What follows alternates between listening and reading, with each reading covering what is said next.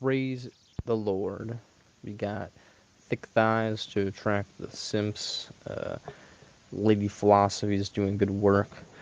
Just look at that. I don't see no gap. When I gaze upon Lady Philosophy, I experience the awe with the is. There is no gap. The awe, oh, damn baby. When I experience Lady Philosophy, I'm just saying there ain't no gap. I don't experience this Oz gap. That's what we're getting at today. Today's lesson: there is no is ought gap. The ought comes with the experience and its visceral nature, and that is today's subject. Them thick thighs of Lady Philosophy. They cannot deny there ain't no gap there. Where is the is ought gap? I don't see it. I experience this lust for them thighs. Lust for experience. Be positive. And it ought to be as such.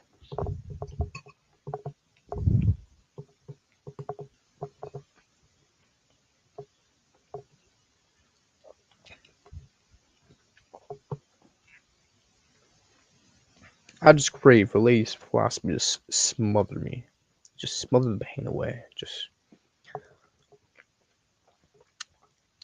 put me in a death grip between them thighs and just no gap for air, just squeezing the life out of me. If there was a gap in that Lady Philosophy, maybe I'd survive. But she dummy thick.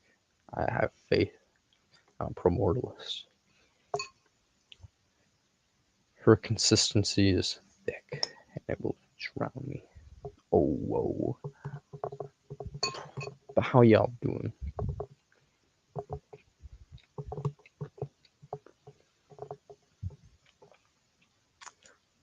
I really hope my professors just fucking see this shit every once in a while because I've like shared my channel around the campus. So I really hope they just like gaze upon my madness every once in a while and just like, yep.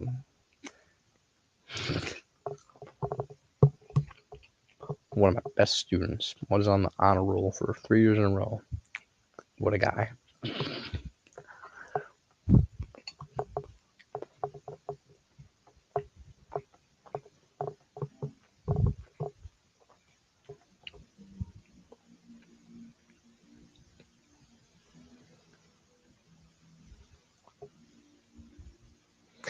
Yeah, we're just big vibing. Let's hop into it though. Do not God. Check it out.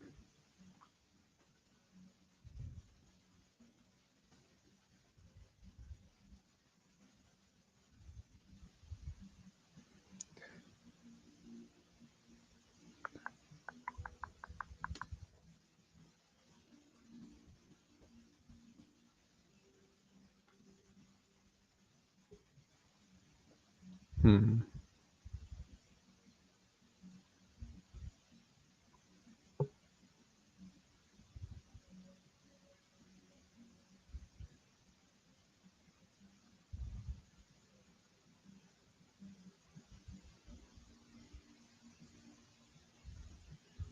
Let's explore.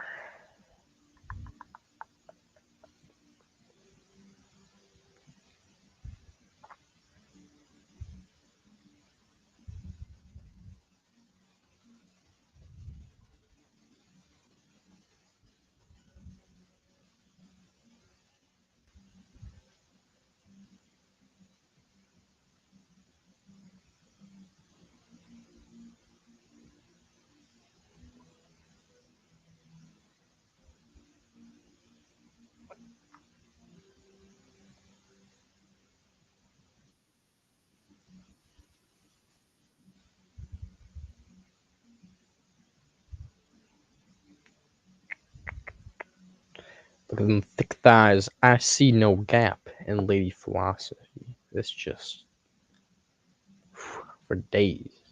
Damn, son.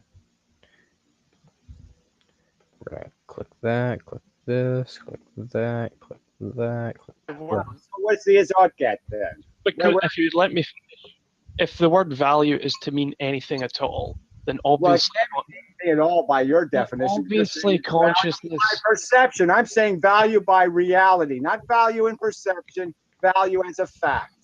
Right. What if the word value is to mean anything at all, then obviously consciousness must be related to it. I don't think anyone questioning that. And certainly, I don't know how you can put consciousness in the category of real value and then tell me there's an is-ought gap. There's no ought gap if you establish value. Can you agree with that? If you establish the existence of anything of real value, isn't the ought built in? yes. Yes. I would probably concede that. I would probably, because see, this is the kind of wishy-washy crap well, I can just live with. I'm thinking about it. I'm thinking, yes, you would. Well, because sorry. You should have thought about it before you start projecting your philosophy on the internet like it means something, because it doesn't mean shit if you don't establish these are premises. These are fundamental premises. If you don't get these right, everything else is wrong. you say suffering sucks, right? I don't disagree with that. I'm I saying, don't think. well, obviously, I'm using the word suck as a real concept. That suck doesn't mean it sucks air or something, or it consumes vapor or some kind of bullshit like that. Suck is a word describing a circumstance where it is a bad fucking thing. Bad, bad, bad. Real bad, not fake bad. Real bad. Real negative. Real avoid. The fuck? Just a But I mean, that aside, when you dislike something, that's not the same as this universal binding duty telling it is you should, or there's no. When you're making it as a philosophical statement, I'm not saying I personally think life sucks. I'm saying life sucks as a fact. Life fits the conditions to deserve description as suck. Suck has as its description I agree. Bad, nasty, evil, wretched, horrid, disgusting, torturous, nasty. All of that shit fits into the category. So I'm just saying all of these negative sensual experiences are in fact suck. They're all bad. They're by intrinsicness bad. That's the factual statement. You either agree with it or you don't agree with it, but you really can't do philosophy if you have established. What's the point of the conversation? Well, ethics, but that aside. Again, what the fuck's the point of the conversation? There is no fucking subject of ethics. There isn't any. If you have value wrong, there is no ethics. Then you're just talking about some bogus bullshit like majority rules. That has nothing to do with the truth.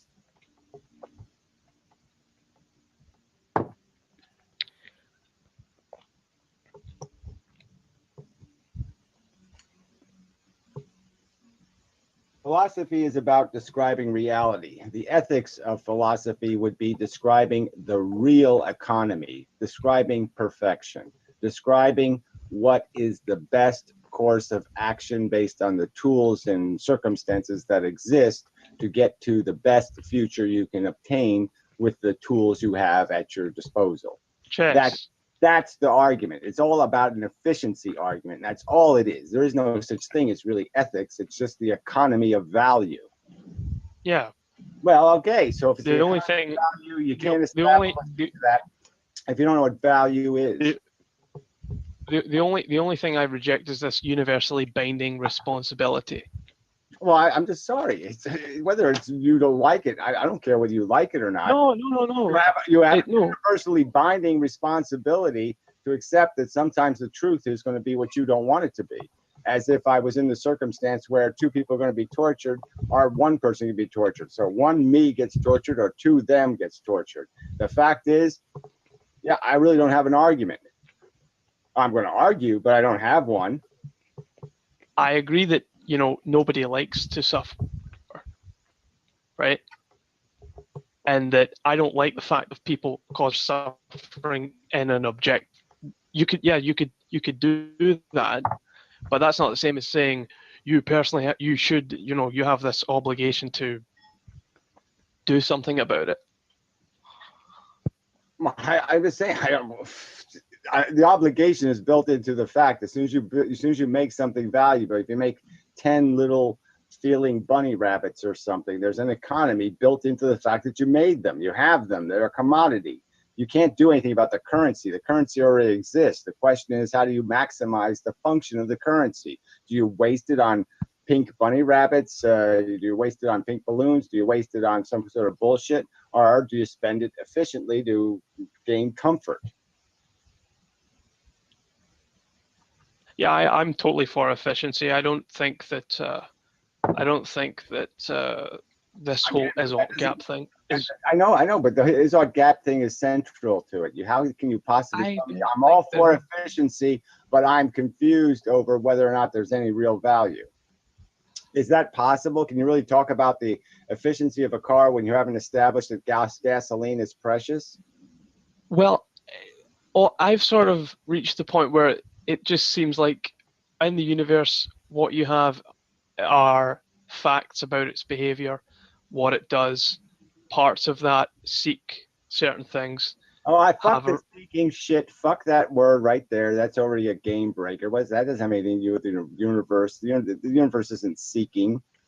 No. I mean, that's just another program. Okay, that's just a configuration brain space. That doesn't mean shit. The fucking universe is feeling, and that's the fucking bit that matters.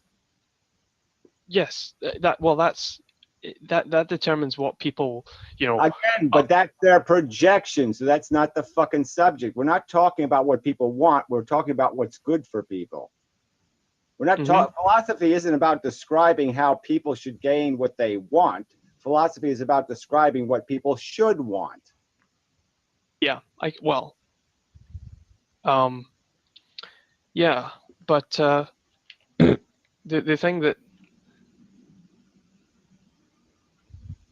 what we were talking about before was the universally binding duty that you have to do something about it. If you establish the existence of the value, the binding is just a fucking logical binding. You can't escape it. It's a fact. After the value, yeah.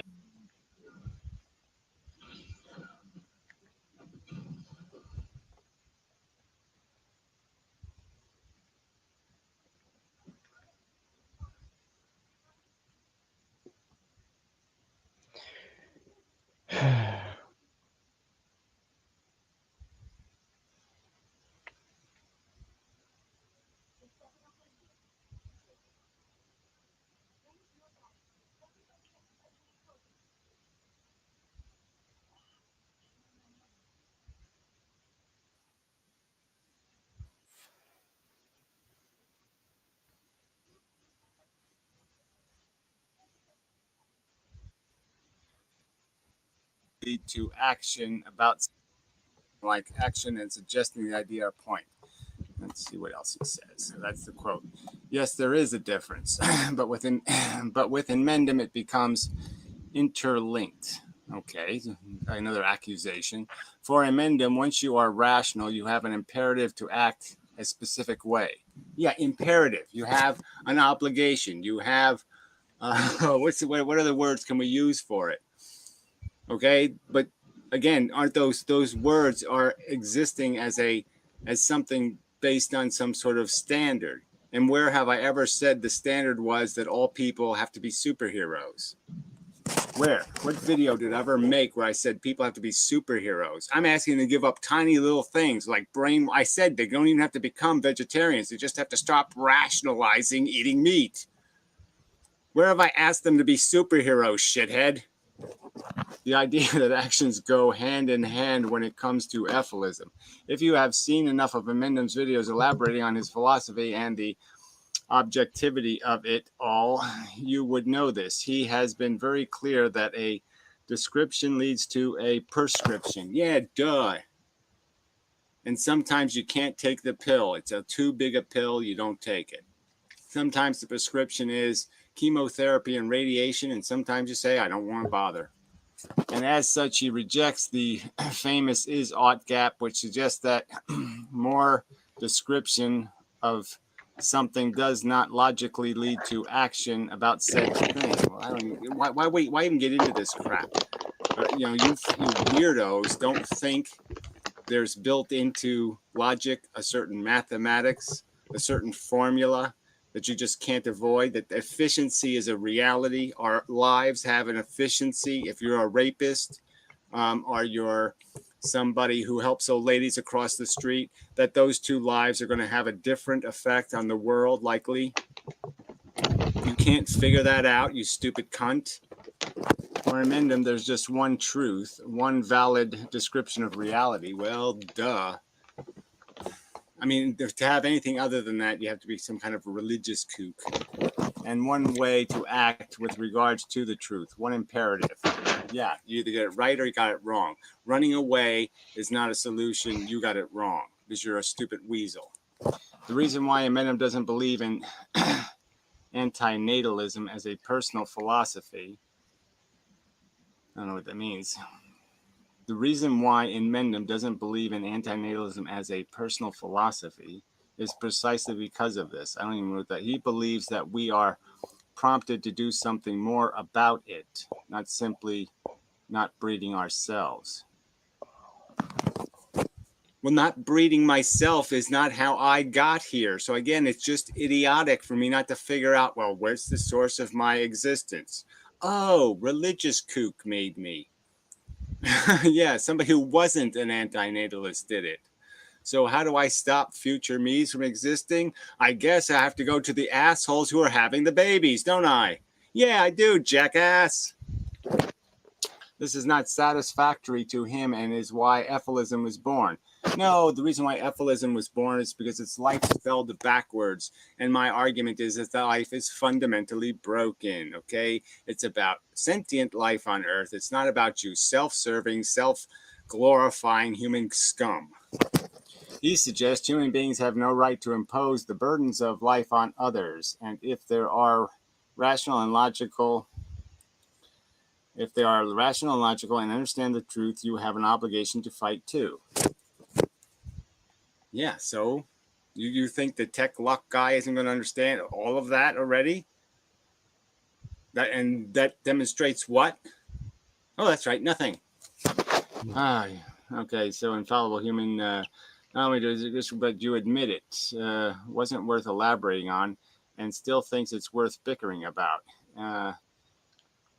Fuck you. I mean, fuck, whatever. So anyway, here's his reply. Let's read the replies. More important than the comments, I think. No, fuck this browser. In the ass.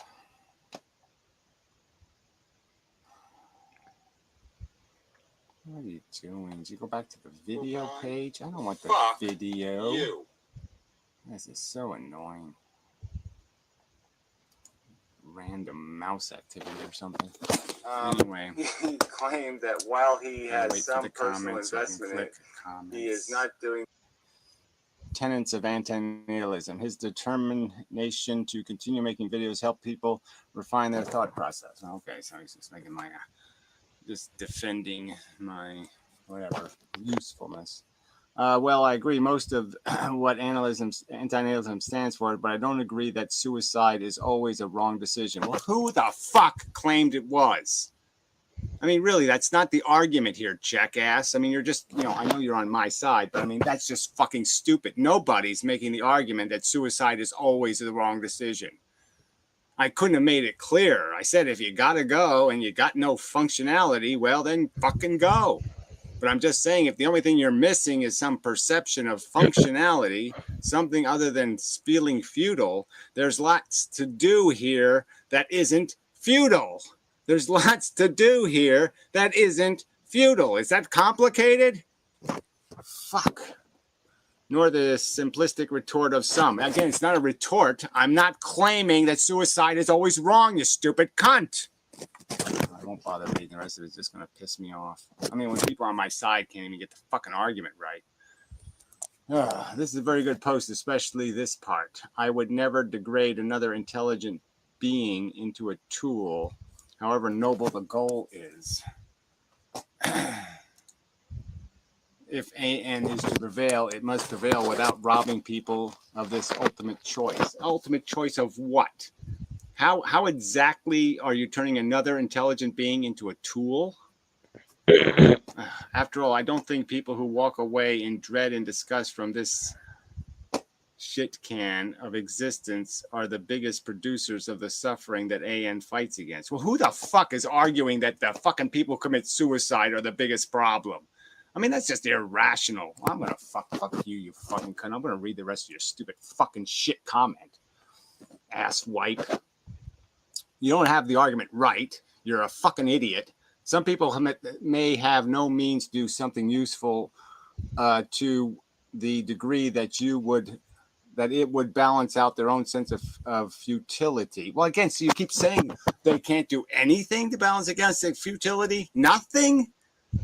They can't pet a kitty? Or whatever pain or discomfort they have. Okay, again, I'm not arguing that they shouldn't, if they're in too much pain, get the fuck out. Did I argue against that? No, I had said exactly the opposite. Explicitly, straight out, I said, if it's too much of a burden, then yeah, kill yourself. In this case, any sense of a personal mission would be a futile self-deceit and may simply prolong something that may be much worse and much more torturous than what a continued living could alleviate. Well, again, you think it's that hopeless. Conversation is hopeless. Organizing is hopeless. All the things you could do to make a contribution is all fucking hopeless. Is that your fucking opinion? Then you're useless to the cause too. Go kill yourself. Whatever the reason one would choose to kill oneself, I believe one should be granted the right of doing so. Who's claiming they shouldn't have the right to do so, shithead? Oh, that's right. Absolutely no one in this conversation. So lie some more, fuckhead. If one is provably in his sound mind and takes a mindful decision, I would never degrade another human being into a tool. How are you degrading them into a tool? By pointing out, you know what, jackass? You've gone to the trouble of consuming a bunch of animals while you've been here, right? You weren't a vegetarian until you were like 35. You've gained knowledge and experience through existing. You have some communication skills. You have some ability to do something, and you're just going to piss it all away, throw it all away, okay? Kill yourself in the middle of a war. I mean, again, you can't pump up tires on the Jeeps. You can't find some fucking job to do.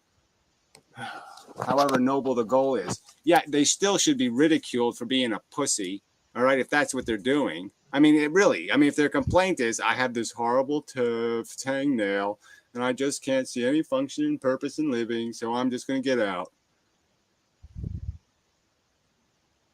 But again, I'm not arguing that there's any obligation, but there's certainly a right to sit there and say, well, look, if you're killing yourself and you can do something, you pretty much suck.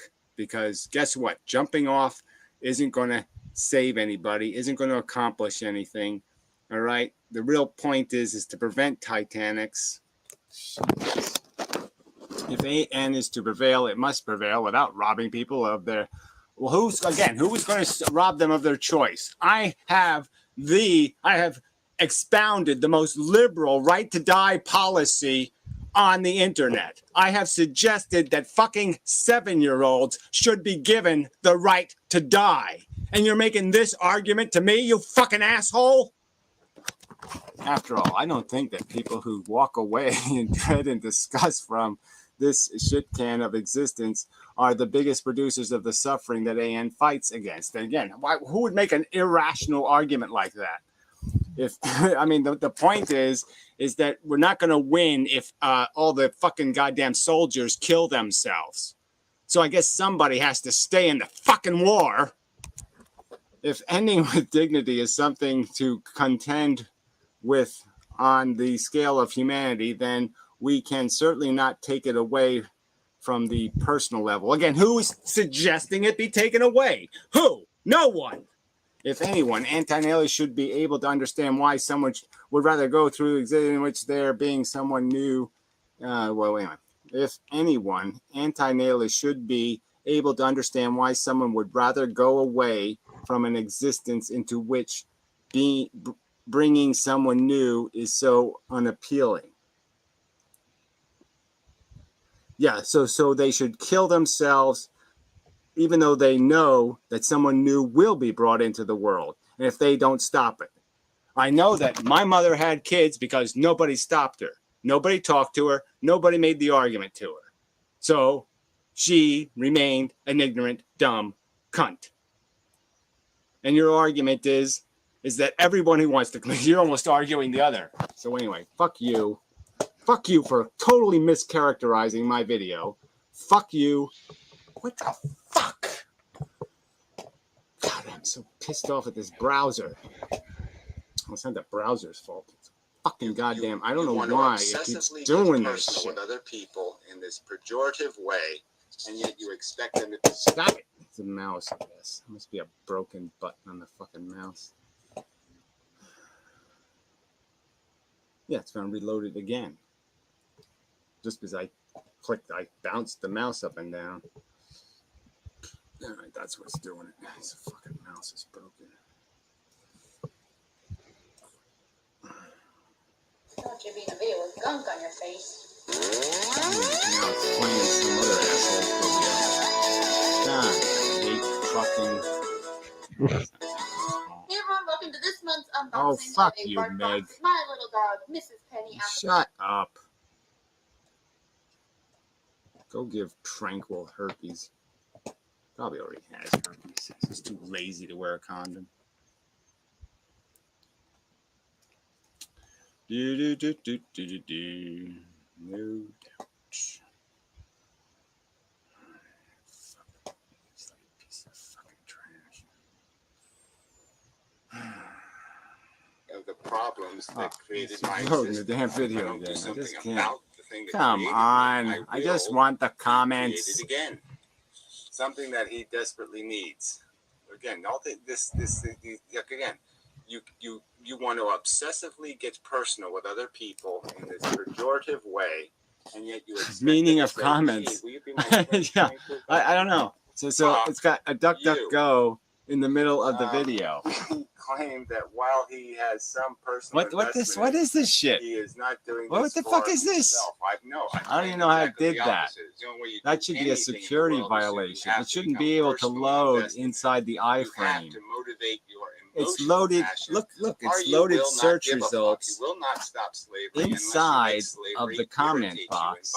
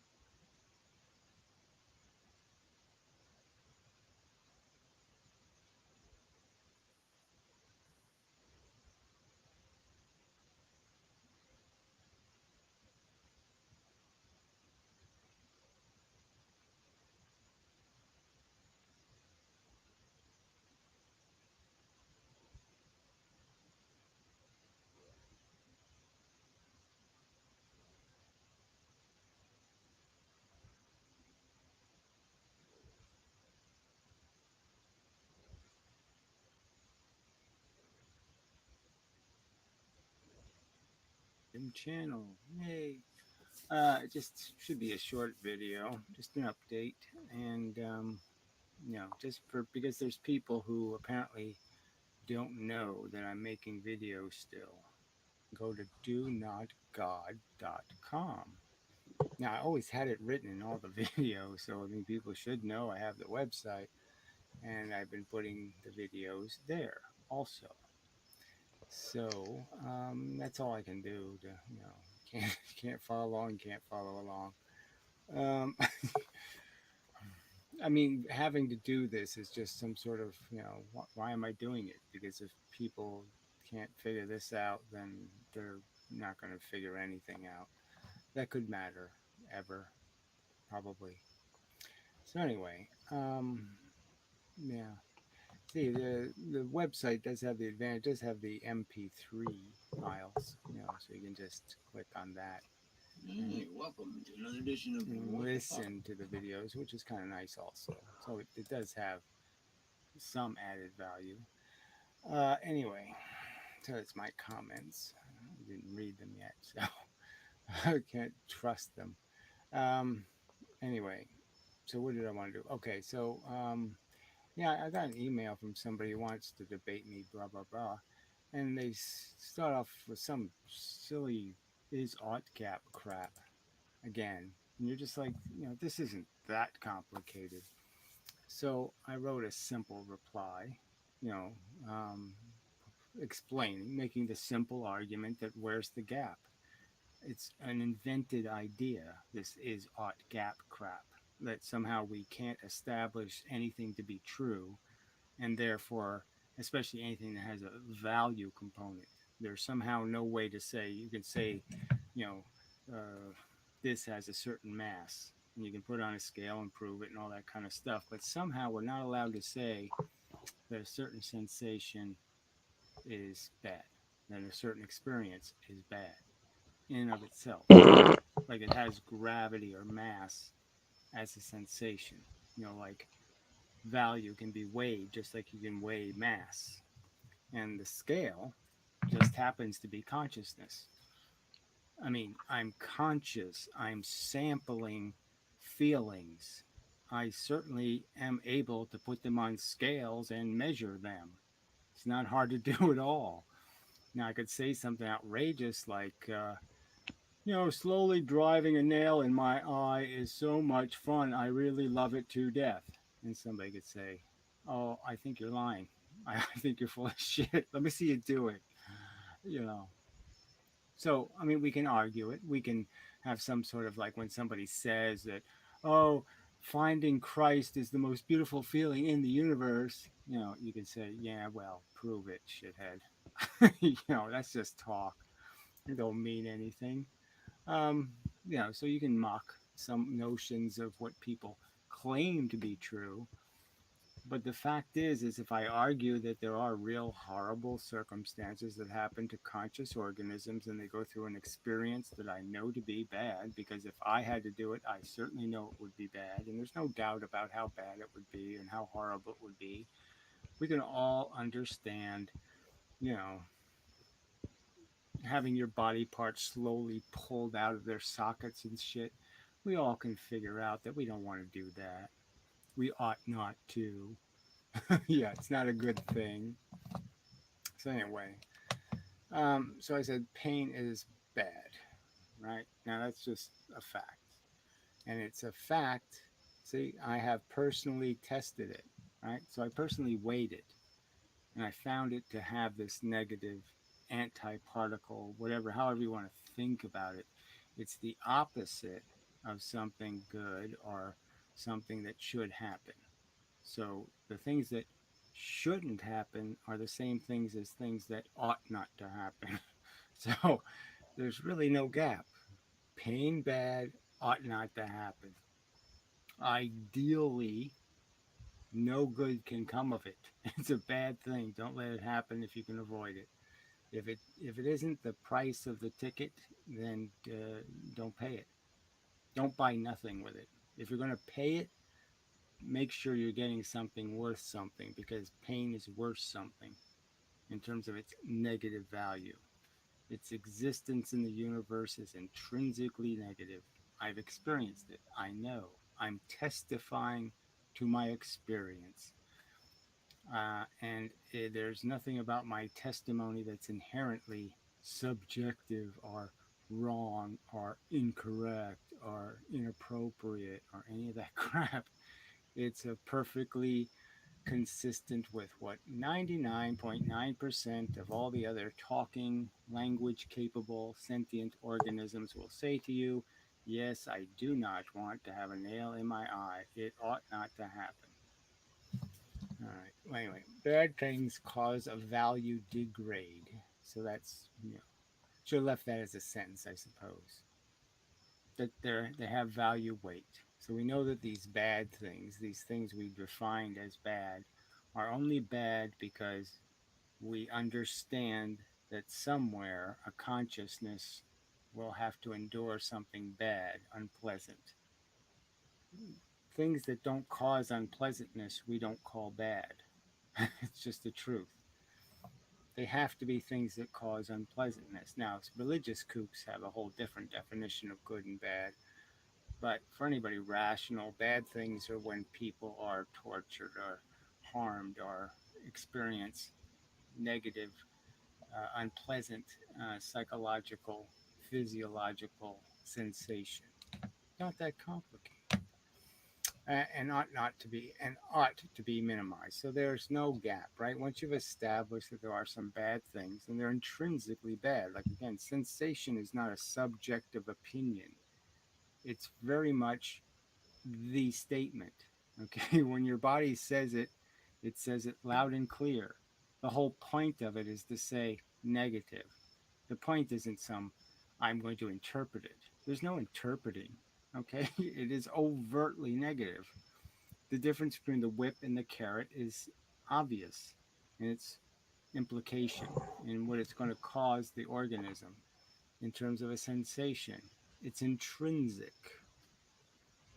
All right, there is no gap problem, so that's my counter argument to the is-ought gap. Where there's no gap problem, establish a rational is that makes a value statement, and there's no problem at all. The value difference between sensations is intrinsic and apparent, proven, to anything capable of sampling them.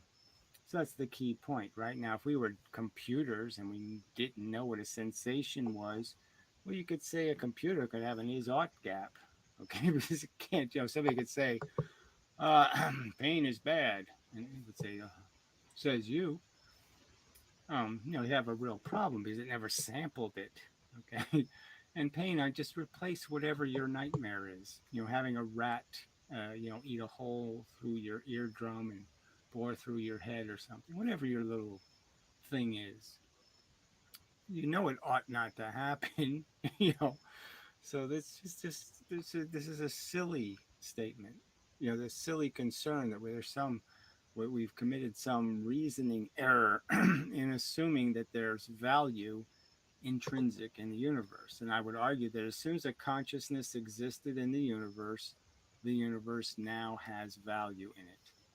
Without a consciousness to torture, okay, to harm, to cause sensation to, there is no value in the universe. So if the universe was just rain and clouds and, all this inert stuff that didn't have a brain capable of manifesting consciousness, then you could say, okay, let's just be, who cares?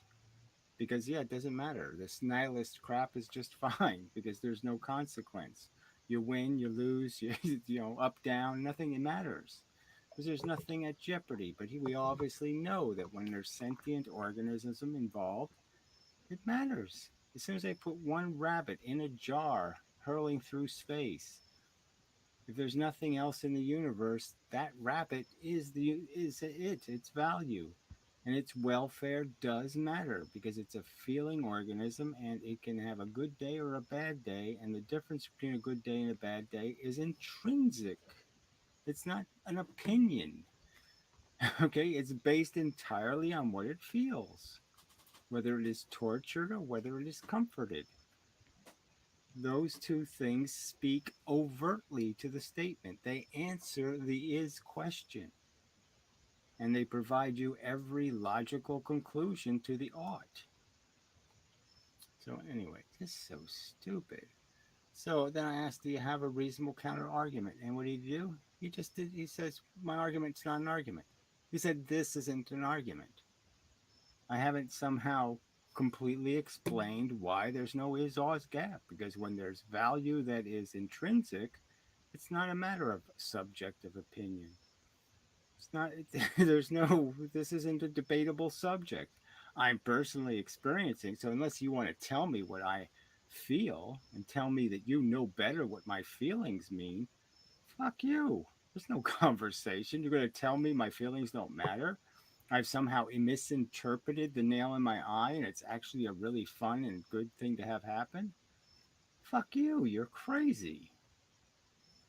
You're way too stupid. So this isn't at all a problem. And so all of this ethical battle is just about the fact that in balance, there's a bunch of feeling organisms. We don't live in isolation. We live in a world covered with other feeling creatures. And whatever we choose to do will implicate them as well as us. The future is a really big place. The present is a little small place. Those are the arguments that compel us to have a morality or an ethics that recognizes the need for us to maximize our efficiency, to do the right thing. And the right thing, what ought to be done, is to maximize the amount of pleasure and minimize the amount of pain. And I might say the real argument is first do no harm, which means don't even bother playing with this nonsense. It's not a game you can win, so don't play it. It's stupid. You're just creating the vulnerability to the catastrophic result that negates all positive value. One kid dying of cancer ruins all of the proms and ruins all of the Super Bowl victories and all that crap. All I have to do is create one catastrophic victim, and all of it means nothing because a rational person would say, I wouldn't cause that for, you know, an evening watching moronic football and eating potato chips. No, don't kill anybody. Don't give anybody cancer. Don't paralyze any children. It's really not worth it. And the fact is, most everything we're doing isn't worth it. So anyway, I mean, it depends. What an obnoxious asshole. I mean, he'll instruct me on the philosophical elements of this nonsense. I don't need your instruction because some douchebag 150 years ago pretended that nihilism was some kind of rational philosophy and they didn't want to accept any notions that value could possibly exist. It's not my problem. I'm not a retard. And clearly, the event of consciousness on Earth makes it important. If tomorrow we find out there is a brain-enabled organism on some other planet, why wouldn't people be concerned for its welfare? If we found out they were starving and they were terribly blighted by something we could cure with our penicillin, we don't think we could figure out that we ought to do something to help the suffering aliens. Of course we could figure it out, especially if they were cute like kittens. But anyway, this is just so fucking stupid. So anyway, I just told him to go. I said, fuck you. That's what I said. What an idiot. Debate the facts that there is value intrinsic in the universe. So he does. These idiots, these fucking nihilist kooks, don't think that value can be derived from an intrinsic quality of consciousness. They think that it has to come from something else, or it could come from something else. What else could it possibly come from? It can only happen once there's something that can feel. Nothing else can have any value. No physical material thing except a sensitive consciousness can have value. Just a truth. But its value is obvious. So just because there's one thing that does and everything else doesn't, I mean, the chalk doesn't have a welfare, the battery doesn't have a welfare. None of the other things I could pick up here have any welfare interest. I can't torture them. I can't hurt them. I can't do any of that. So it's irrelevant. And throwing this chalk can only mean something if there's a fact involved or a probability that if I throw it this way, okay, it feeds people. And if I throw it that way, it starves them. Or more importantly, it cures cancer if I throw it this way. and it causes cancer, if I throw it that way, then I can know there's value connected to my decision. But it can only have value because of its impact on sentient organisms. Period. That's it. Yes, it's the only thing that happens to have value in the universe, and you're trying to pretend it doesn't exist. That's really stupid. All right, so enough of this thing. So, until the usual video, and again, I shouldn't even say it again. I'm not going to say it again. But anyway, yeah. Till the next time, and such. Yeah, it's enough. I'm busy. Yeah, what else? Nothing else. Nothing else to say, I don't think. There's nothing else to report on. Yeah.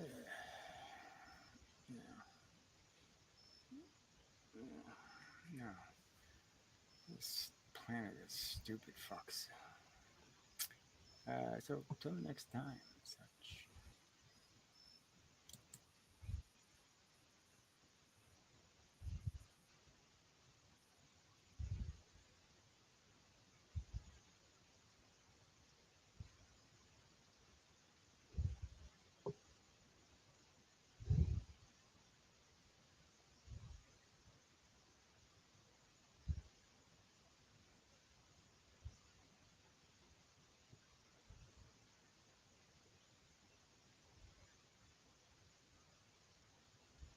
Just unless we exist and we're just chasing something that does, a notion in people's heads, and we're torturing sensitive organisms to chase notions.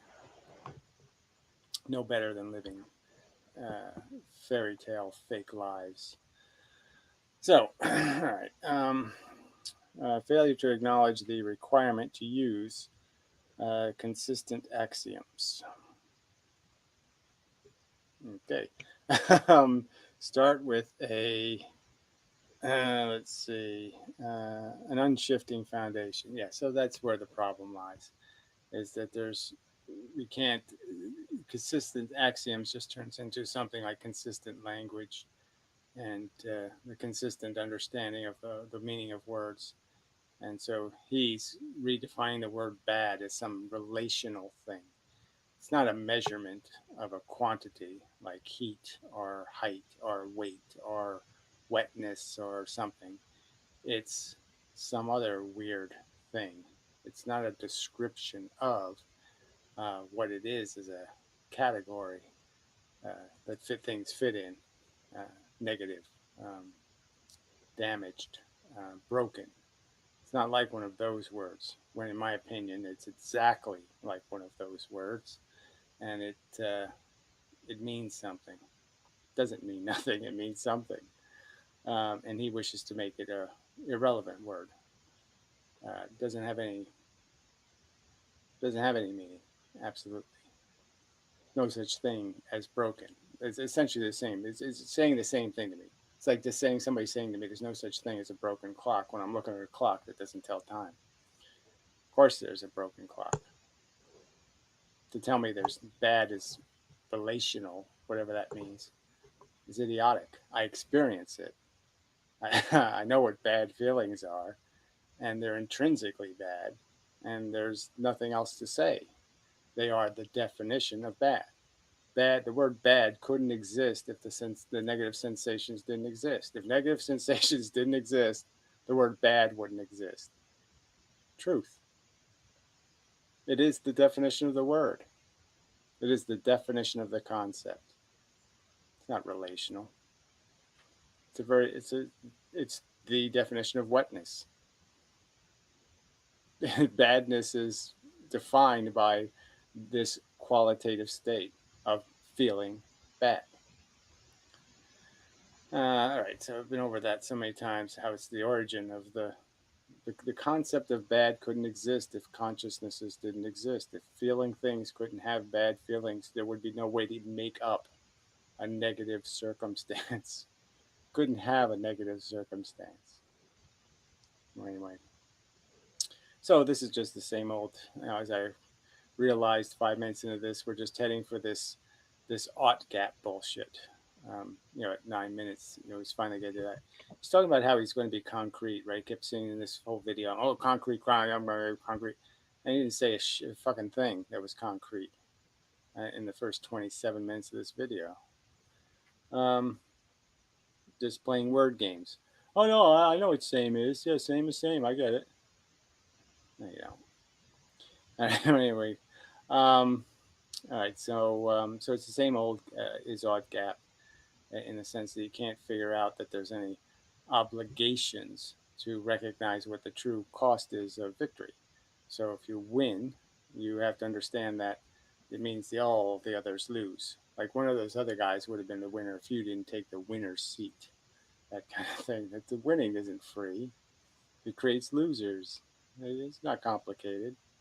All right. The fact that the goal has no grand meaning. That's a quote from him somewhere 14 minutes in this thing. So that's where you get the indication that, he thinks all goals are equal, all aspirations are the same, that there isn't a fundamental difference in the outcomes, and therefore the meaning is intrinsic in the fact that the outcome will be less favorable, and it'll be less favorable because more harm will be endured. And that's the simple truth. So when he speculates, are there any legitimate moral goals? And so again, uses the word moral. I explicitly stated the word doesn't have any meaning to me as a useful word. We should be using the word value. And so he's saying there's no legitimate value goals with my language. And I'm saying obviously there is. There's huge value at stake. Torture is at stake. Value is at stake.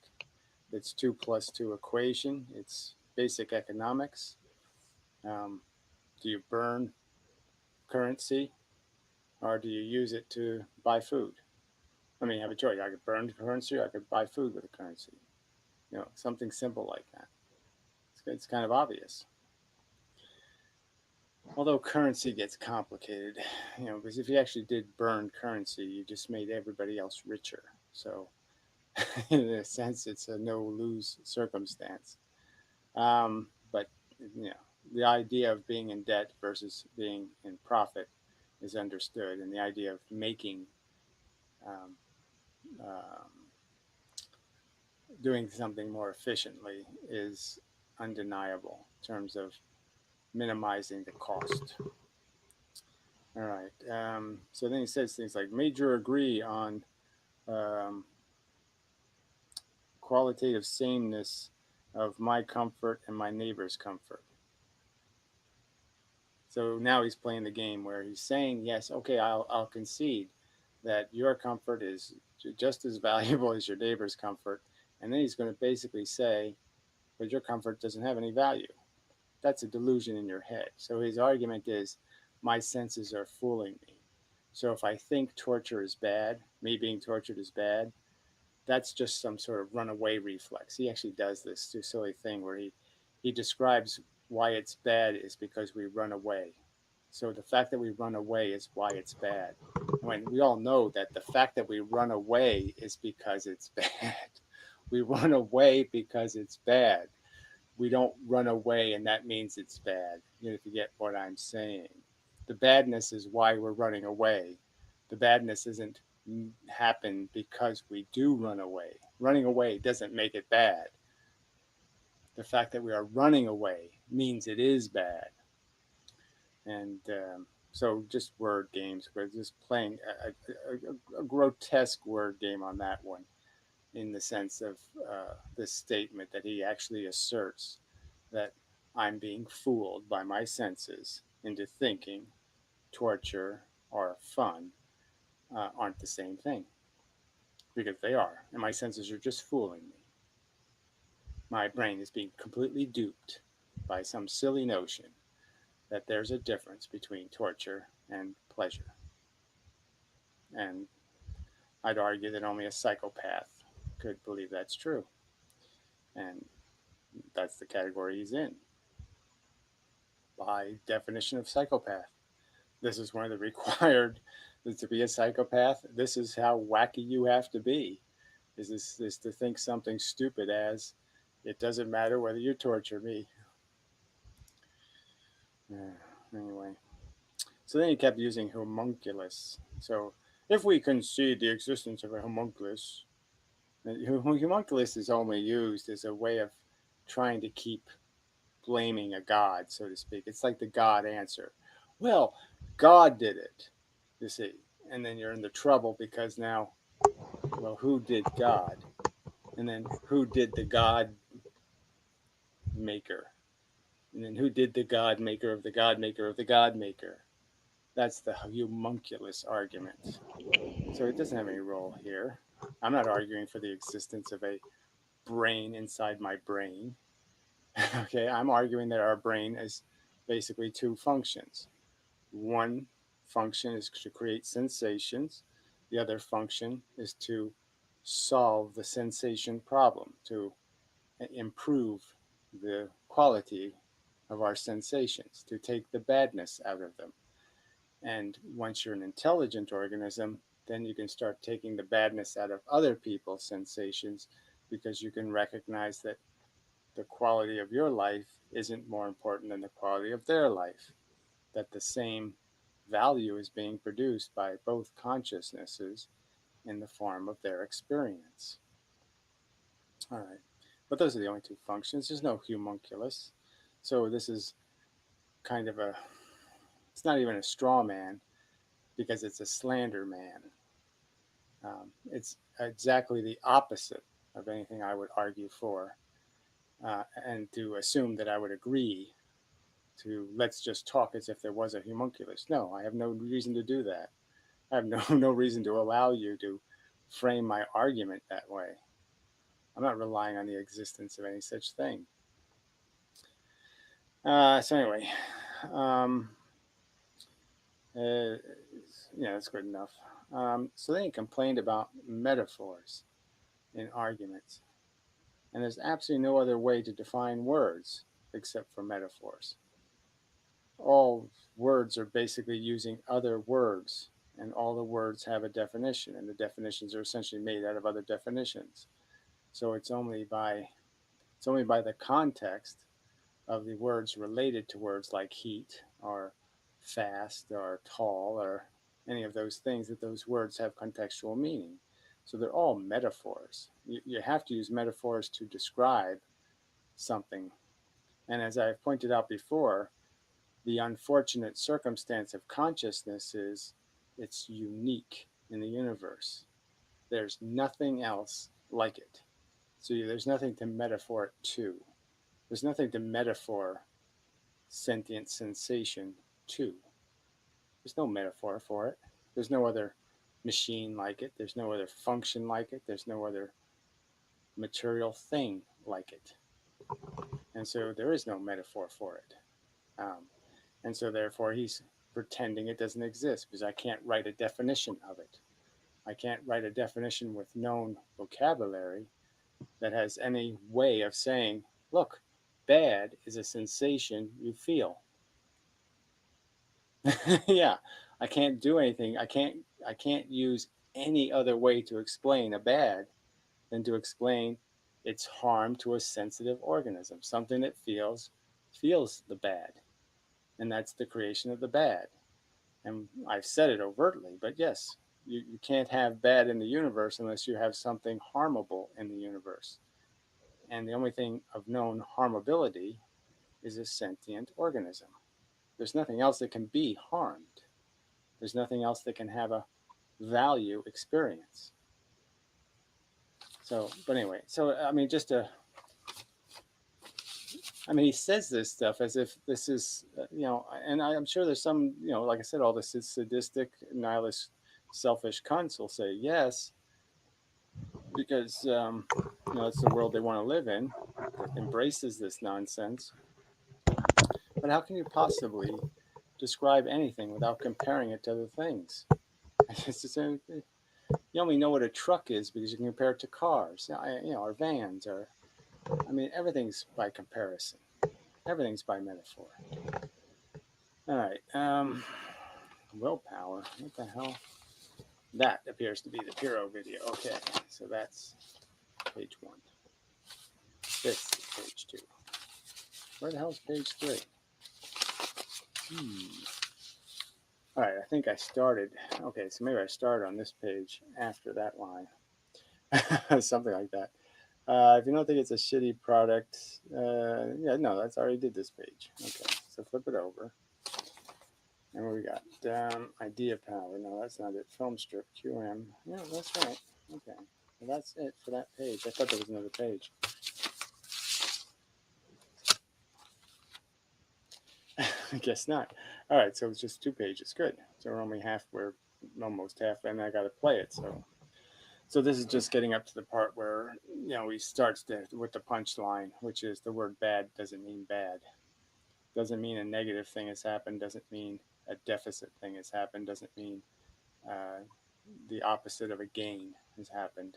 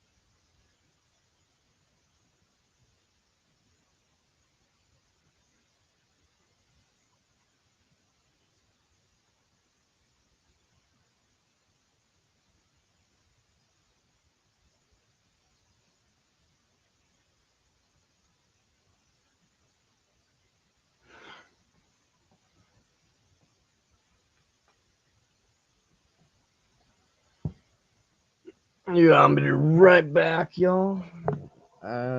We'll be back to the is-ought gap nonsense in a little bit. I'm getting some water. Gotta stay hydrated.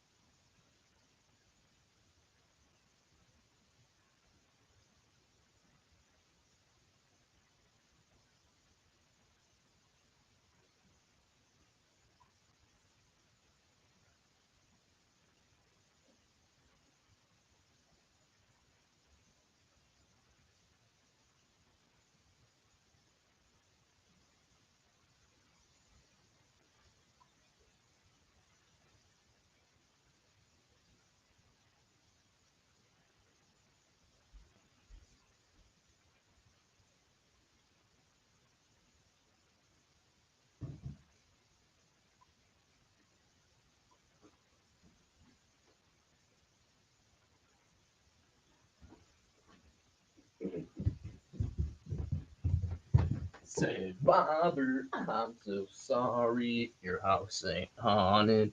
You're just not used to being alone. All the shifts and creaks and cracks are the signs you missed. Now you're living by your own. Boo-doo-boo. Okay, let's get back into it. Let's see. All by the brain, a projection of the brain. Consciousness is a manufacturer. Oh, that's the sentence that was through another video. Okay, so 16 minutes in, he said something like, no economy to moral goals. So he's basically claiming that, again, using the word moral goals instead of value goals. So clearly there's an economy if you think in terms of value. Thinking in terms of morality is a dead end because that word is just layered in dogmatic, ritualistic edicts and not just a rational adding of 2 plus 2 or adding of 4 minus 1 million leaves you with a deficit of 996 million, 100,000. All right, so bad isn't a categorizable concept in his view. It's not a category things fall into. Again, he's using some sort of language. It's some sort of relational thing. And it's not a relational thing. It's not how I experience it. It's not how I see it in the world. And in my opinion, it's not a reasonable definition of the concept. To say the concept doesn't exist is very convenient if you want to be a sadist or a nihilist, but it doesn't have anything to do with any evidence or facts that would indicate that's true.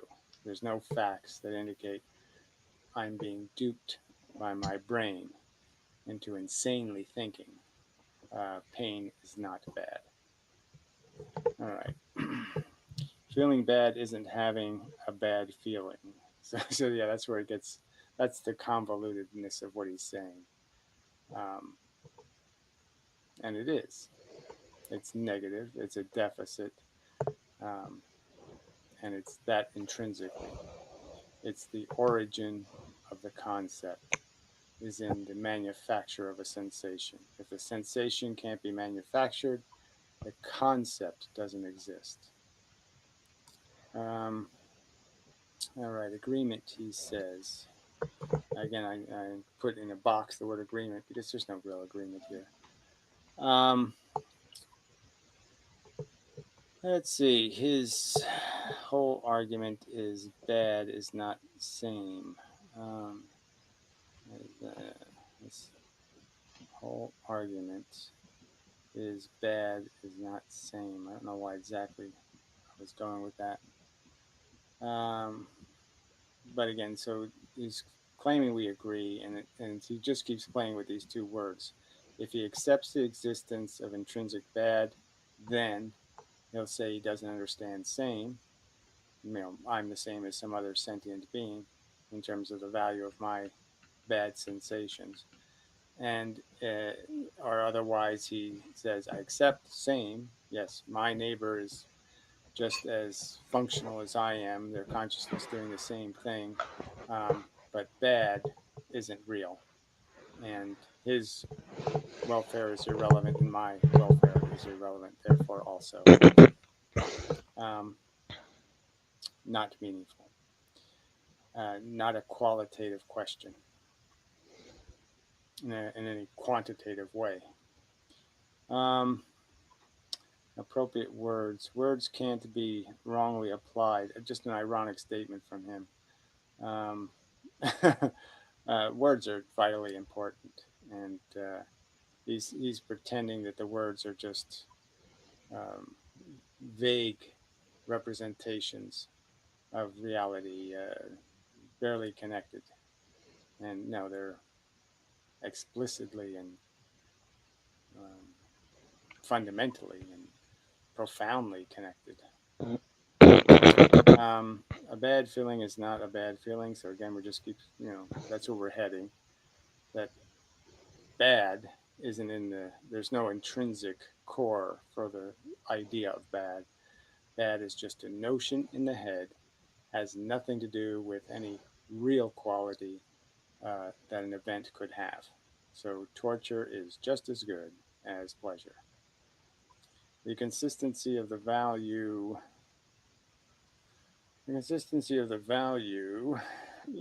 currency. Yeah, so again, there's no consistency here. He's just saying the money has no value. It doesn't really buy anything. It doesn't, and it's just bullshit. It's real. The debt notes are real, and the profit notes are real.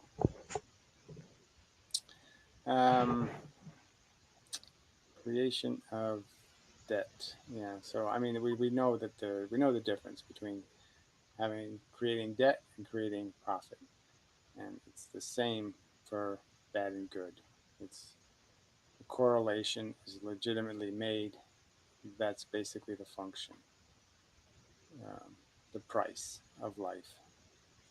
So I guess he's claiming himself to be the god of words. Need a god to make bad bad. Yeah, I don't need a god to do that. All right, so let's see.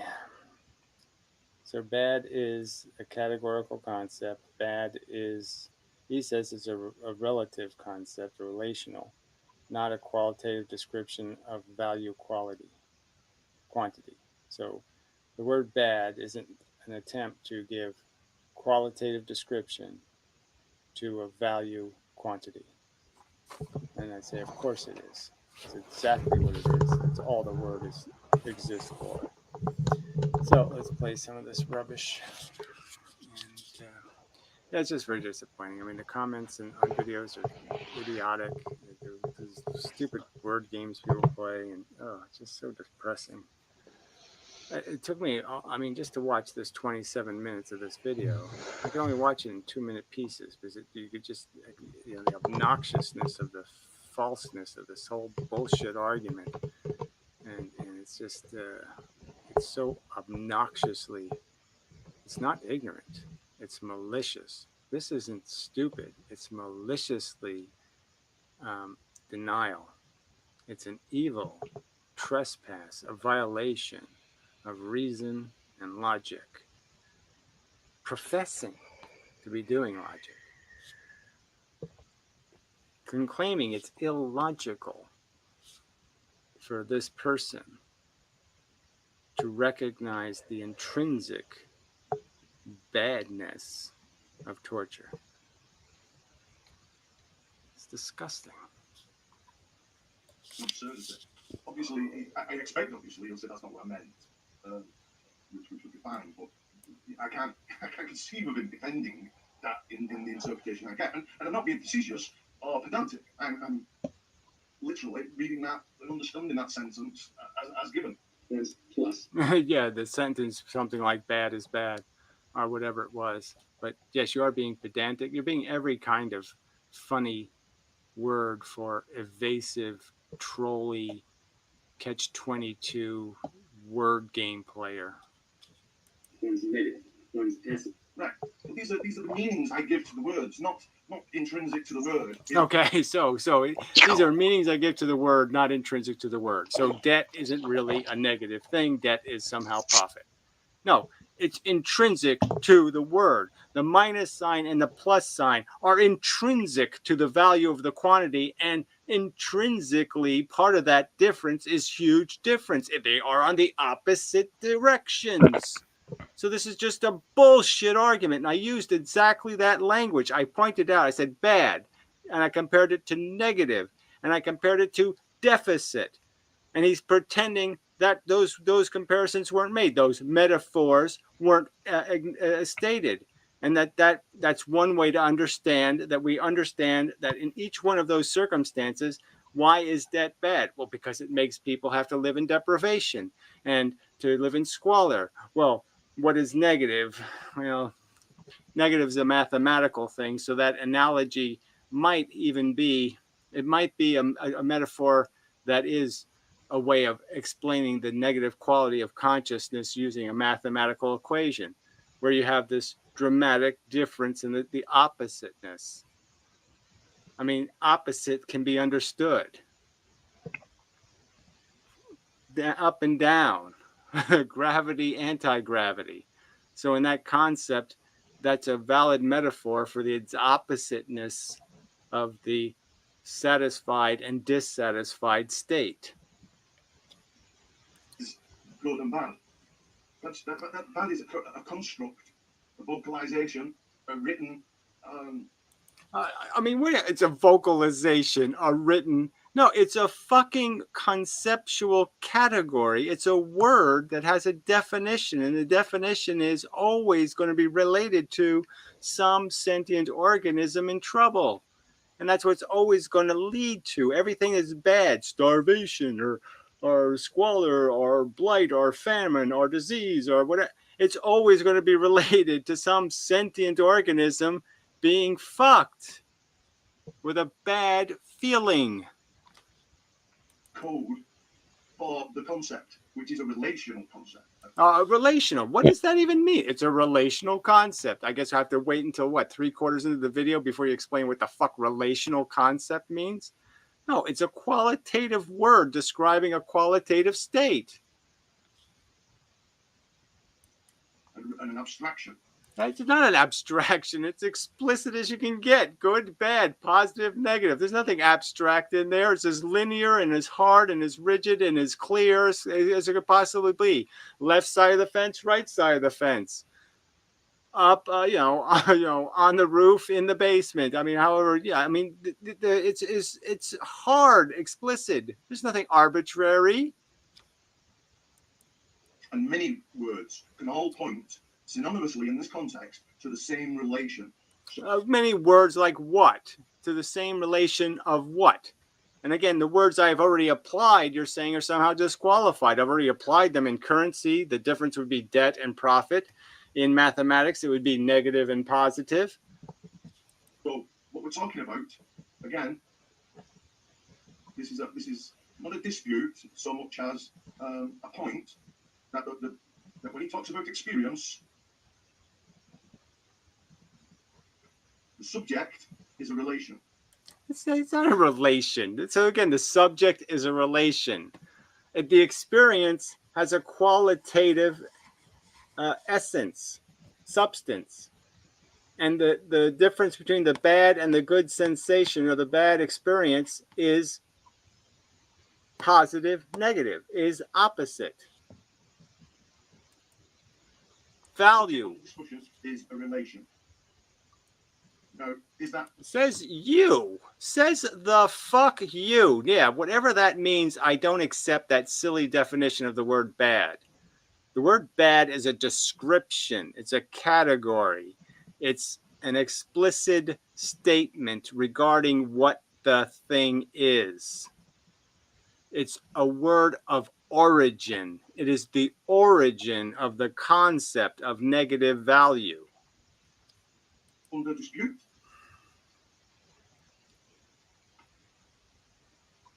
One's deficit. Yeah. How can somebody claim to be logical and they reject those as obvious? Profit and loss. He doesn't accept the idea of profit and loss. Can you claim to be logical and not have come to a better understanding of my position?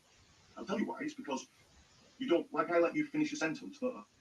No, you didn't let me finish it. Actually, you broke the key sentence right in half. The key point where I'm saying profit and deficit, and you cut it right in half. So the word profit's on one break, and the word deficit's on the other side. So how you didn't break the fucking continuity and context of that statement with your fucking idiotic interjection before I got to finish the fucking sentence? I stop videos when people finish sentences, idiot. Can you? You would interject and forget that there was a question, and it'd be like, you interject too soon. There's a criticism. Well, fuck you. And again, prove it. Why don't you show a demonstration of exactly how I interject too soon? Like I interjected after you say interject instead of I wait for the too soon part, for the qualifier. I wait for there to be some sort of coherent concept being stated where, again, you broke my statement right in the middle of the metaphors describing the word bad. Profit loss plus negative. You broke that. You broke the definition. So you can spend all this time and fail to grasp where we have agreement and where the disagreement is. No, this is such a lie, okay? Everybody go back in my videos, type in the word same, okay? And you'll see how many fucking videos I had to make arguing this stupid, idiotic point about sameness. And again, then look up, what's the word he uses for the them thing? To them. Yeah, go look up, maybe to them is in one of my titles because it has to be, because they just kept saying this stupid to them bullshit. To me, to them, like somehow it matters. The broken leg only matters to them. It's only like real somehow to them. It's not real in the universe. It's not an event in the universe. No, it's only happening in the to them universe. Somehow to theming is a frame, and we can just separate that from reality. To them is just a way of taking something that really happens and just making it go the fuck away. Just the way the sadists want it.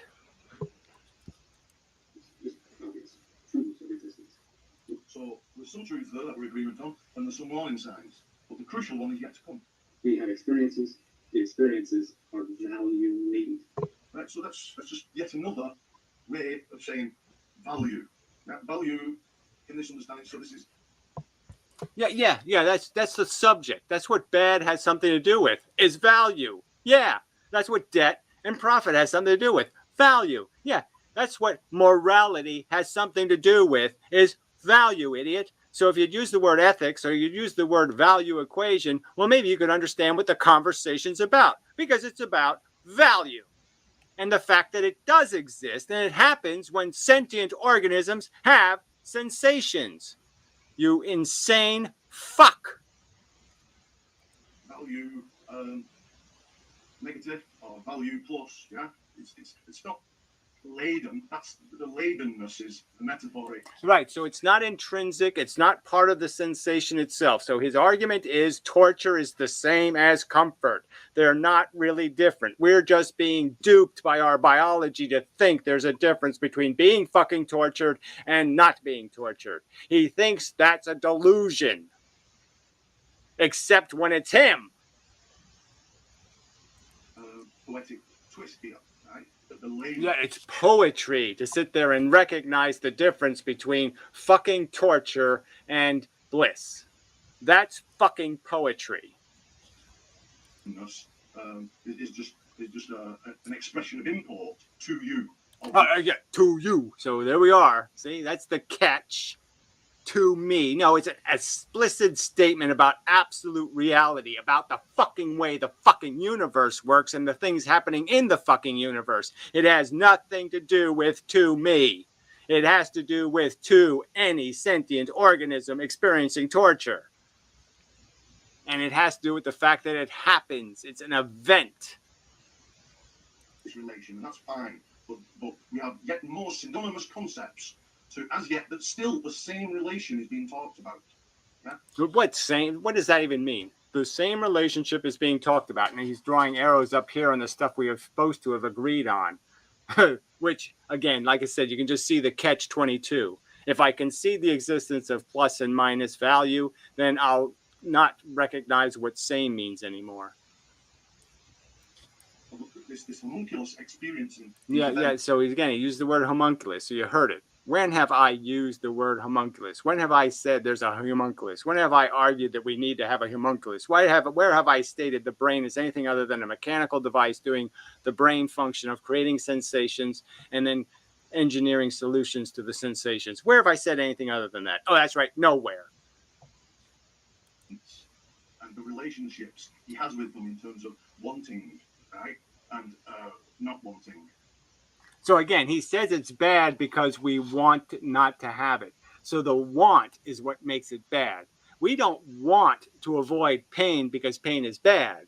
It's the fact that we want to avoid it that makes pain bad. So he thinks, again, that the running away is evidence of the thing's qualitative meaning. So the fact that we ran away is defining the thing. And it isn't the fact that we're running away because of the definition of the thing. And it's just such bullshit. He's saying bears are, monstrously powerful and can beat the shit out of you because you ran away. It's not that's because bears are big, huge, monstrous organisms. No, they're a threat because you ran away.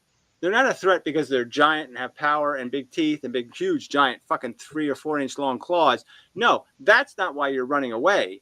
You running away means bears are a threat. They're not a threat because of the claws, the teeth, the reality of the bear. It's just such a fucking cheap, creepy word game. Not wanting, yes. All these terms synonymous with this relation contextually. I put it. Yeah. Well, you put it, and I say is. I use the word is. Is bad. It isn't about what I want. It's about what is bad. I've stated that explicitly. A fucking retard can want something that's fundamentally bad for them. The want doesn't make it a good thing. If they want to whack themselves in the head with a fucking hammer, it doesn't mean whacking themselves in the fucking head with a hammer is good. It doesn't mean that the product of it will be good sensations or a good outcome. Want has nothing to do with this fucking conversation. And I don't think you disagree. Just weighted. Well, I just did. Value. Weighted, heavily weighted in In other value. words, yeah, this is highly weighted, this is low We got weighted. ALS. Yeah, somehow there's a disagreement. We don't understand. He mocked in here. It's too bad. I guess I should have played back further, but he just mocked in saying the word bad. Ooh, it's a bad thing. So, again, just this trivializing thing. Like, it's just a word. The word doesn't mean anything. It doesn't represent anything. So he'll just play a game with the word. The word torture doesn't mean any torture, smorture, butcher. We're heavily weighted in unpleasant experiences. They don't, they're rich and have a charmed life and might be heavily weighted in enriching and rewarding gratifications.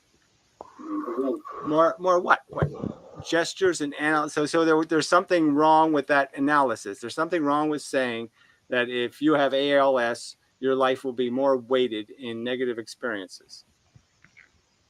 That's not true. If you have cancer, your life's going to be more weighted in negative experiences. We're all climbing some hill. Even the greatest athletes, they keep fighting for more trophies and more glory because they want to be the best. And, they're perfectionists or something. So this is cracking eggs. Metaphors. So there's something wrong with listing things that we understand to be circumstances where value is involved, to make it clear that this is the concept of value. Just to draw the picture of it, this is all the things it adds up to circle it and point at it. It's like pointing arrows. Makes it clear what the kernel is. Still fighting. They're supposed to be winners. Still grinding for it.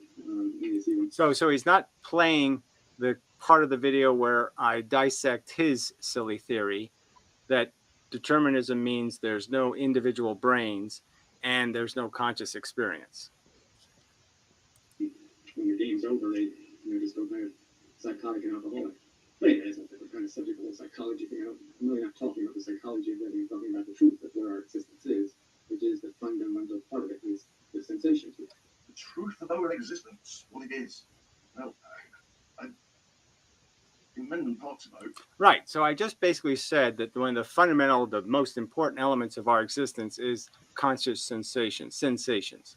If we didn't have sensations, would this be a conversation? Would there be anything at stake? Would there be any reason to even have a conversation? Would there be anything being accomplished at all? No. There'd be nothing at stake. There'd be nothing to argue about. There would be nothing on the table.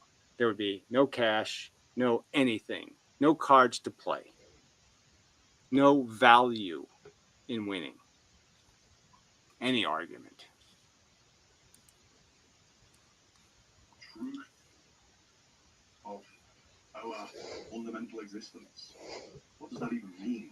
You don't understand what that means? That there's core truths that are the essence, the substance of our existence? That my fingernails aren't substantive, not really important. They could be all kinds of different things. They could be different colors. They could be different shapes. Who cares? Consciousness, sensations, the ability to be sensate, to feel bad. Big, big, big, big.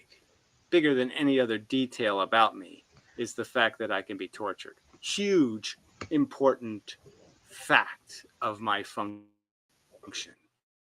Of all my functions, farting and jizzing and pissing and talking and doing all kinds of things. Of all the functions I have, capacity to be tortured, right there on the top of the list.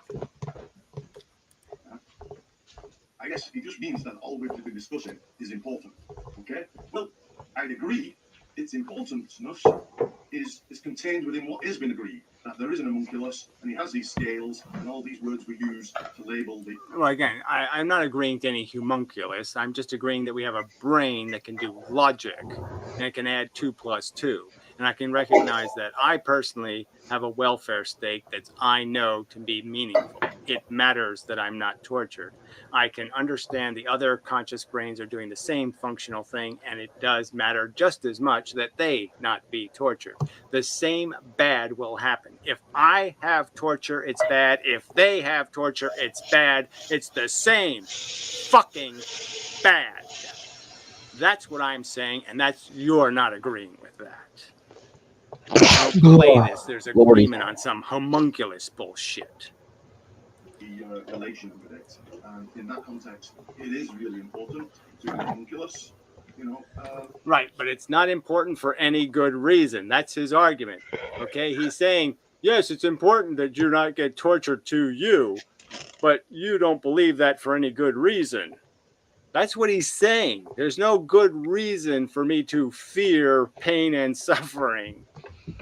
That's what he's fucking saying.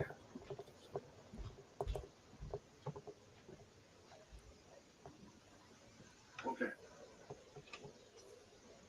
And it's a truth to our existence. We're all the same. The relations exist for everybody. And it consumes and directs nearly all of our purposes. So again, this relation word, does anybody know what that means? Piro, you want to give me an explanation of what he means by bad is a relation? Because I don't understand. I don't still know what the fuck where did he pull that out of? Where does that come from? Why is that supposed to be in my common vocabulary and vernacular? What special school was I supposed to go to understand that bad's some sort of relation thing? And it has nothing to do with a value declarative statement about the qualitative essence of something. What your life is made of, sensation. The parts are, I think, incredibly valuable in terms of logic. Right, now what's this valuableness of logic is a different value scale. No, it's the same value scale. The only thing the logic has any value in doing is in moderating how much of the pain and suffering and torture happens. That's why I said it's extremely valuable, is because it has capacity to mitigate how much waste there is, how much unnecessary suffering exists. That's what the intelligence can control. Fuck. So again, the value is only because it has an impact on the amount of bad that happens. I hate my life too, G. Value of logic. Hate my life too. It's literally just dealing with horse shit every fucking day, man. Just is on gap. I just disagree. Everything's subjective. If one man wants to toss a guy off a roof because he's gay, that's cool. If another man wants to love a gay partner, that's also cool, because everything's subjective. We have to deal with all this horseshit. No, it's fucking obvious, guys. Pain fucking sucks. Life fucking sucks. There's something fundamentally wrong with the universe. But no, every day I deal with bullshit while I'm doing my activism. So yeah, man, I also hate life. I hate it with a burning passion. Is a different use of value, or because it's a different scale. It's not an experiential value as discussed. Yes, it is. It's exactly that. That's exactly the value of it, is that it will change what is experienced. Yes, the value isn't in me doing logic. Like I can do any kind of logic. Like logically, I know the light comes out of this end of the flashlight, and so I'll point the flashlight at the irrelevant arbitrary thing for no good reason, for nothing to happen, nothing at stake. So yeah, that logic has no consequence. And I would argue that kind of thinking wasn't what I was talking about. I was talking about thinking that has something to do with how much poison there is in the water, how many people get sick, how many people die in some horrible, unnecessarily protracted and agonizing way. Veggie. That's what I was talking about, not Yeah. which way to point a flashlight. Thoughts about winning a gold medal. No, I'm talking about thoughts about curing malaria. Okay, but there is the idea of the homunculus and the idea of logic, and there's the relation here of value, but it isn't the same. We have to. Well, again, there's no relationship. Okay. Again, logic has no value if the logic isn't being applied to a circumstance that has value. The outcome has to be value rich. There has to be something at stake. Logic is irrelevant if you're playing cards and there's nothing at stake. There's no value on the table, and it doesn't matter whether you have a royal flush or nothing. It doesn't matter whether you roll snake eyes, because nothing will be lost. Nothing will be tortured. If nothing's at stake, then the logic is meaningless. Say that this is number value and good and bad sense number two. This has a different relation, so it's not an experiential relation in the same way. It's only an experiential relation in the sense that it will cause experiences. If applied well, it'll cause a beneficial impact on what people experience. But yes, in and of itself, it has no value. I was not making the argument that thinking has value in and of itself. No, feeling has value in and of itself. The feelings are intrinsically good and intrinsically bad. Logic isn't intrinsically anything. It's only valuable if it's applied to circumstances where value is saved, where it creates efficiency in value. Connecting dots. Right, so there is a dot-to-dot picture. There is no value in connecting dots intrinsically. Yeah, duh. So who's making that argument? Who's making the argument that there's value in connecting dots where no welfare is at stake? I've only made it so fucking explicit that the kernel of value is created in the sentient experience. That's where the value is made. That's the chocolate factory. That's, let's say, if you were a war fighting machine and you had a choice to blow up the aspirin factory or the chemical weapons plant. Well, yes, which one do you blow up? Yes. Which one's relevant? Right? That's a metaphor. And I take it you'll not actually argue on this, so I'll grant you the latitude here and agree that I have a value in logic, and I similarly have this relation. And it's a kind of experiential relation, but it's not an experiential relation to state. Well, look, I just made it clear now, so I'm just saying the only value I give logic is when it's applied to the economy of value. So when you're not applying it to the economy, it doesn't mean anything. So unless you're applying the formula or the math to some circumstance in which it matters which way the building's pointed, or it matters whether it fits a standard of function. If it doesn't have something to do with function, the quality of function, then yes, it's irrelevant. Fuck the math. If the architecture doesn't matter, if the building's going to stand up no matter how I build it, it's going to perform all of its duties no matter how I build it, well then yeah, who cares? Fuck the math. Fuck the logic. The logic's only relevant to how it will impact the value-making machines. say. Because obviously everybody wants to do I that. experience the value of logic, but it's not a relation to a state. All right, well, I don't need to continue arguing this part, so maybe I'll watch the rest of this video. We'll just see how that goes. But I'm sorry to the people who we've been over this before, the same dodge. So he's just playing the to them argument here. So that's all we're hearing again is to them, to them, to them, to them, to them. Same bullshit. The bad isn't a real concept. It isn't a real event in the universe. He thinks it can happen in some fucking private frame, and therefore it didn't really happen in the universe. It doesn't have to be accounted for because it happened in a private frame over there, and that's not part of this universe. That's the underverse. So we have multiverses on the phantasmagorical Puro end, and we have underverses that this idiot lives in where value doesn't really happen. Goddamn fucking insane asylum, this goddamn planet. You're a fucking lunatic.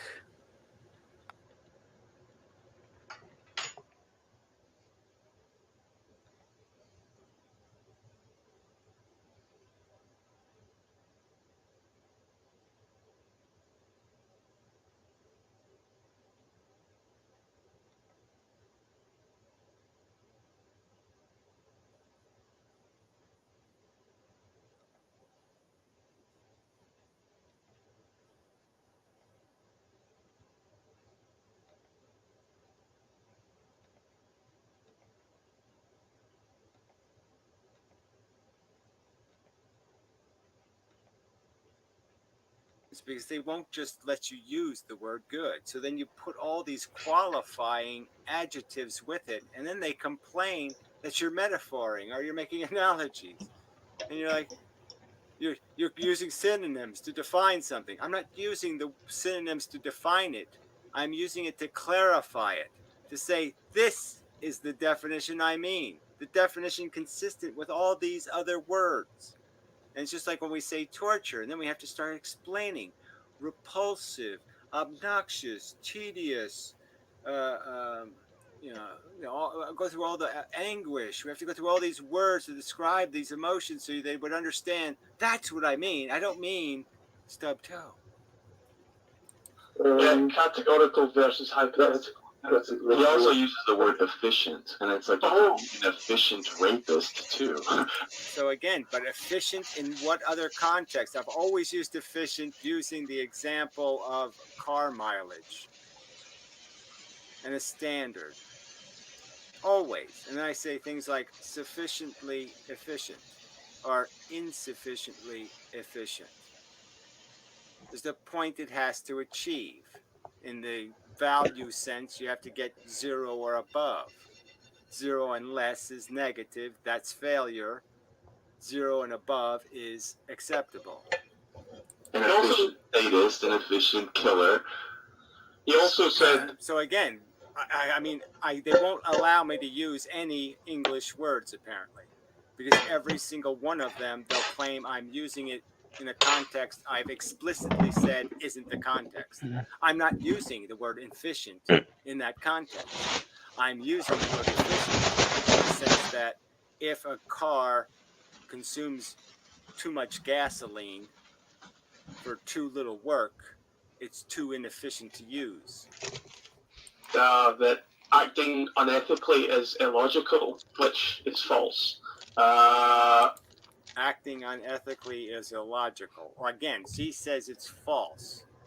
So that's his claim. He says the definition of ethical, which is positive behavior, satisfactorily completing the necessary conditions of sufficient behavior. So how do you evade that? How do you evade the obligations of the word? No, you can't, logically. So I don't know what this is. Pence, nail, and I, good. Sorry, red button. Give me a reason I ought not to press the button, otherwise I cannot justify the is-ought gap. Otherwise I can't justify the is-ought gap.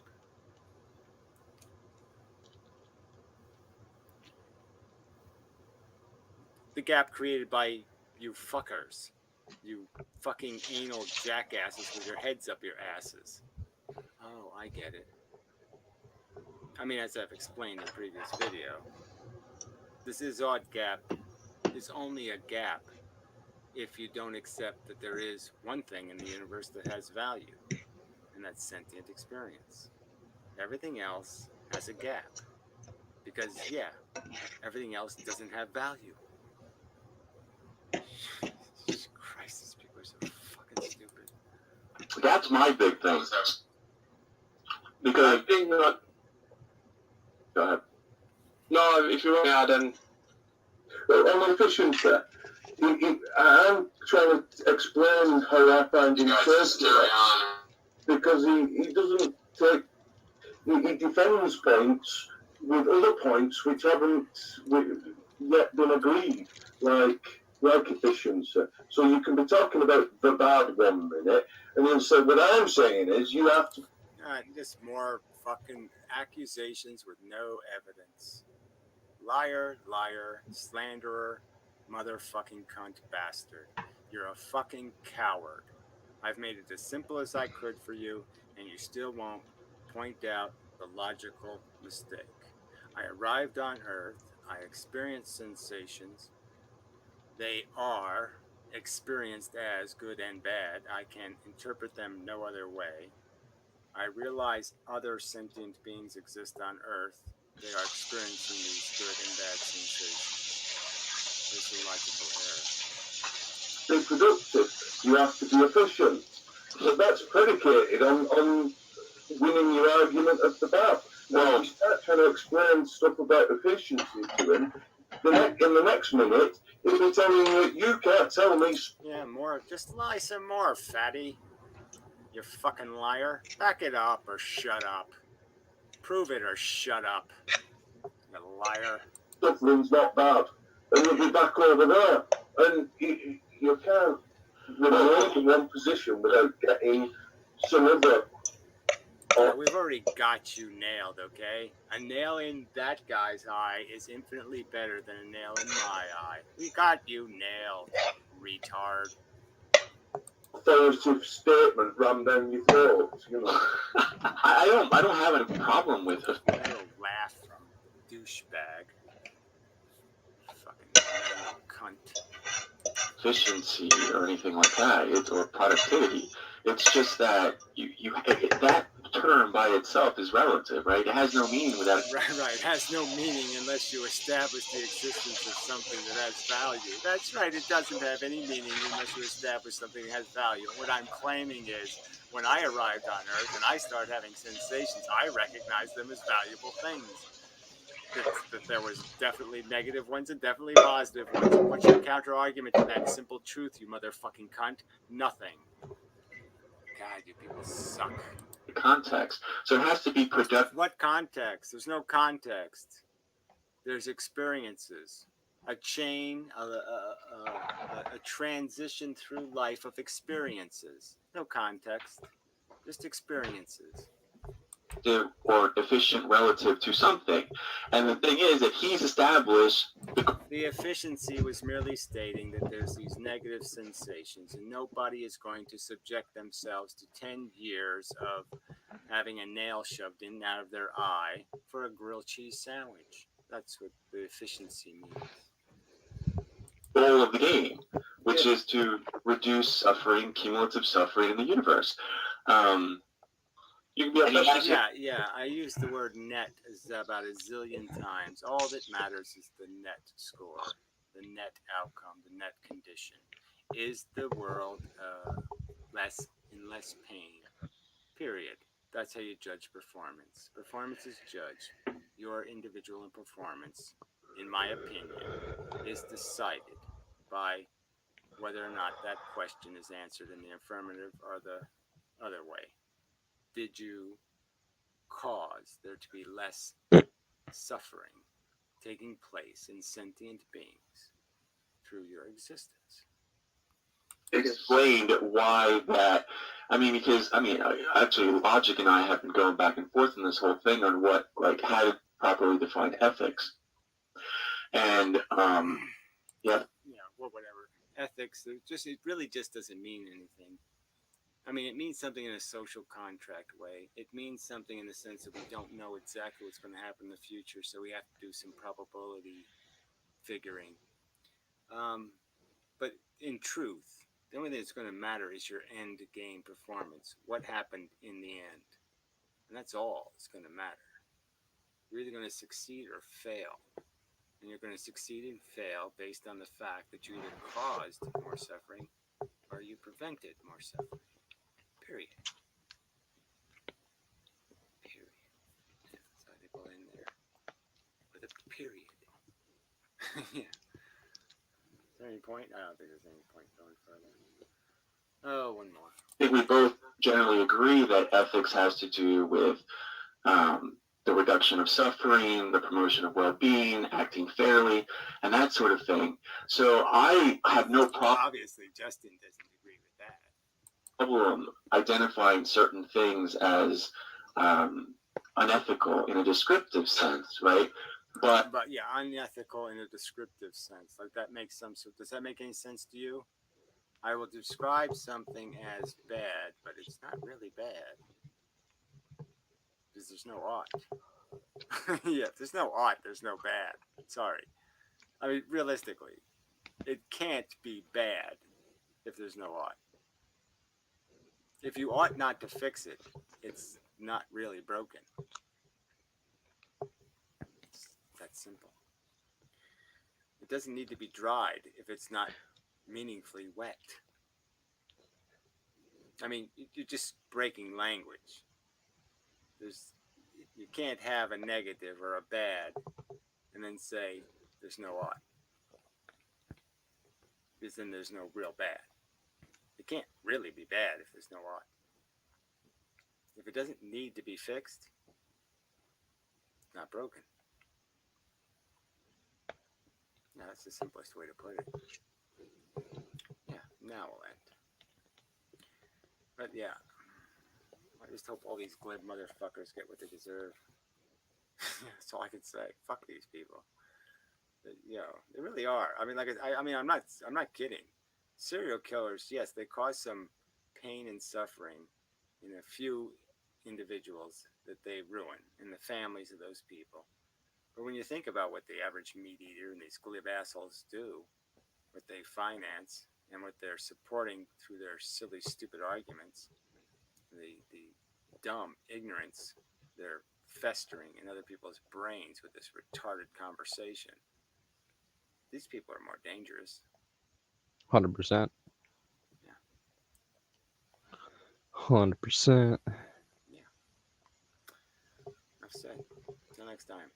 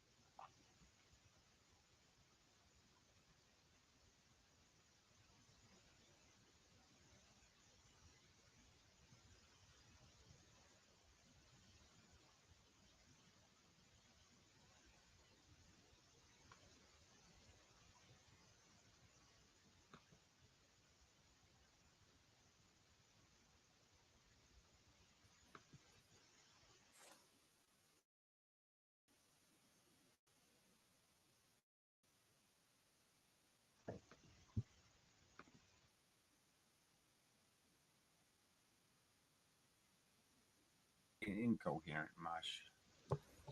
Inmendum, what do you think about microevolution, macroevolution? I don't see any point in anatizing the word evolution. Frankly, there's evolution. It can be understood that it's the process by which governing something, a few rules and a system can gain all kinds of different appearances, and the appearances, what it appears to become, will be dependent on what thrives or succeeds in that environment and what fails in the environment.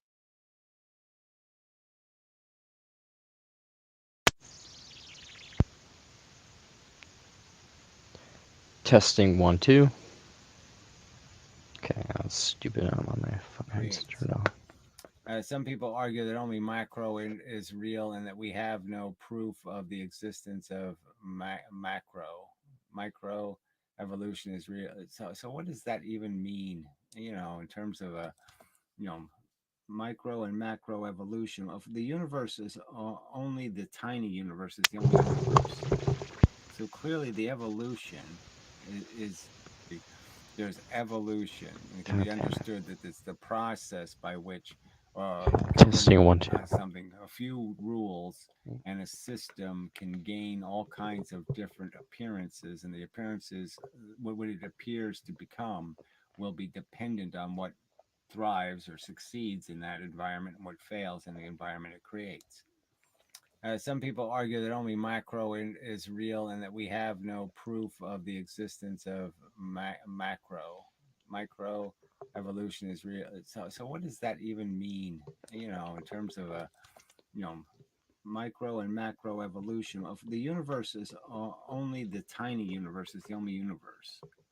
So clearly, the evolution is emerged out of the function of the tiniest little bits in the universe. They're the ones that made the mechanism. They have to do everything first. So you could argue that yes, there's just micro evolution, but I mean clearly the DNA molecule thinks it's evolving. So I don't know what to say. I mean, clearly it's doing it in the context of the micro universe. It's not doing it in the context of any big universe. The little universe is the only universe. The stuff being controlled and manipulated by the laws of the universe are electrons and protons. That's just a fact. They make the atoms. They make the atoms do what the atoms do. They make it all comes from them first. Their function is the first function. I'm just, fire again. Okay. Life sucks and then you die. Okay. How to buy Vince McMahon. It's kind of funny, right? Preposterous. Oh, it must be somebody else. McMahon? No. It's funny. I mean, it would be Vince McMahon just because that's that McMahon. I don't know who that is. Okay, so there's no point in it being meaningful because who the hell knows? I mean, a million people have said it. So wait, it's the first guy who said it. I don't.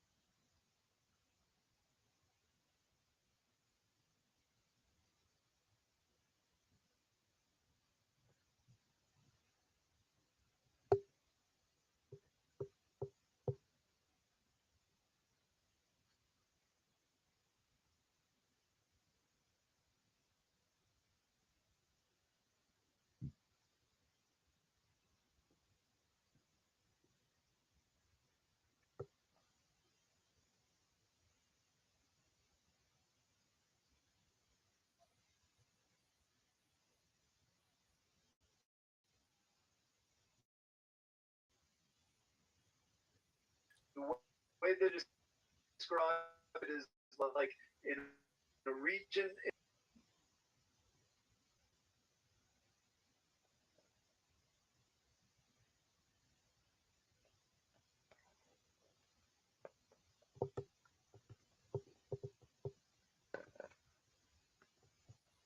that's what evolution does. So yeah, eventually we will look the same again. See, we only got different because we started in a very small place in Africa, and then we spread out. As we spread out, we diversified.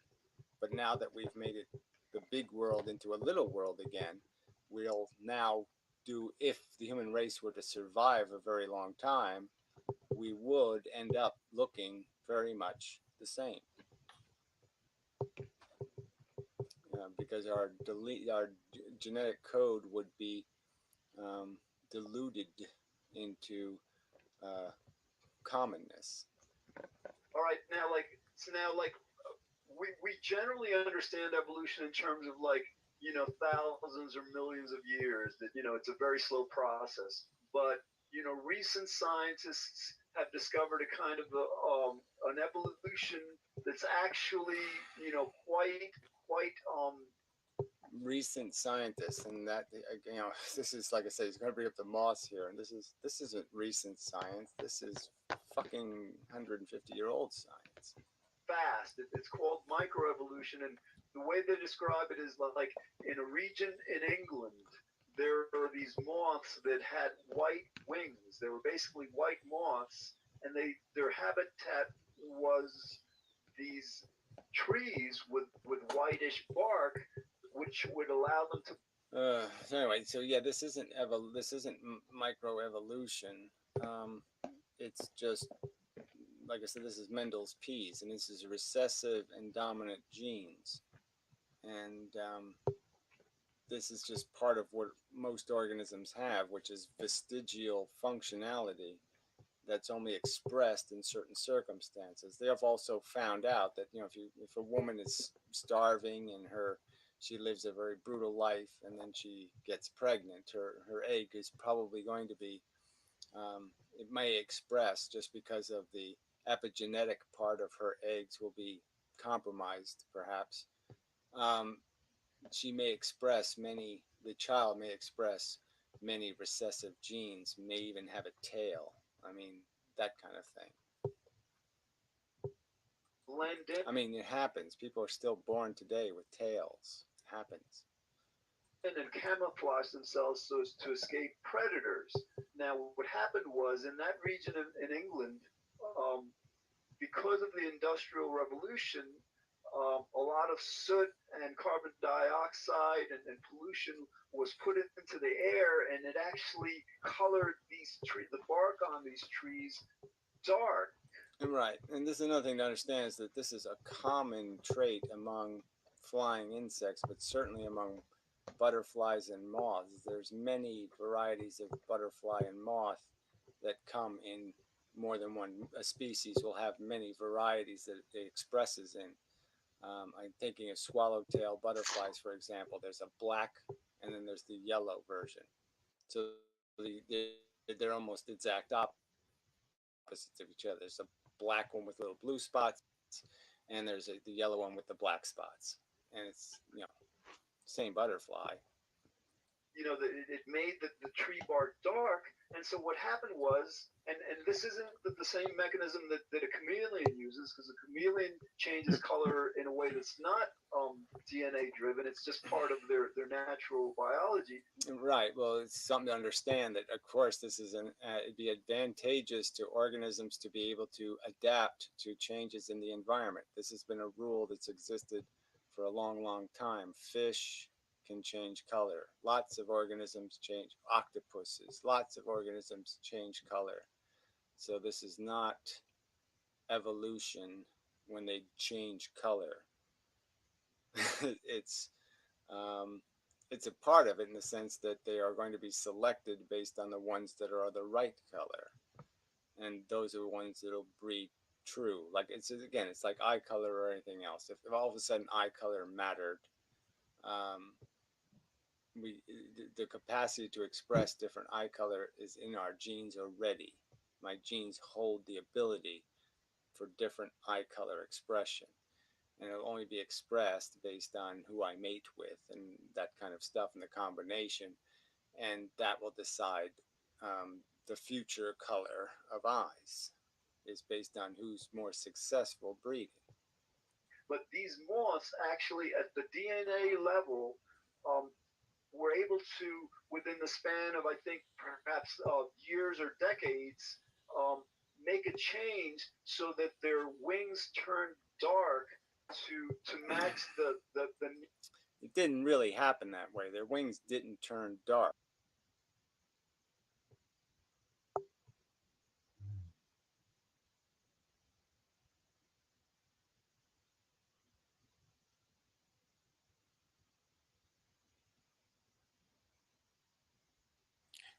Back again. Anyways, I think I left off at something like the conversation regarding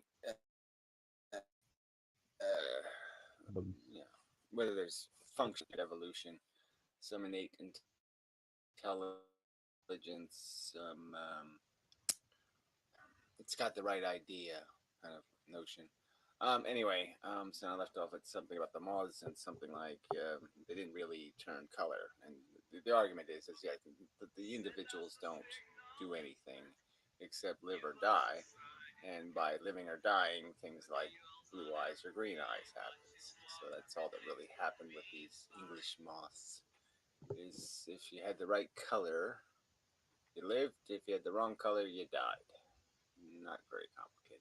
Trees that they inhabit, and then what's equally amazing is that then eventually that region in England cleaned its air. It began to kind of like pull the pollution out of the atmosphere, out of the air, and when that happened, the trees began to turn white again, and again through this DNA process, the moths, the So it's called a DNA process is sort of be misleading. Through the process of massive attrition, through the massacre, essentially, the massacre of the inferiors, through the balance of Gaia, the destruction of the poor little inferior dark moths now,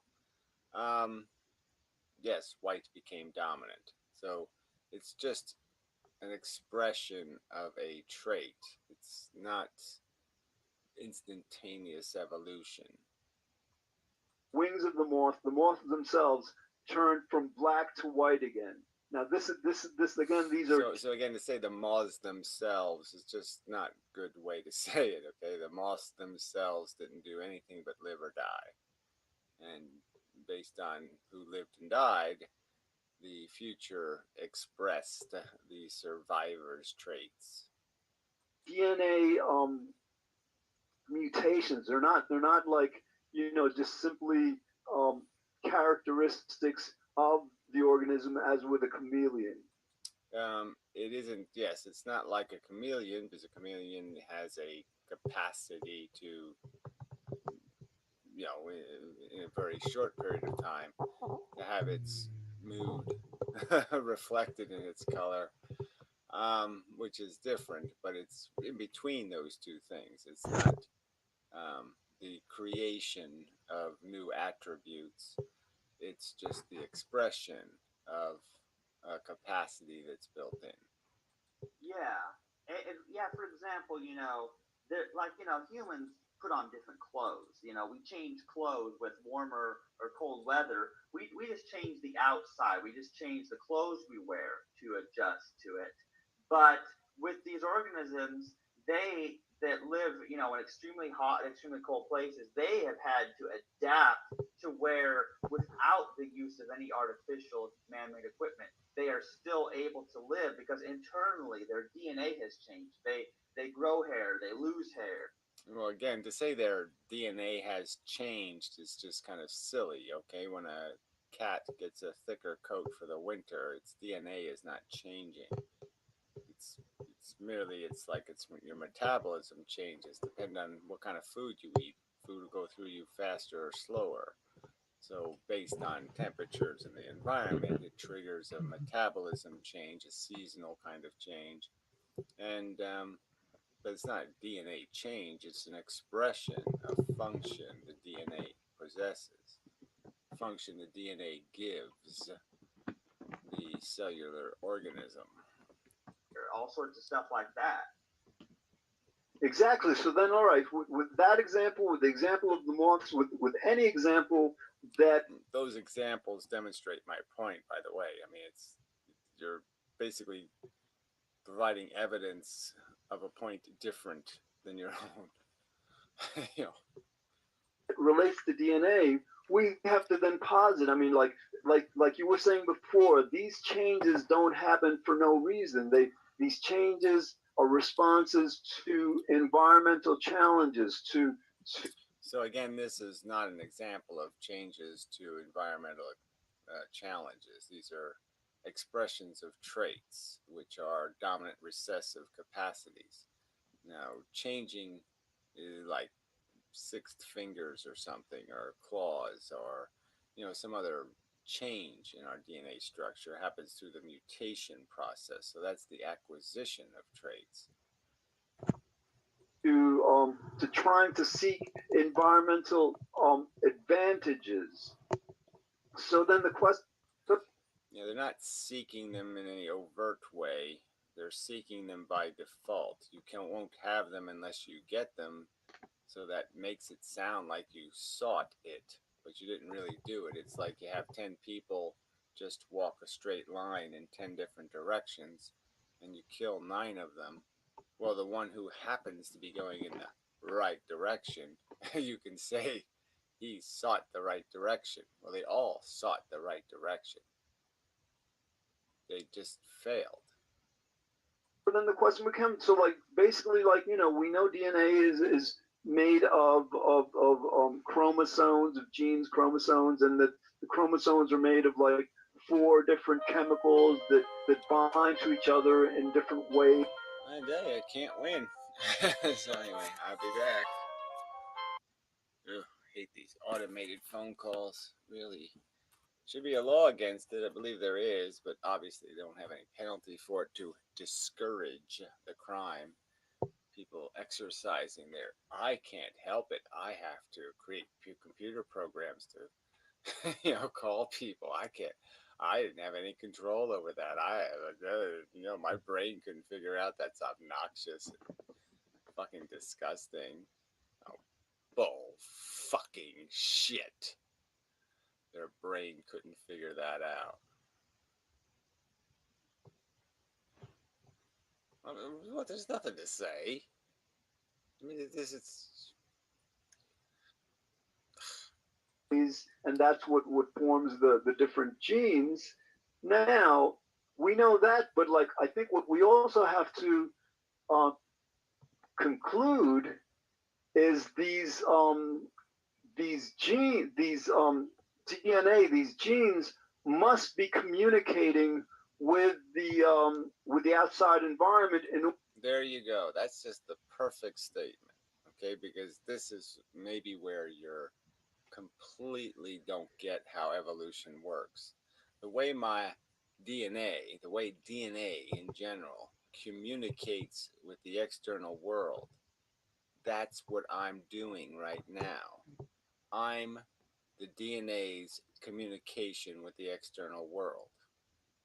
I'm the way it gets feedback on what works and what doesn't work. The DNA molecule that I am in possession of will not survive. It's going to be exterminated.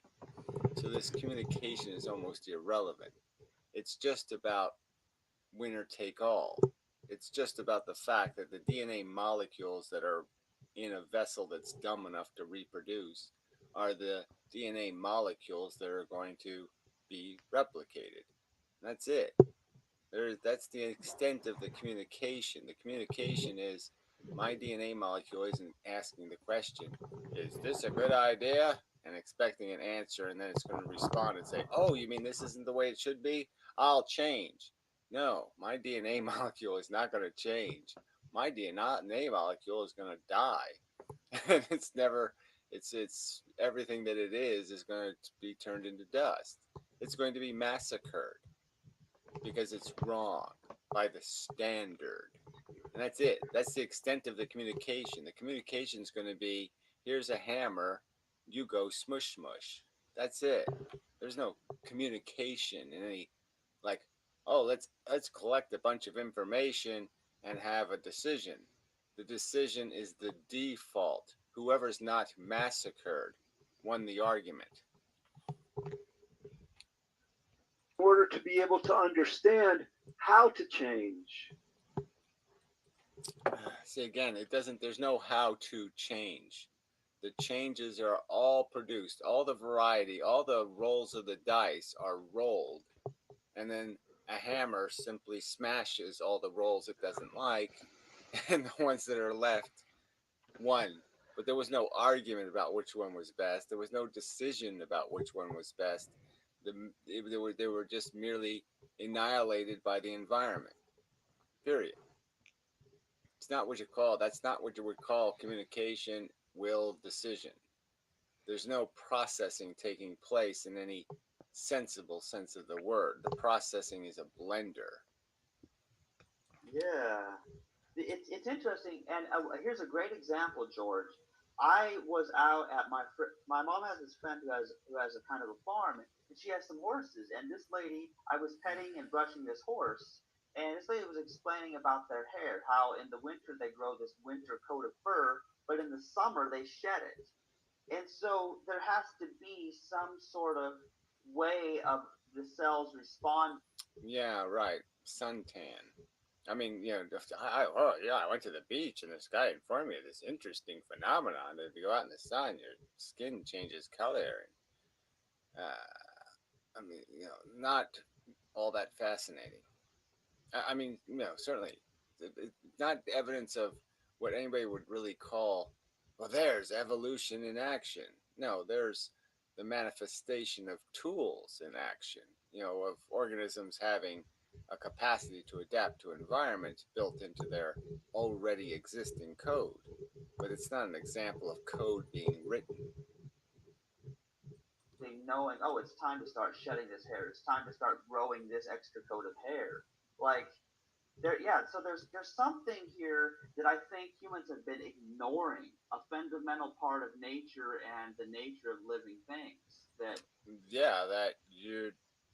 is just what your comic book expressions that you've added to reality, and that's all this is.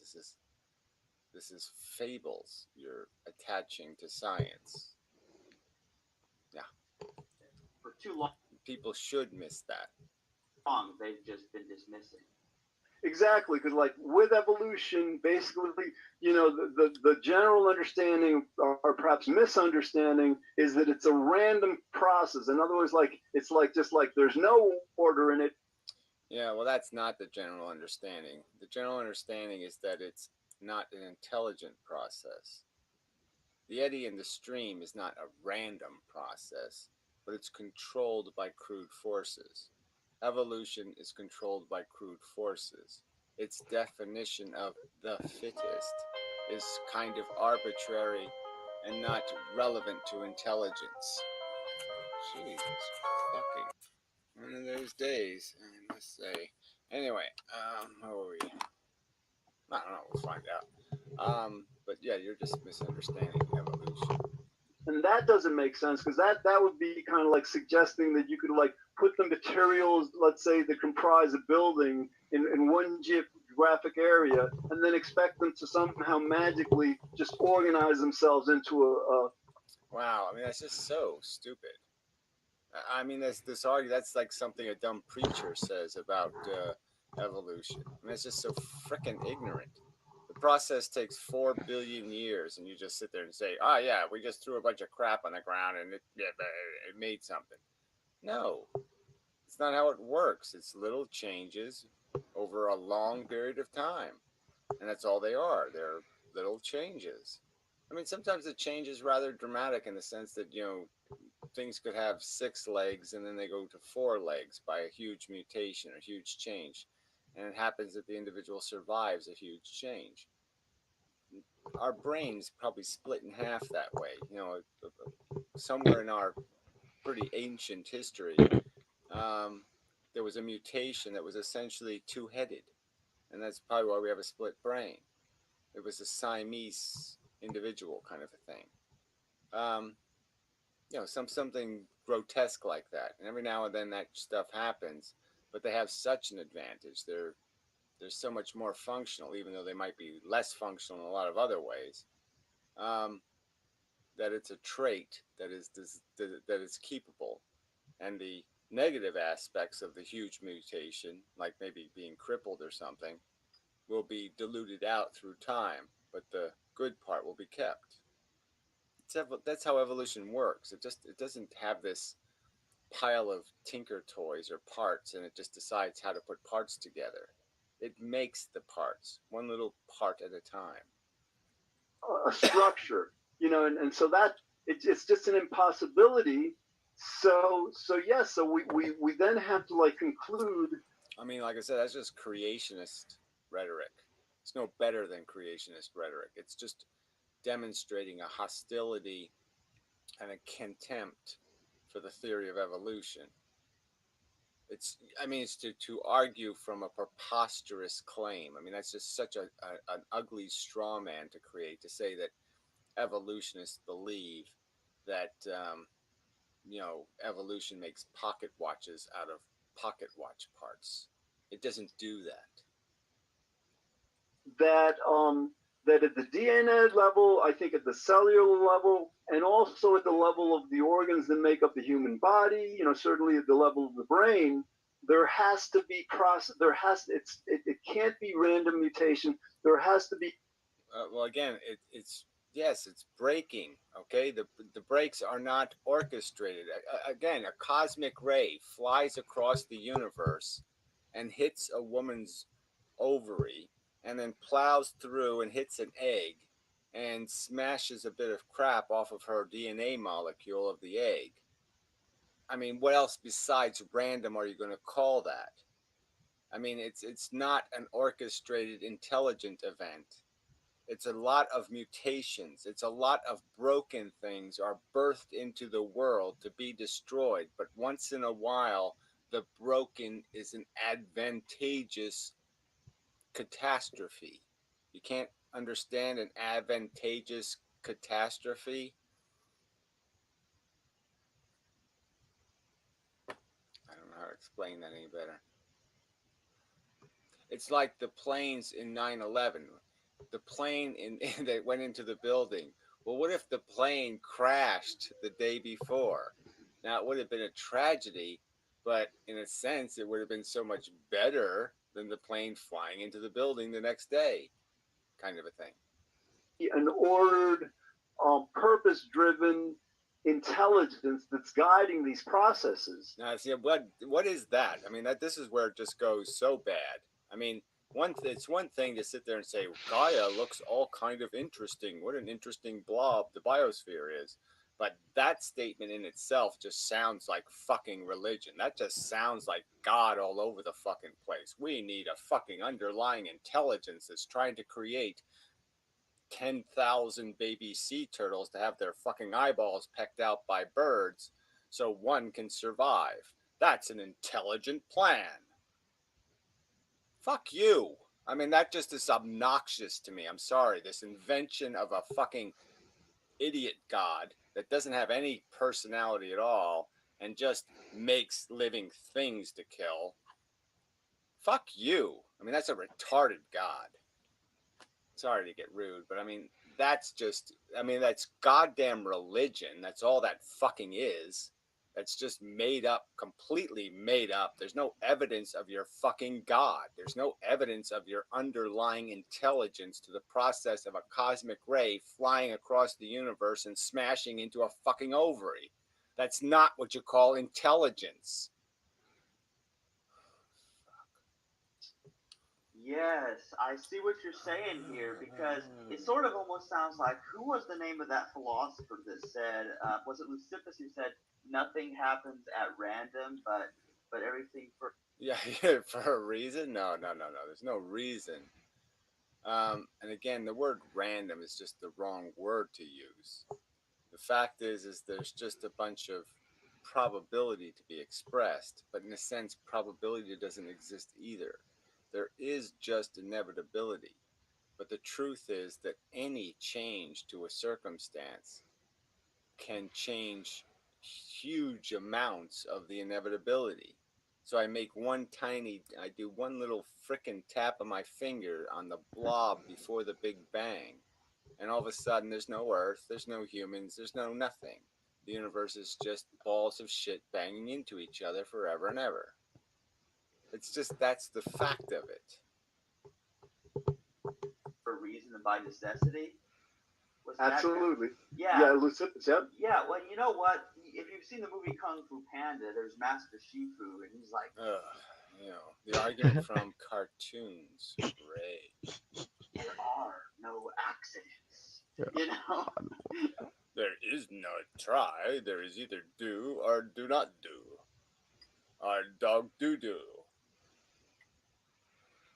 I don't know what else, whatever. The argument from cliches. Ooh, how interesting. It sounds almost similar. Like people are making it sound like things are, it's just random. No reason, it's just an accident.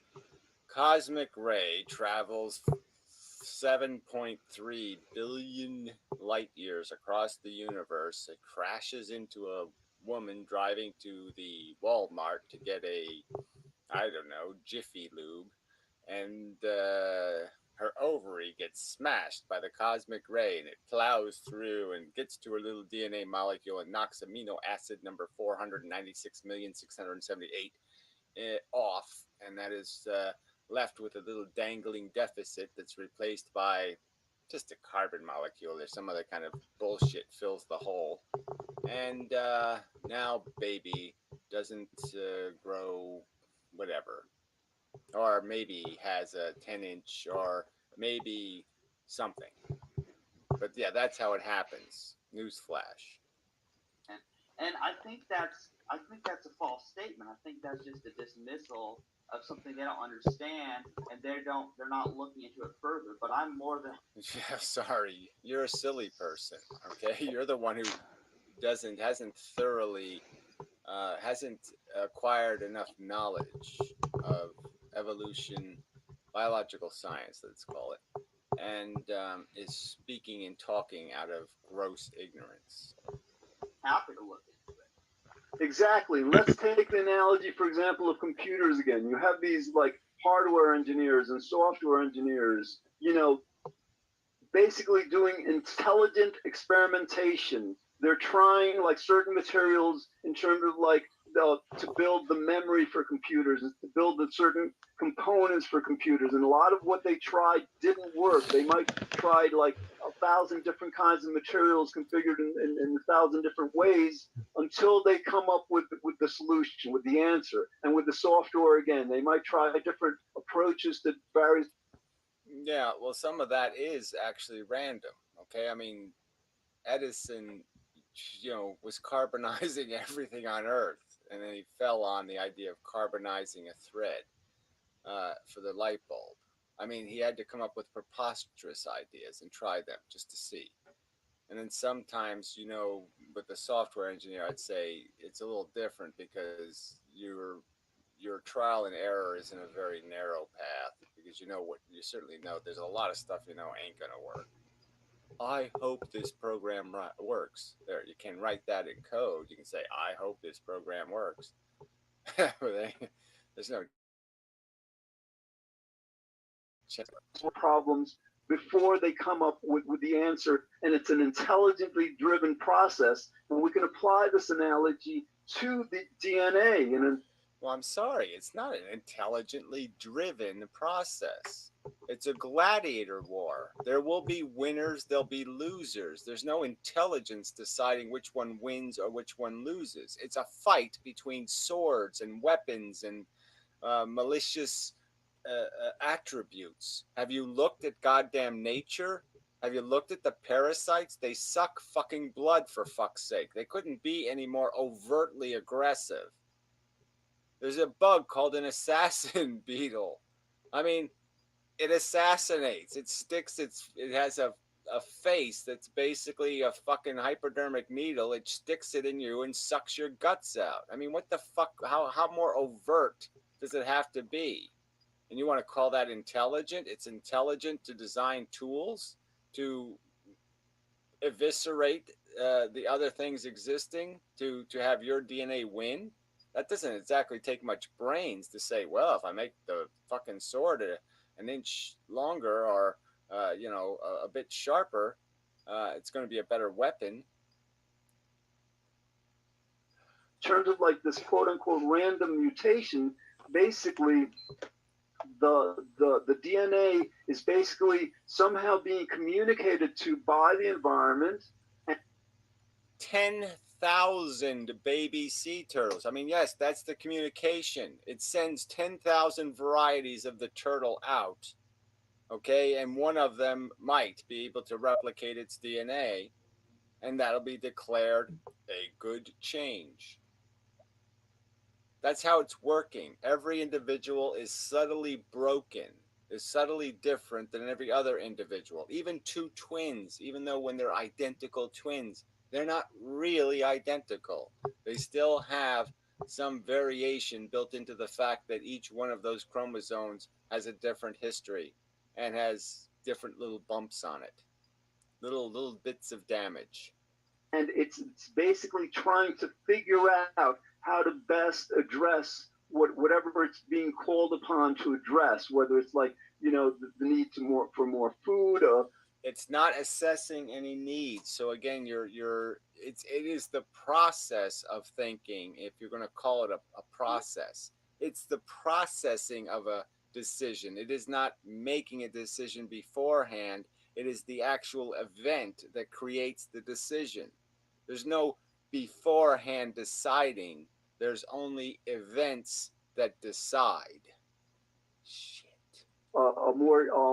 A more hospitable climate, whatever it is that the environment challenge might be. But again, I think we have to acknowledge that just as like computer programmers and hardware engineers use intelligence to guide their experimentation, the DNA must use a similar kind of. It must be deciding that it will put anus next to penis. No, it doesn't. Our vagina. No, I mean, there's so many aspects of our own construction that is crap. That we still have this stupid appendix thing. We still have tonsils. We still have these vestigial parts that are just get in the way most of the time. And it doesn't have the knowledge to get rid of that stuff because it's an acceptable liability. So again, wrong. There's still little bones, little tiny bones in the hip of fucking porpoises.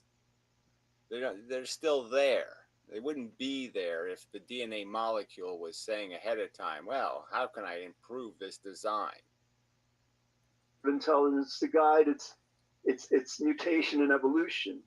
Hey, yeah. Guide. There's no guidance. Again, this is where you're just so wrong. Just as our brains aren't guided, there's no guidance. There's cause and effect. There's circumstantial fact, and in the end, there's gladiator decision. There's a decision based on attrition. There's decision based on attrition. There's decision based on attrition. That's how evolution works. It kills the wrong choice. It doesn't say, I don't like that choice. It kills it. Yeah, to use a more common example. It exterminates it. It exterminates it. That more people will understand is Thomas Edison learned a lot of different ways not to make a light bulb until finally found one way that worked.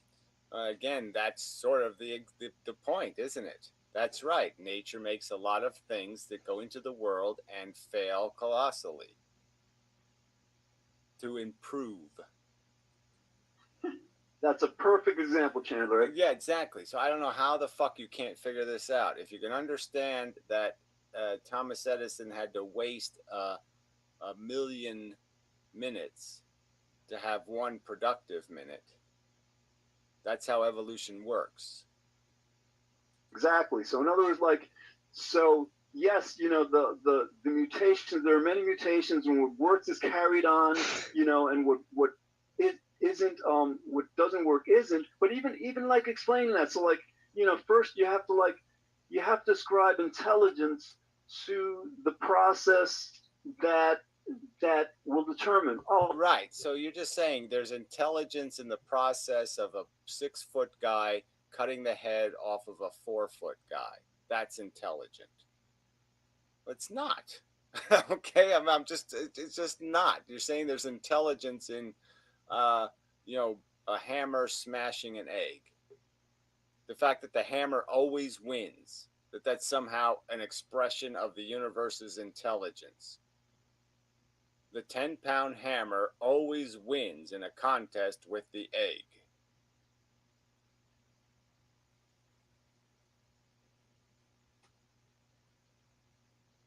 Not intelligence. It's just a material fact of a dumb fucking universe. oh, this is working.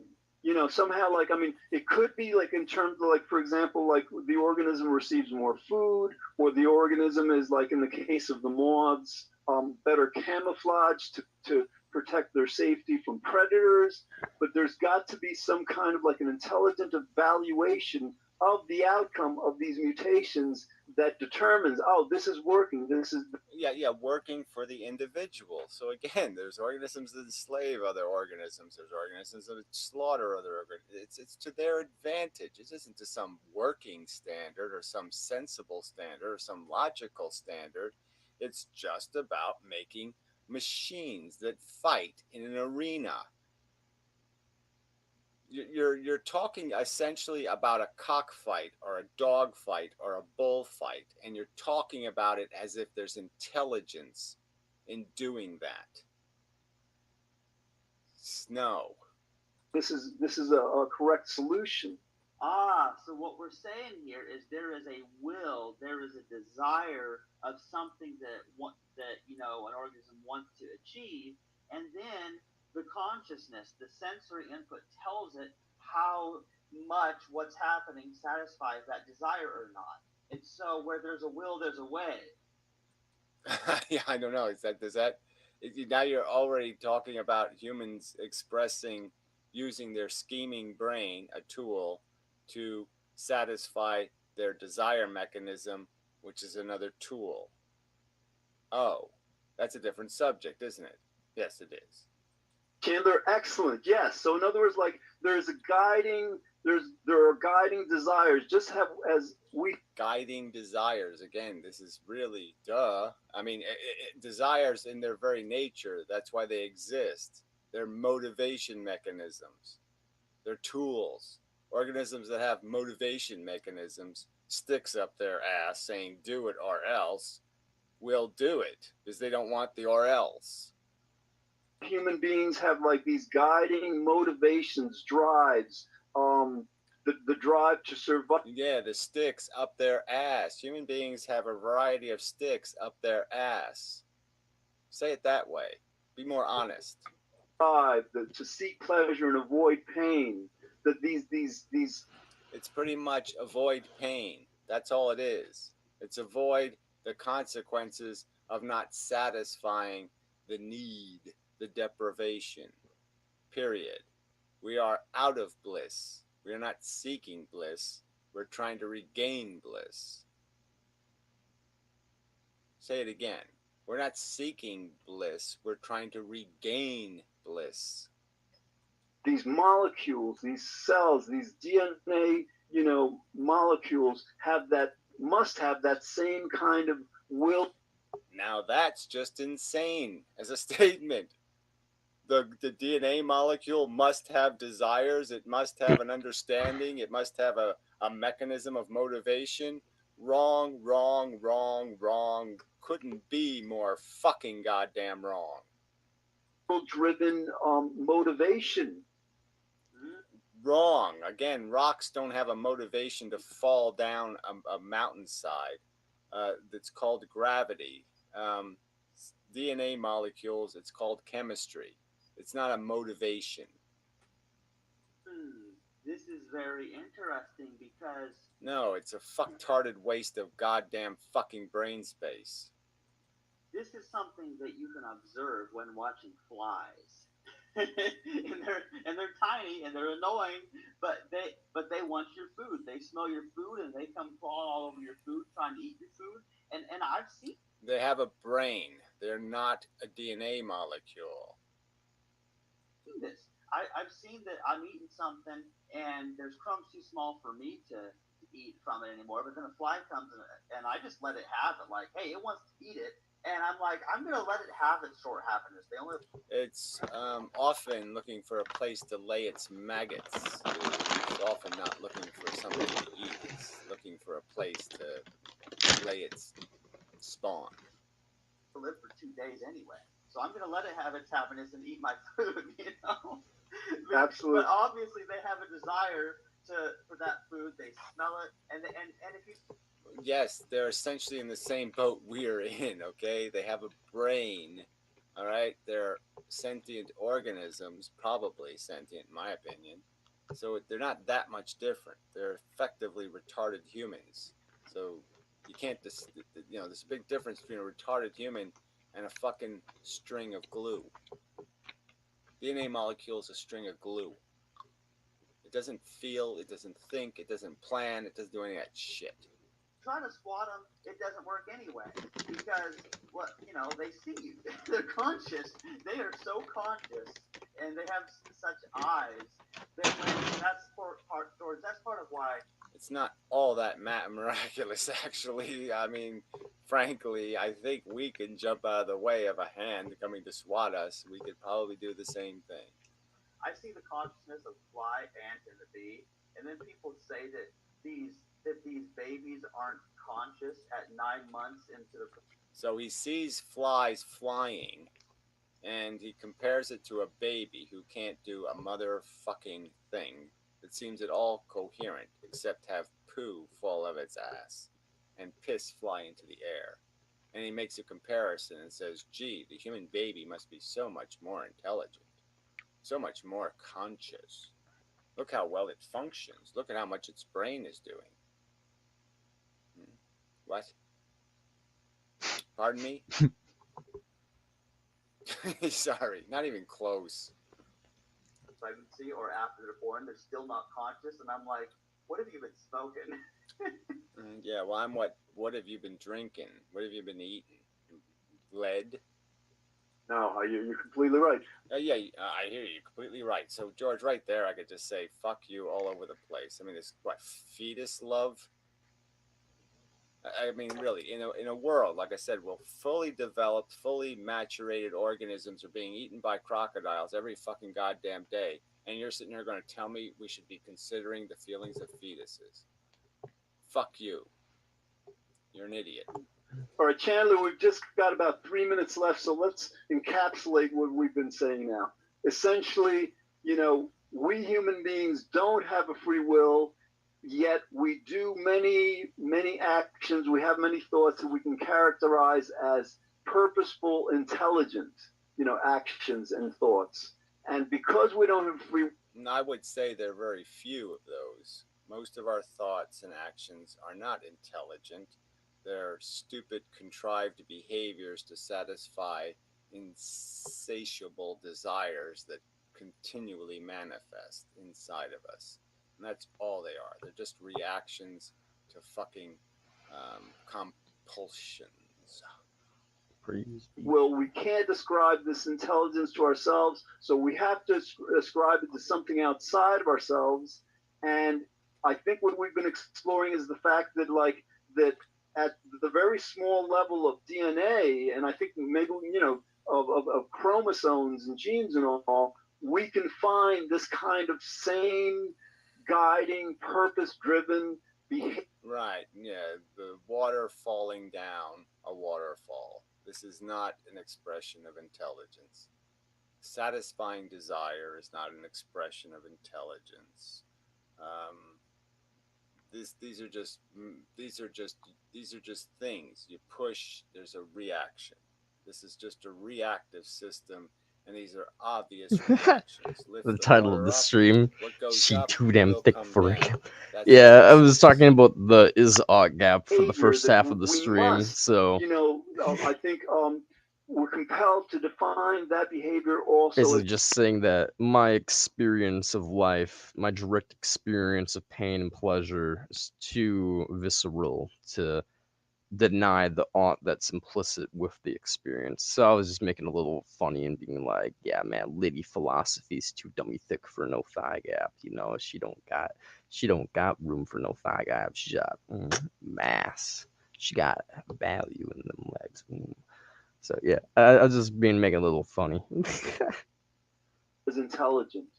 Yes, I think we have. Yeah, I just, again, it's an abuse of the word intelligent to call satisfaction of desire a mission of intelligence. You'll use knowledge of an environment, you'll exploit that knowledge, but again, exploitation isn't my definition of intelligent behavior. So again, it's just a kind of a perversion of the words to say that any Yeah, right now we're basically just looking at Mike Gary's opinion on micro macro evolution and just evolution stuff. I mean, I watched like there's about like an hour of content where I'm listening to Izot Gap stuff. I mean, standard stuff on this channel, I guess, just kind of like talking about how like value is derived from experience, and that's very intense and visceral to the point where it cannot be denied.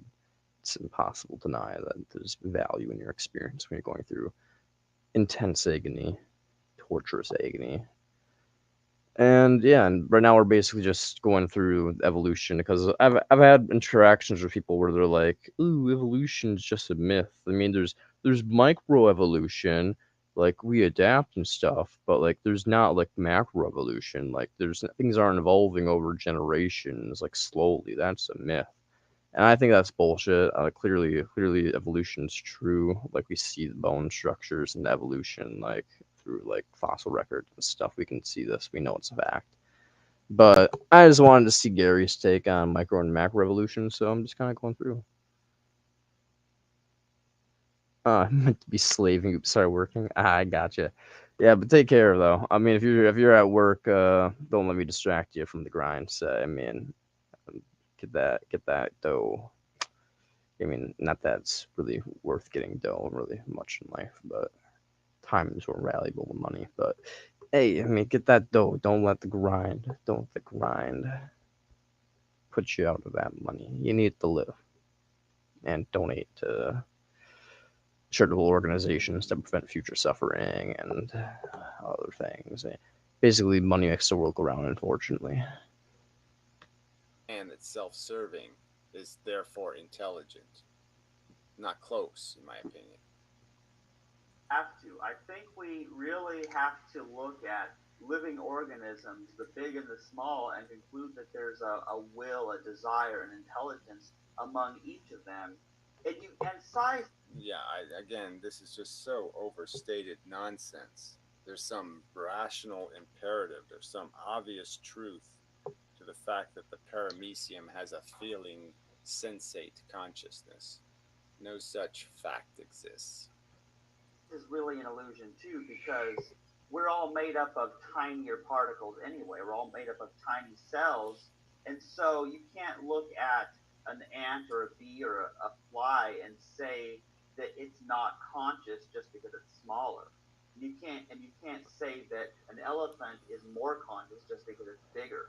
Well, it kind of I don't can. think anybody relevant.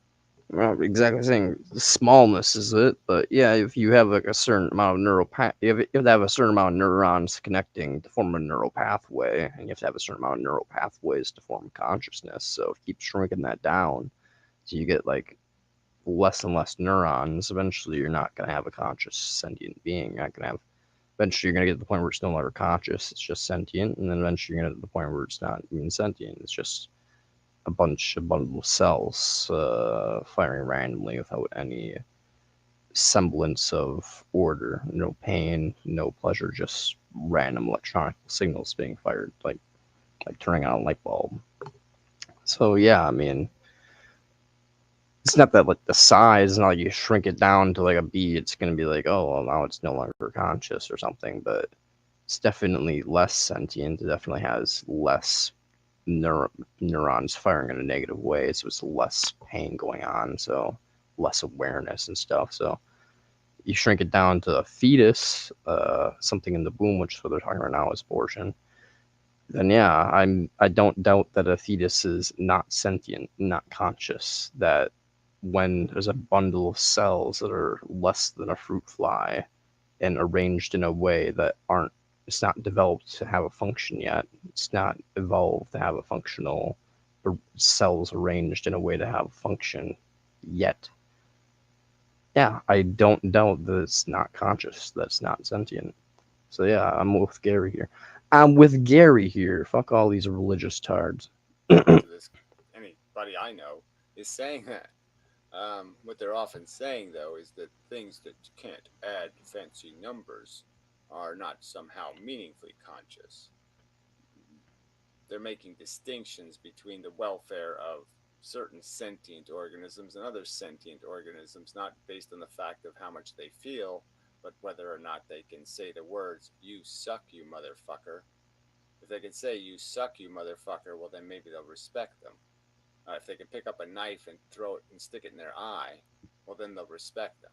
But if they're not capable of doing that, Yo, that then they reminds won't me of today's respect them. conversation. And I was doing that's activism earlier today. I mean, obviously, I'm doing activism right now, but I was doing IRL activism, like street activism earlier today. And one of the people I was talking to, I basically was like, well, so what if there's like a God? Like, what does that mean? Like just because a God exists doesn't mean we have to like listen to him. Like just because God commands something, like doesn't mean there's like a valid reason behind it. He's just like, well, what do you mean? Like if God tells me to do something, like I should do it, right? And I'm like, so you're saying that you're appealing to power, like might makes right? And he's just like, yeah, isn't that like, and like in nature, like if the power like turns out like on top, man, like so yeah, of course might makes right. I'm like, I literally just told him that he disgusts me. Like I told him that to his face. I'm like that's just fucking disgusting. Like you're really telling me that like whoever's more powerful ever has more force in the situation comes out on top and therefore is correct. And he's like, well, you're kind of putting words in my mouth. Fuck you, man. Yeah, people are cunts, man. I fucking hate people, man. I hate people. what I would call intelligent. So yes, a will and consciousness, it seems to be characteristics of life, living organisms. Yeah, and I think we might even go further. You go further, and that you've already gone so far outside the boundaries of reasonable. Clearly, I mean, again, neurons don't exist for no reason. I mean, you people just have no respect for the fact. Neurons make consciousness, nothing else. Shit. For example, like the evolutionary changes that DNA molecules are capable of achieving, whether they achieve them over millions of years or over decades, like with the moths, are far more. Again, it's not a genetic change with the moss. It's not a genetic change in the sense of a creation of a genetic trait. It's just the expression of a trait, which just means it's turned on or turned off. It's a very minor adjustment genetically.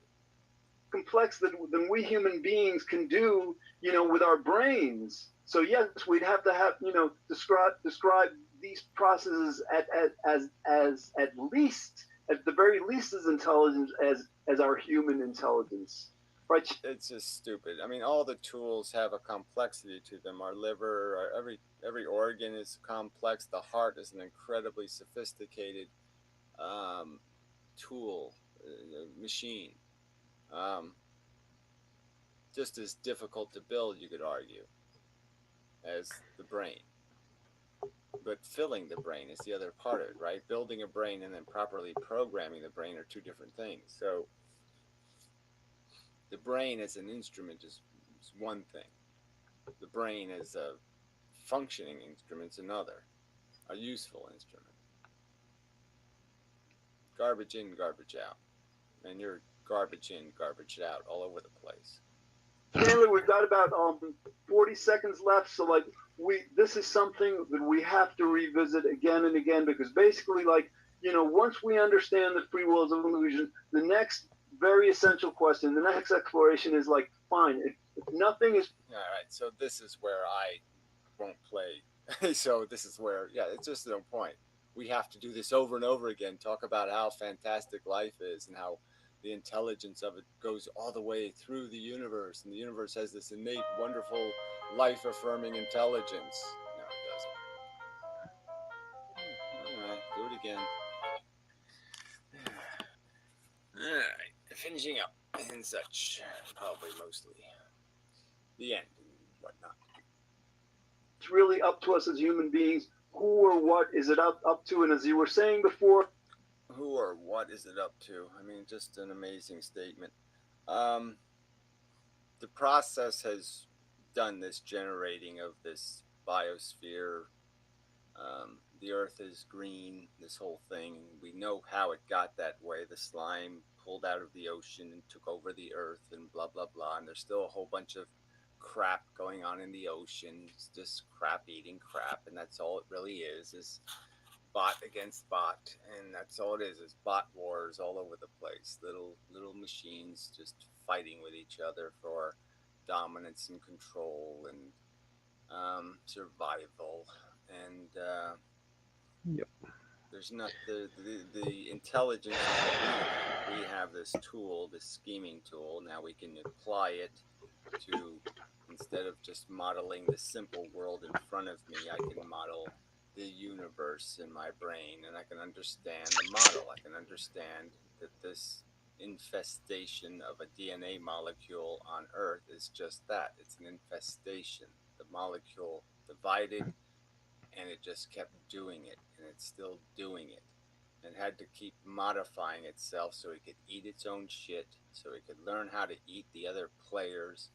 And there's just nothing to sit there and say, wow, isn't that all magical and wonderful?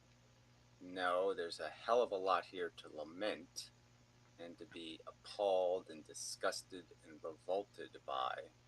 And there's not using the word intelligent to describe such a crude, stupid game is just obnoxious. It's like calling some moron from Arkansas intelligent because you can see beauty in a cockfight or a dog fight. That's not an expression of intelligence. Seeing wonder, in oozing blood and, victory over your own kind is not the description or definition of intelligent conceptions. this has religious implications. This has scientific implications. This has well, whatever. It doesn't seem to me that you understand the difference between science and religion. It seems you've sort of reversed them. One is, yes, it has an implication to the definition of stupid and smart. It's basically an understanding of who we really are. I don't think you have a clue. Fundamentally. And that's what it's about. We're trying to find out who we are, why we do what we do. Yeah, we already know all that crap. I'm just sorry. We know why we do what we do. We know why we're motivated to do these stupid things, eat and fuck.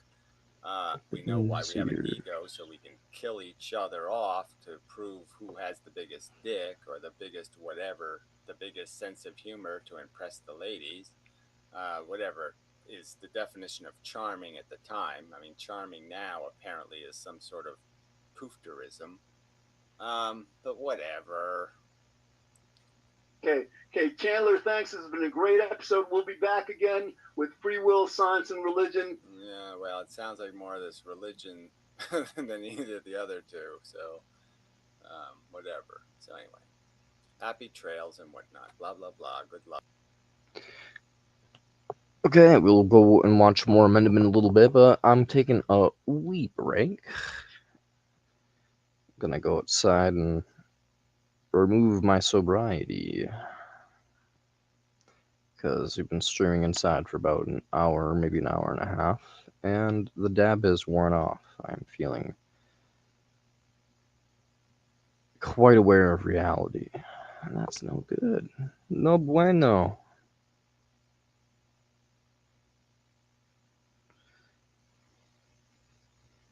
I like to be así, as they say in Espanol. I like to be so.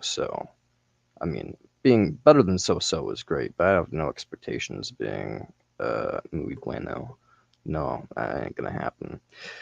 But being so-so is great, so I'm gonna smoke, get into the so-so realm of just feeling with it, and be back so I can not want to off myself as I sift through the stupidity of our world. Let's bring myself on here. Hell yeah. And remove this. Click.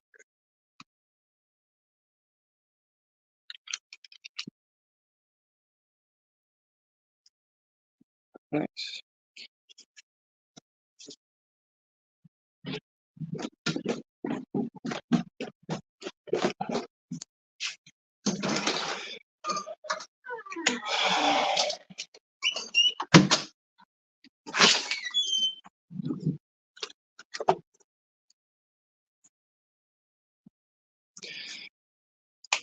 Oh, I wonder if those pro-lifers are still out there this time of night. They probably are. I'm not gonna get in my car and find out. But there's like this fucking Planned Parenthood nearby, which good.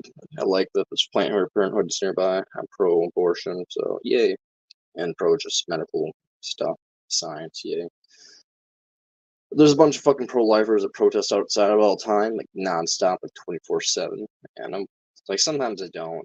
Every once in a while, I'm not there, but I'm sure they're probably out there this time of night. I don't want to be out there like counter protesting. It's just like an urge to counter protest. That's the no. It's not what really matters. It's not like anybody would see me. It's like they're insane. So it's not like I can appeal to them. Like be like, oh, here's how you're rationally broken down. No, religious people aren't rational. They don't give a fuck. It's what's called faith. So there's no point in really doing protests at this time of night, but I want to.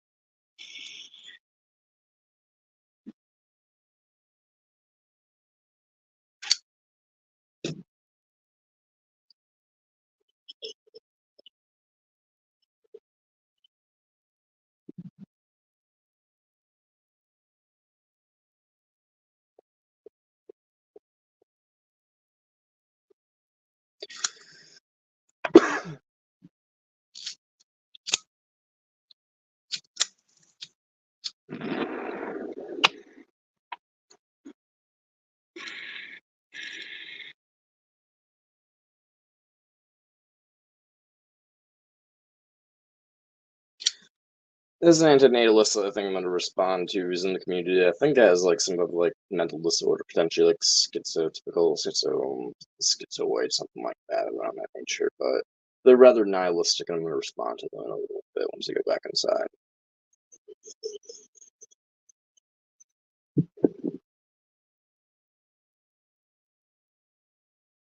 I don't know if there's going to be a nihilistic video, but based on the title, it sounds nihilistic, so I have to respond to it because I believe there's a value in the universe. Things, your actions do matter. That by wasting time, you are essentially allowing suffering to take place. In a way, your child problem way. Everything's a child problem, basically. Every moment.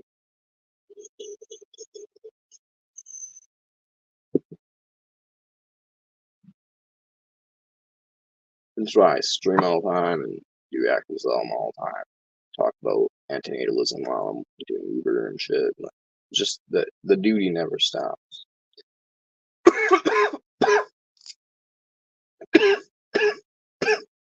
Neither is the pain, apparently. Goddamn. My lungs are on fire.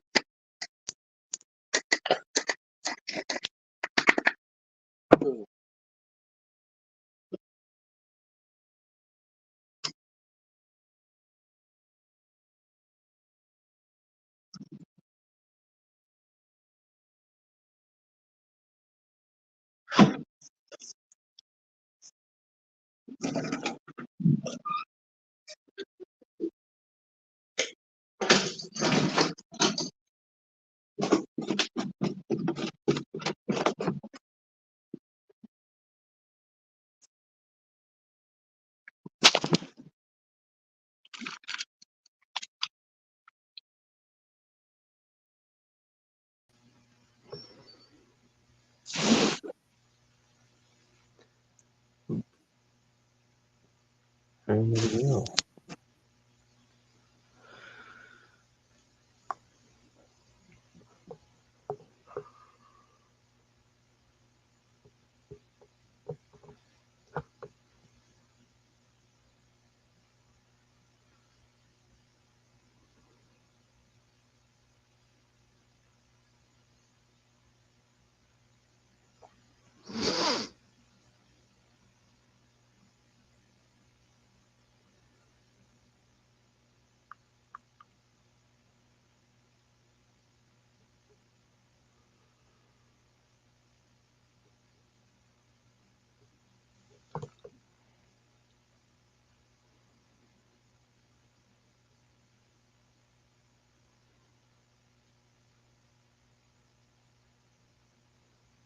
There it is.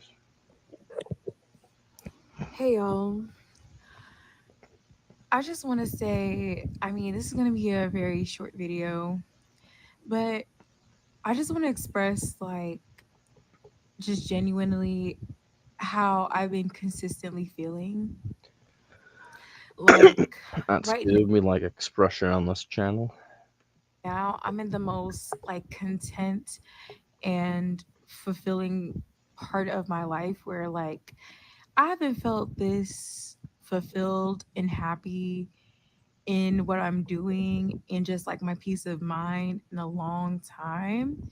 And like it's almost surreal that like I'm kind of in a state where everything is literally okay. Like I've never been this okay in a very long time. And especially just kind of like coming to realizations and understandings of my reality and how I exist in this world and just sort of like my material Very deep. I'm glad you're feeling all right, but the deep, oh, I'm understanding so much now about me and the universe and my place in it. I mean, I know I said, like, you kind of were, like, schizotypical and shit before you got into this video, but, like, please, man, you don't need to, like, get all cosmic fucking hippy dippy shit. Like, you're not even a minute into the video, man. You're already making me want to dunk on you. You're already making me want to dunk on you for being theological and spiritual woo-wah and shit in the antinatalist community. Like, get the fuck out of here with that woo-wah shit. I mean, I appreciate you being an antinatalist, but the woo-wah shit can take that and just like a little paper football, you know, like aiming for the field goal or just fuck aim anywhere but here and just pew that. But you know, thank you for being an antinatalist when it comes down to it. But I'm glad you're feeling all right. Let's continue. manifestations of things. Like I'm really Manifestations of things. okay right now. Like I'm good. But at the same time, the world be worlding. Like the It earth do be be earthing, worlding. society be societying. And like that is just inevitable. Like I cannot escape it. Like as much as I'm at peace and I've been feeling good in life and everything, like I still just see objectively and understand objectively that things are not great. Like, sure, I'm doing all right, but like around me is not okay. And I can't help but still be bothered by that. And I don't know, just in recent times, like I've really just been like, really been okay with the fact that like anytime now, while I'm doing okay, living and everything is good, like anytime now, especially now where I'm like really, I feel like I'm at one of my best times in life. But still, like, given what I understand about how suffering is, about how this world is, about how things work, anytime now, I'd be okay with just not being here anymore. anytime now, I'd be Good. okay with dying because I know the Good acceptance underlings to of have. how this shit works. And I don't mean to have everything go to a depressive state, It's just but realistic. I know how it is to have and to feel like the bottom and be at the pit of bullshit. So it really doesn't matter to me that like I'm good and I'm okay now cuz like anytime now I don't mind this being over because anytime now it probably will be. Like this whole death thing is very inevitable, and while I'm like any day, every day I could be on my high horse like living my best life, it's just like death is inevitable. And I just see like now in my life I feel very objective, like I still find a way to be very joyous and find joy and happiness and just enjoy like whatever I have to have in this life. Like I still find my vibes and like the good shit of it because like look, I can't like wallow and just be upset about things forever. Like while I'm here, might as well make it a satire, make this a tragic comedy and not really feel this compelled to every tragic moment cuz although it is a tragedy, like let me make it like I even made a status like there's a fine line between tragedy and comedy. Like it's like you know what I'm saying? Like I could really just be okay with just having a good time while I'm here. I'm here for a good time, not a long time. And anytime now, like I said, it's fine to take me out because I understand what this is about. And this isn't really for me. But while I am here, I'm going to make this an enjoyable experience. I'm not going to feel too bitter about whatever the fuck is happening because how much control do I have of this, anyways? You know what I'm saying? And everything is so absurd and just so weird that like I find myself after a while like it's so difficult to be angry for so long that like I'm just like whatever, fuck it. Like it's okay. Like it's fine. Like I know in the reality the objective truth is like depressing and it's tragic and it's upsetting. But like personally, I'm so unusually just happy and just uplifted that it's like whatever. And because I do understand both sides, like I could really just be dying and I am like actively dying, like I'm getting closer to my death as as the days progress. It's just like it's whatever at this point. Like what can I really do? I'm not going to solve all the world's problems. I mean, yeah, but I don't know. Being just whatever about things isn't very motivating to do things. I mean, I don't know what you're doing. Maybe you're far more active than you seem. You don't really upload very often, but maybe you're really active if you're antinatalism. I doubt it. Highly doubt it. But if you are, then, hey, I'm wrong.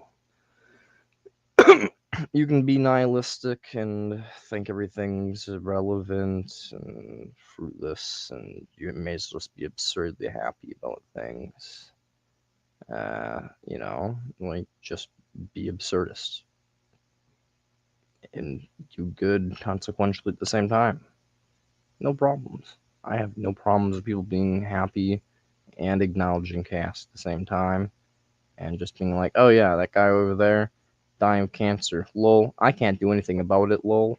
I'm feeling great. Ha ha ha ha ha. You know, I have no problem with that. In fact, it's probably a good thing that you're not suffering. But it's not very fucking motivating to, try to be like, oh shit, maybe I should try to do something to stop people from dying of cancer. Maybe I should try to go out there and prevent people from coming into the world so they don't get cancer like that, dude. My point being that, like, being a blissful woo-wah and just like, just everything is inevitable and just is what it is and I can't do anything about it. It's not very motivating for the fact that you are technically consequentially causing actions in the universe that can affect the future in a way, positive or negative way. And it's just kind of like, yeah, you do have a responsibility to prevent pain. So it's kind of just like, it's a little bit it's a little bit more. It's a little bit more nuanced than just be like, you can't do much, just be absurd and enjoy life. No, it's like, yeah, if you want to enjoy life, go where I have no problems with that. But you still have to know your fucking place as a moral agent and do responsibility and like kind of clean up fucking messes where you can. Since if you're not doing that, I kind of have a little bit of issue with your happiness. Like if you're just sitting here all blissful while everything is burning around you, I'm gonna want you to suffer a little bit so that you fucking understand the value of people's pain. So that you want their pain to stop just as much as you want your pain to stop. You're like, oh shit, this really fucking sucks. Wait, it probably sucks really a lot for them too. Huh. But if you're going through this little happy-go-lucky period where it's just really not motivating you to do much of anything, and you're just like, I know it is what it is. Yeah, I'm gonna have problems with your numbness, with your blissful happiness, your tuning outness of everything. It becomes problematic where it demotivates you from having a responsibility. So, I don't know. I can only live for myself. All of this shit is corrupt. I have to adhere. I can only live for myself. Well, okay, what do you live for then? What do you live for? Genuinely. What's the point of all this? You just said all of it's useless, basically. You said it's fruitless cosmically. We're just trucking along. So what are you living for? You know you suffer. You know that good times don't last. They inevitably collapse. And at some point there will be no climbing up again. Your hopes and dreams, your body will become a fucking catalyst of decay. There will be no climbing. So why? Why do you keep going? I keep going because I think there's a moral responsibility to prevent suffering where it can be done. You're just a logical conundrum because you want to prevent your own suffering. You, I'm sure, acknowledge that you're not being deprived of things, just as like you're not being deprived of the 70s because you weren't born in the 70s. And you're not the same person you were 10 years ago, you won't be the same person you are in the future. So it's not really you you're depriving a future of, it's a new being. A completely new being. So if you just stop existing now, you're not depriving anybody of anything. Wow. So I ask you, why do you live? You just said, I live for myself. Well, if you're living for yourself, you're really doing a really fucking poor job of helping yourself, man. Because you're just basically just perpetually inflicting suffering on slight new versions of yourself just over and over. It's not very anti-natalist of you either. You're just inflicting suffering on new version like 2.0 that clones you yourself, like 2.1, 2.3, whatever. So it's not very anti-natalistic to just continue living for no very good valid reason if you're like a nihilist. One. Two, you really don't seem to have much of a basis to live. So if you're this pessimistic about things, it's just like, I guess it's like you're so pessimistic and nihilistic. You're like, oh, it doesn't matter if I suffer or not, man. I just do what I do. But like, that's denying direct experience, which I think is also idiotic. So it's just kind of like, you're a conundrum, man. You're a conundrum. What the fuck? Live for myself. Well, okay, now this makes me want to watch a promortalism video after this just to explain how living for yourself is a bullshit fucking thing. Because if you really want to benefit yourself the maximum, you would kill yourself. Truly. Like, there really is far more pain in life than pleasure. And even if there wasn't, it's really just not that worth it. Like the intensity of the pain, when it comes to the nature of pleasure, what pleasure really is essentially just fulfilling an artificial need. You have like happiness, like say like happiness of being a friend. Well, why you feel happy with your friends? Well, billions of years of programming making you feel the need to be socialized. Well, so basically, if you were just like I don't know, what's some intelligent species that doesn't need socialization, that's rather asocial, lone wolf style, they're not pro-social species, you would be just as content or happy or blissful being by yourself. So it's a need that's created in order for you to have the pleasure of socializing. So all these happiness things, all this joy, all this woo-wah nonsense. It's just like you're living for artificial needs. The pain's quite visceral and real, but the pleasure is just an artificial thing. It's a fire that you've created to put out. Life is going to throw plenty of bullshit at you, and you're just creating little artificial fires to put out and clap for yourself. So it's just like, no. Even from a selfish perspective, life is just a fruitless effort of just constantly putting out to just get nothing in return. So why are you living for yourself? Because living for yourself doesn't make sense. Dying for yourself makes sense. Doesn't make. I mean, I say I'm a negative utilitarian, so I don't care about myself really much. I live for the whole. But I mean, if you only care about yourself, why are you living? It doesn't make sense to me. I mean, it makes sense from evolutionary biology's perspective that you're going to have all these forces driving you. But if you want to think of yourself as an intelligent creature, why are you alive? Here to the bullshit, and it is what it is. There's only so much I can really legitimately do.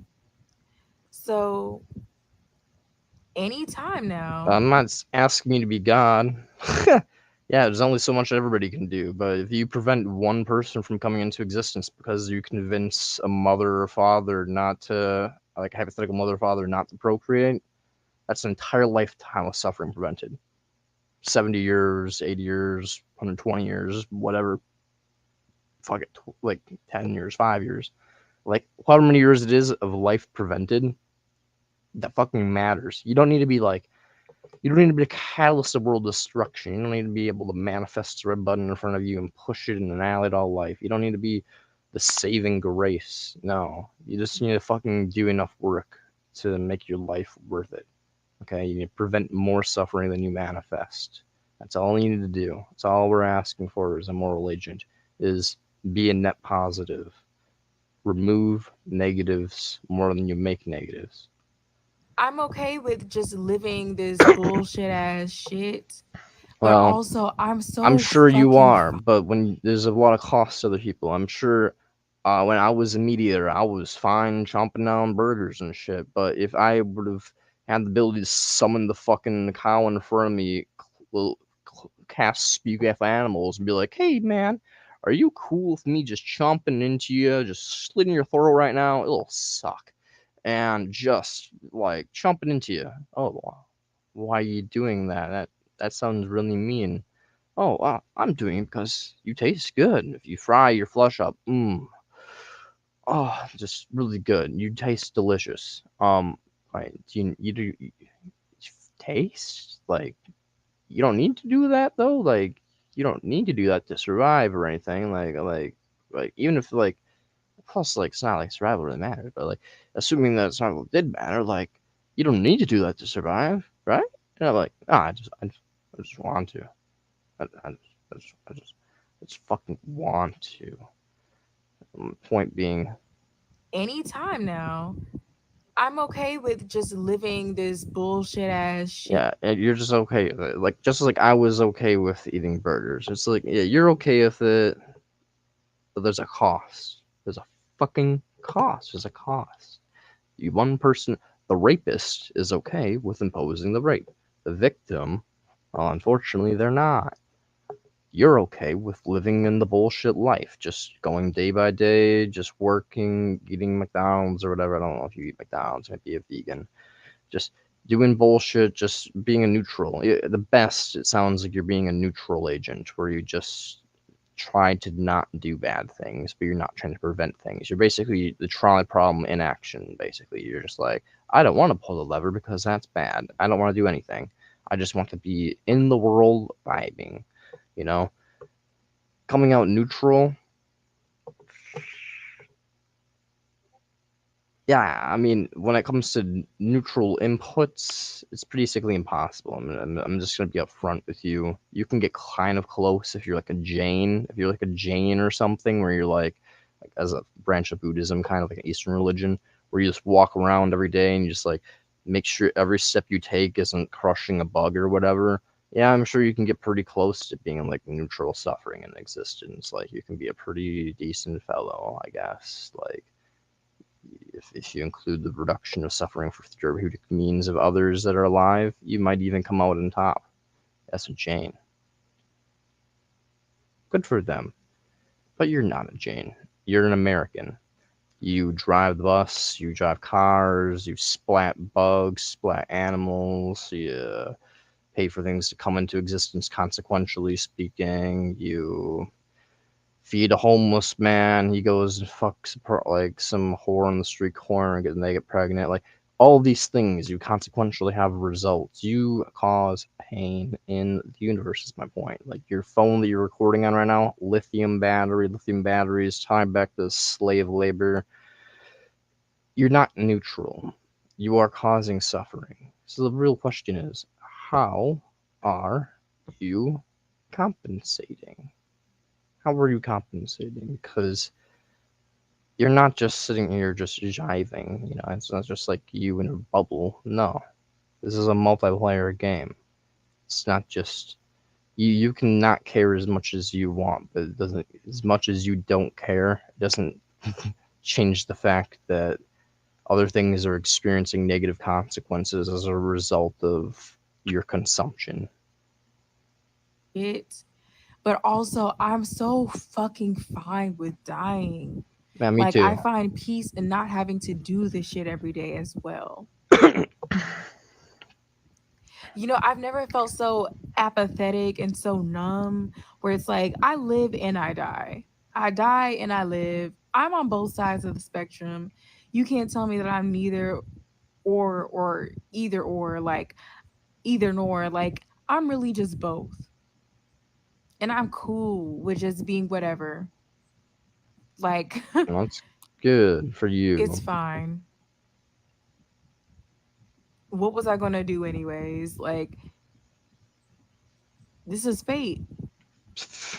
I'm So I don't a know. I determinist just been also, thinking about lady, things deep. but Well, not I deeply. I don't mean, believe in fate per se. I believe the atoms have been set in motion. That the fact that I move my hands to the left here, Big Bang. Basically, if you could simulate things perfectly, you would be able to like. There could be a guy in the next room across from me with a little computer going like, he's gonna move his hands to the left in 3, 2, 1, and I'm like, check the security camera. I'm going whoop like that, and it's like, oh wow, he did it. You know, like I don't doubt that. The universe is determined. But fate is in like some like cosmic woo shit, like everything's been fated. There's no reason for me to try to stop a person from being born because it's like if I convince Marianne to not have a child, suddenly fate will just whoop over and she's gonna get a rapist will swoop over and she'll get pregnant anyways or something. No, that's not how the fucking universe works. There are consequential results of physical actions that have been taking place since the beginning of time. Yes, my hand going from the left here is determined because my hand was in a position over here and muscles from my arm constricted and allowed it to go and pass this way. There are physical results of things that are going in chain events. It's not just because like, oh, fate determined it, and so therefore by the laws of the universe, it's going to be my arm will always be here at exactly this point. Even if I was in New York an hour ago, I would somehow be determined by fate to end up right here. No, if I was in New York an hour ago, I would be somewhere an hour away from New York or in New York still. My point being that fate's bullshit. You can have physical interactions in the universe that have consequences. You having a knife in your hand and stabbing someone will hurt them. It will cause pain. And that's a consequence. Now, it's not fate that you stab someone. It's a determined action of physical consequences of you deciding with your the neurons firing in your brain But you have no control over your psychology, I admit that. That's not fate. That's just genetics that you can't control. Genetic determinism. Now, still determinism is just genetic determinism. Now, all I'm saying is that being like everything's fated, that's not a spiritual woo-wah excuse to not do anything. That doesn't mean that your consequences don't exist. That experience doesn't still have value. The pain still doesn't suck. That even if you're popped on the string, if someone jammed little rods into your arms or put a little neurochip in your brain that puppeted your body, or if like have you seen The Last of Us, the cordyceps fungus? If the cordyceps fungus like takes over your body and you're ripping apart your friends and you're still consciously aware the whole time, just because you can't pilot yourself doesn't mean things don't fucking suck ass, okay? That's my metaphor. Like, things can suck fucking ass. Things can be blissful, even if you're not in control. Even if you didn't set the die rolling, things can still be fun or sucky. So, my point being here that your fate, if you want to call it fate, determinism, if you want to call it like determinism, which is I prefer because it's what it is. It's not fate. But if you want to call it fate, if your fate doesn't just change the fact that your body has determined consequences in the universe that cause pain or pleasure or comfort for other beings, and that fucking matters. So stop just sitting here like, oh, I can do whatever the hell I want because fate. No, fuck you. Fuck you. It's like an excuse of some. Like imagine if you got raped. Imagine if you or your best friend, lover, parent, daughter, whatever, got raped, and in court the fucking rapist went, "It's fate. I'm sorry, man. Like I couldn't help it. It was fate." No, we are intelligent beings that can understand that our atoms have effects in other atoms, and it has effects specifically in negative ways on atoms that have assigned consciousness with brains, neurons. There are things that matter in the universe. It's like, what the Yeah, I guess fuck I is have wrong with always these been thinking people? about things deeply, but just in recent times where like I'm really feeling okay. And even I'm in my glad. most okay and like my best state of mind, I'm still like, yeah, but if death showed up, like it was like, bitch, it's time to go, I'd be like, yeah, fuck it. I'm okay. I don't want to be here anymore. Like, I don't really care to really, really be here.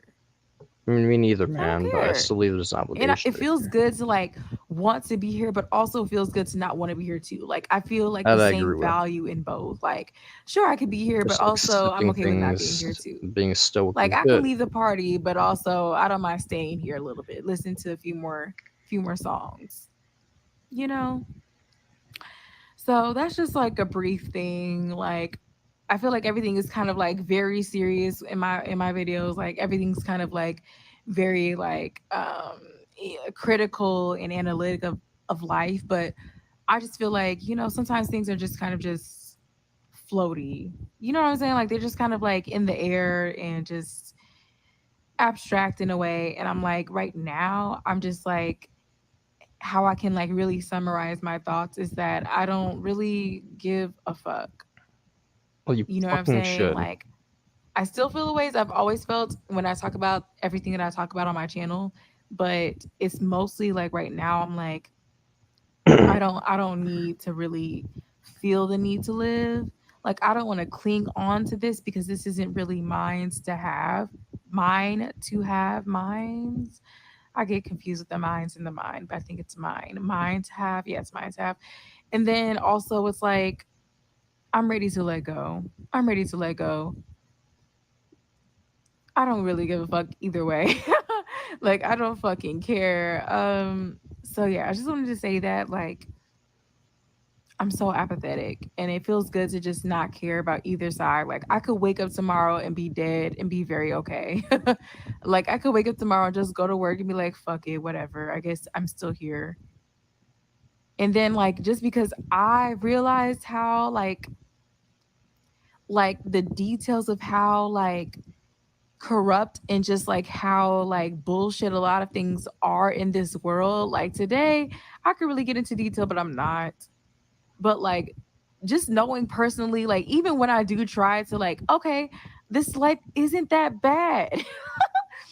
Things really be showing up like fuck this bullshit. Like why really invest your time and energy in this bullshit? Like this shit was not going to really fucking please you. Like let this shit go. Like I should have known. I be really trying to be optimistic and then I'm like, oh right, sit your ass down. You really got your energy up for nothing. So I don't know, like when I'm really like at my highest level of like being feeling like satisfied and gratified with life, it still humbles me. And I'm like, oh yeah, I forgot. This shit ain't really sweet like No, that. that's because you don't believe in objective value. You're like a nihilist of sorts. I mean, of course you don't. Of course life fucking tanks you, man. I'm a pessimist. I'm a realist, whatever, pessimist. Doesn't really matter what terminology you fucking call it. Basically, I look at things as they are. Pain is present in all of our lives, always will be. Every single moment of bliss or joy is just a fucking need being fulfilled that will be very temporary, and once it vanishes again, will be replaced by another form of pain and another need. There's no reason to be optimistic, there's no reason to be hopeful. There's no reason to look at the bright side of things. To do that is to just set yourself up for disappointment. So yeah, I mean, if you're like you and you're all like, oh, there's all these bright days. Yeah, of course, if you're looking at all these days as being bright, then you're gonna have your days where you get fucking tanked to the bottom. And it really hurts and it feels as though nothing matters. No, things fucking matter. You're just roller coastering around. Once you level out a little bit and you get like take a step back, you can kind of look at life a little more objective and be like, yeah, man. Every time I feel good, that's good for me, I guess, but it's not really good for anything. I mean, it's cool. I suppose I like feeling good. It's not really feeling any function or need that wasn't there before the need was created. Like it's just creating a neutral. Like once you know these things, you start to realize that like, yeah, there's a problem here. There's an objective problem here. And I think I know where the problem lies. It lies when I'm feeling not too good, when there's pain emotionally, physically, whatever. When I'm not feeling good, something is fucked in the universe. Not just for me, but like when other people feel not good also, it's something fucked in the universe.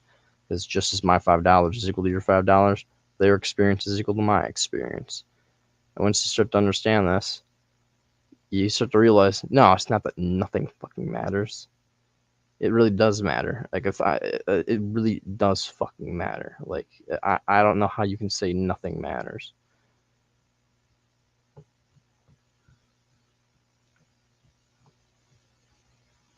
Like I don't know, man. The fact that people genuinely can just like I don't know, like these people can genuinely just say like nothing matters. Like it's insane. It's bloody insane. Like if you love anybody in the world, do you care for anybody? Do you care for yourself?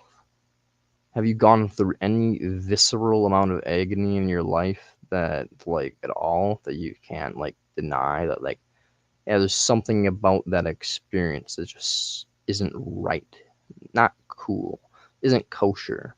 You've had some experience in life that is very positive or whatever, that you're like, that is closer to what it should be, Something like that. I don't fucking know. Some type of comparison of contrast in your life where you're like, oh yeah, that is closer to what things should be, and this is very fucked. Any of that? Come on, like, you cannot say that nothing matters. It's just atoms bouncing around. It's all out of control. That there's things are corrupt, therefore it just doesn't matter.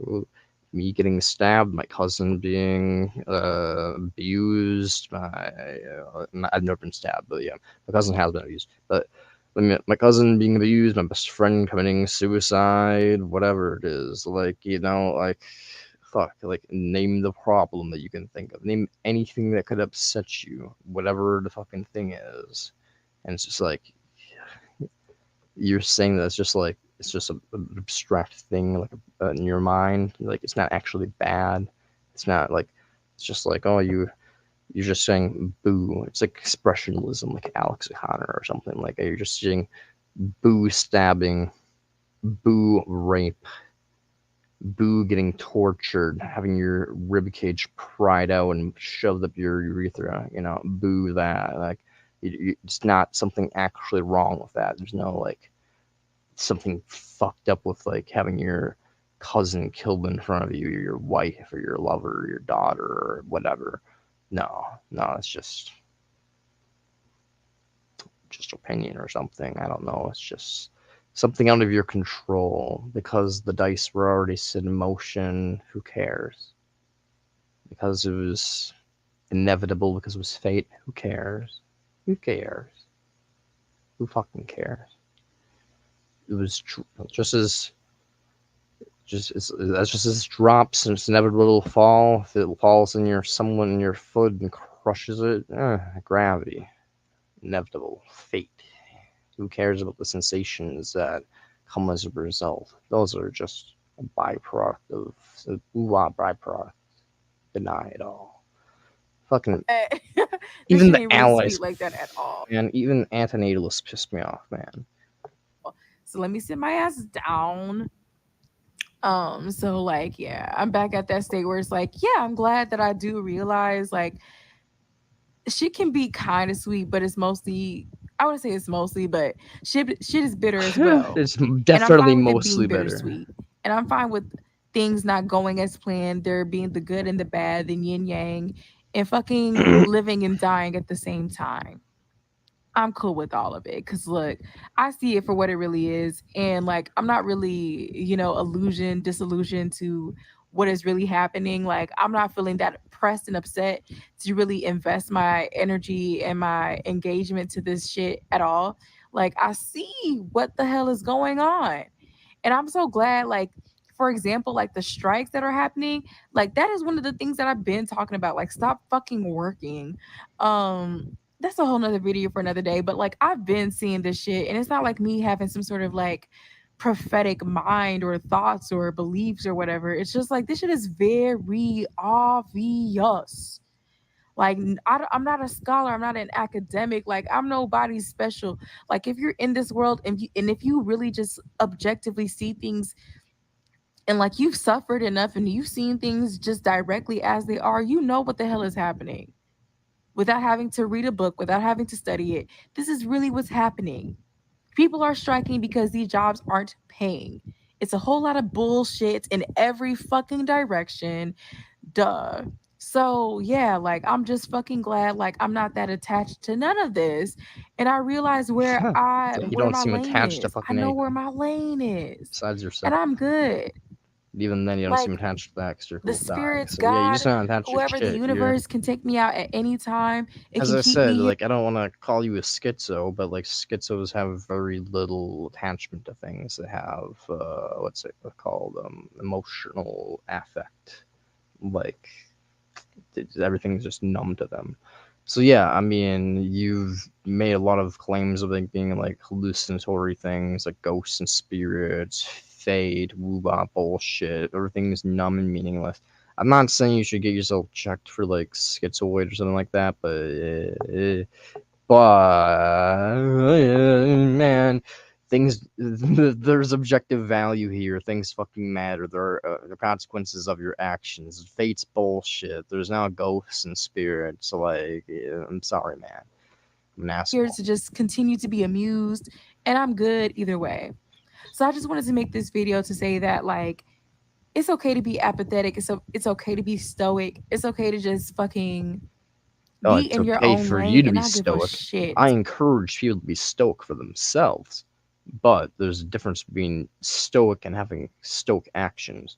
A stoic action is like a person's dying in front of you, not dying, I guess, like a person's being tortured in front of you, and you're just like, the universe, everything's inevitable. I should just be relaxed. That's bullshit. You should try to stop the fucking torture. Now being like, oh shit, this guy is being tortured in front of me. I need to get this done really fast. I need to help him. And not panicking, now that's good.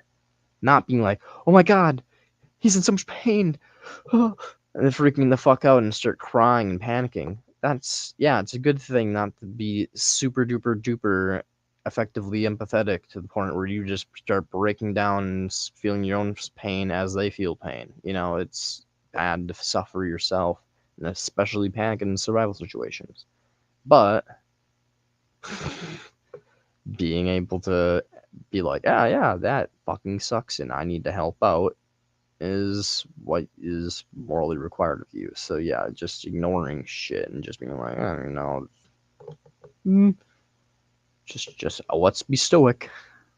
Fuck you. Like, why sit here and invest to really adhere to fucking standards and, like, I don't know, concepts of Standards. Is it standard to do? Is just standard not to rape just not rape someone? Is it a standard to help someone who's being raped? Are these just standards?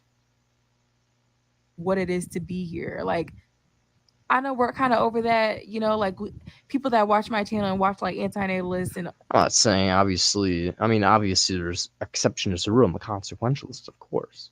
Like, but there are standards. Like, you should prevent unnecessary suffering. You should. It's a fucking not just a standard. It's a fucking rule of logic. Like, just as you shouldn't suffer unnecessarily, no one else should suffer unnecessarily. It's a fucking makes sense. It's just I genuinely.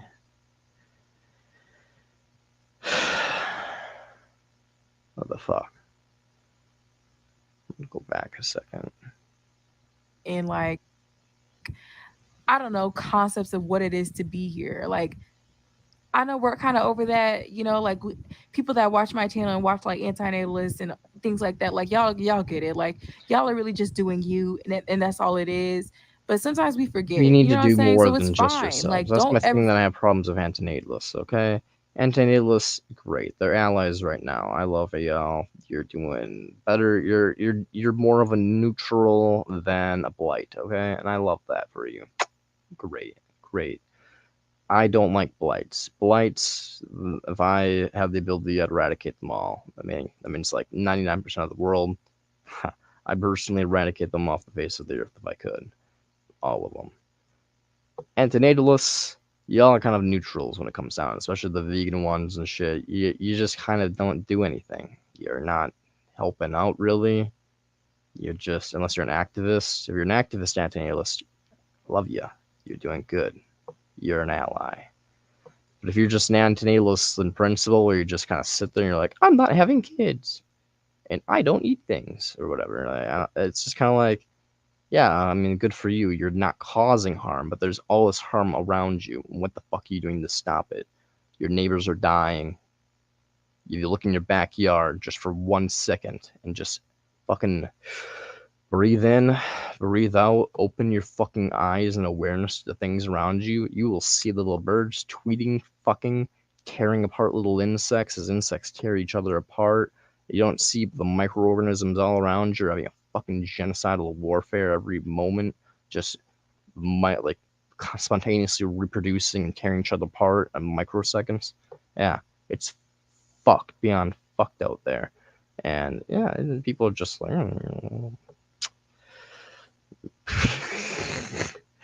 yeah, just tune out.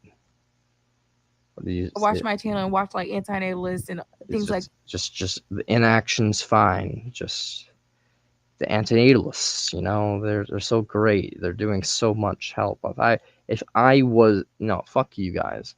Like, when it comes down to it, you're better than the blights, but like, come on.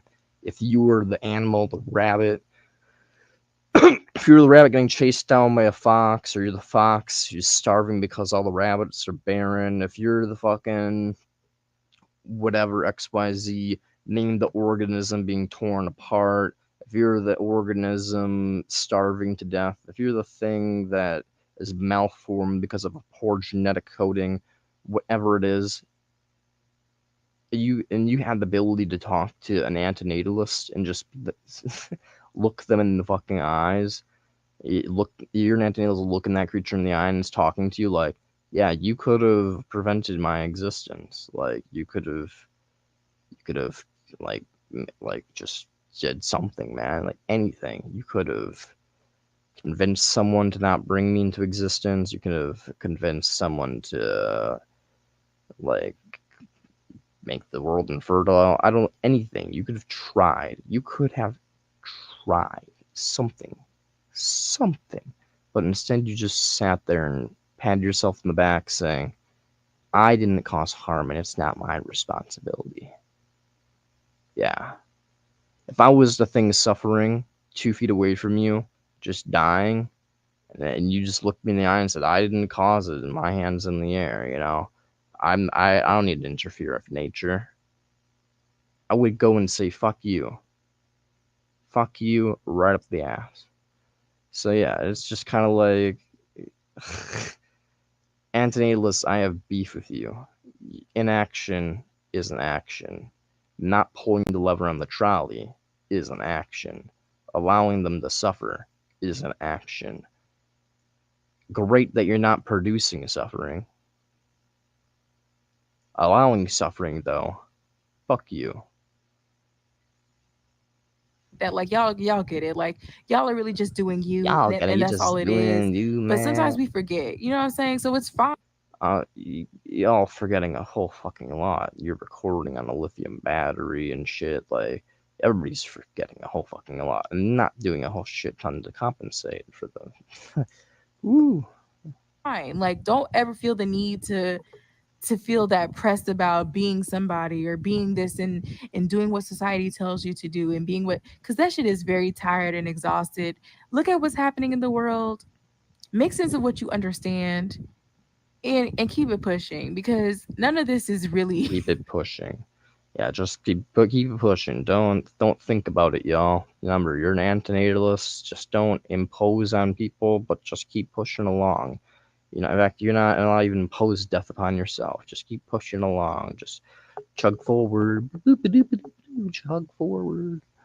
none Don't of this is think. really real, None of it's real. and it's fine to let None of go. it's You know what I'm real. saying? It's My best friend getting sexually assaulted by her cousin, gaslit by her family, her whole life, betrayed by her boyfriends, and fucking downing a bunch of pills after failed hanging attempts. It's just atoms bouncing around, the universe hallucinating itself, so to speak. Really, really, if I close my eyes and think hard enough, maybe I'll be able to undo that. Nope. I'm sorry. fine to I'm just pretty sure that this is reality. I'm pretty sure. Last time I checked, my best fucking friend is a corpse in the ground. But yeah. If you want to believe this is a little hallucination, fuck you. Go for it. You goddamn schizos. I fucking hate the world, man. just make sense the best way you know how, because none of this really be making any type of fucking sense. Oh yeah. So yeah, It doesn't make sense that's if you're a religious cuckoo. But the instant you start looking at the fact that one little fucking microorganism popped out of a fucking thermal vent for no reason, spontaneously divided. And when it divided again. And when it divided again. And then all of a sudden, these things that started dividing started just kind of ripping into each other, stealing its star energy, so to speak. And as it did so, it allowed it to survive and pass on its genes more efficiently. And so it did so. But as random photons from stars and random like chemicals in the water and environment or whatever changed its genes or just inefficient copying mechanisms or whatever caused it to split a little bit differently, a new creature was formed. Wow. So majestic. A new life form, just a little bit different, just a wee bit. And you do that for billions and billions of years.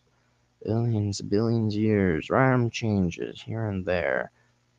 surviving for, the environment selected for, not really selected for, but like in a way selected for, like the environment doesn't look like, yes, this, but like if there's like a sharp thing and you have the abilities to avoid sharp things, you've been selected for by a chance, you know, basically. So it's just like billions of years of random chance of random mutation selected for by the environment, aka your Earth or your segment of Earth, and here we are.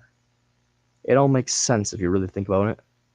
It's death, destruction, bleeding, the need to steal things, the it's just the the in-group out-group mechanisms. Yeah, it all makes sense once you look at it from an evolutionary standpoint. It's not beautiful, sister.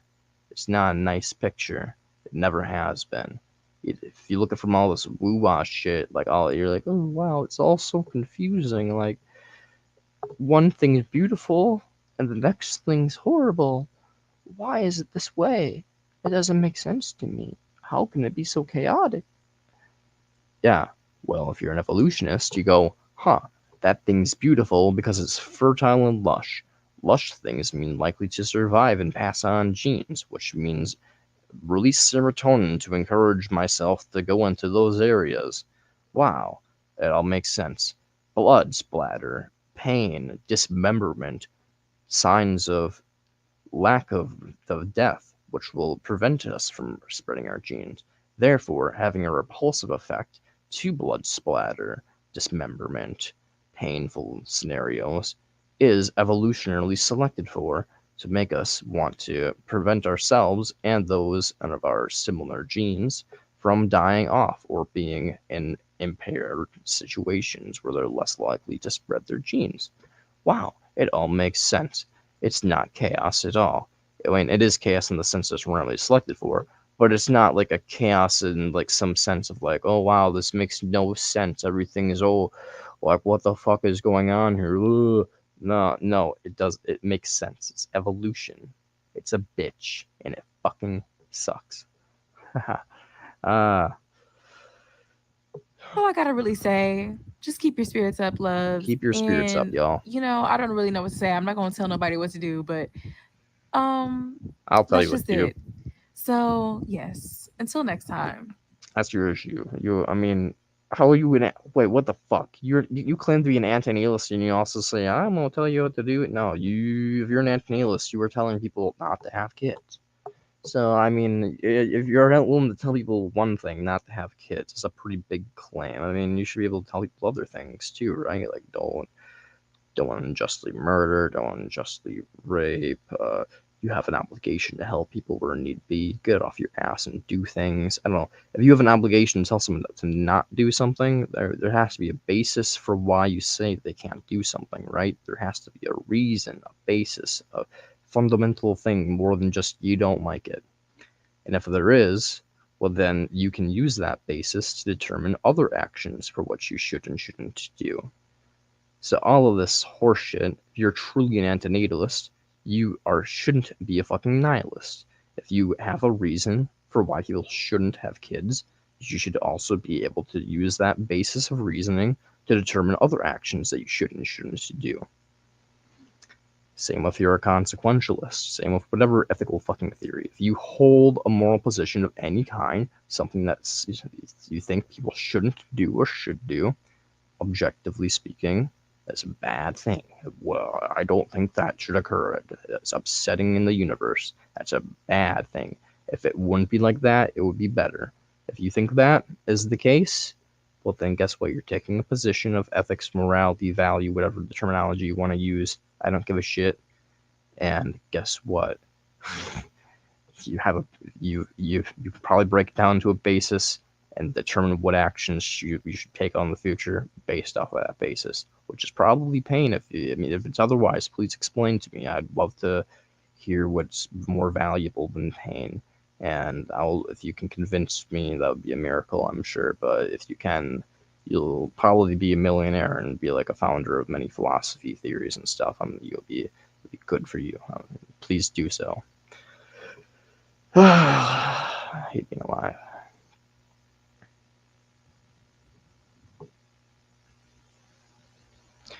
Anyways, more rage at the end community.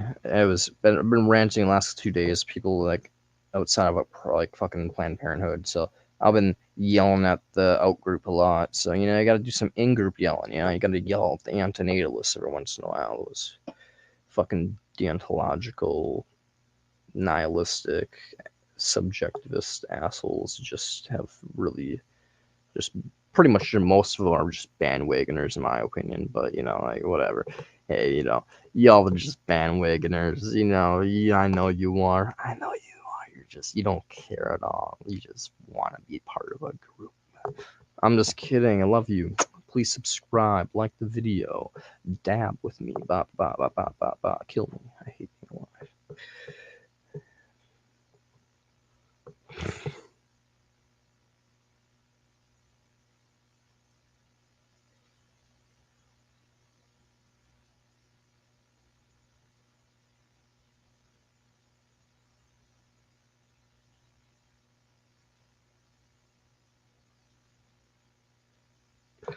But yeah, another day in paradise. There hasn't been a comment in like 20 minutes. I've just been going on a rant for 20 minutes in like the silent void of darkness. As do be.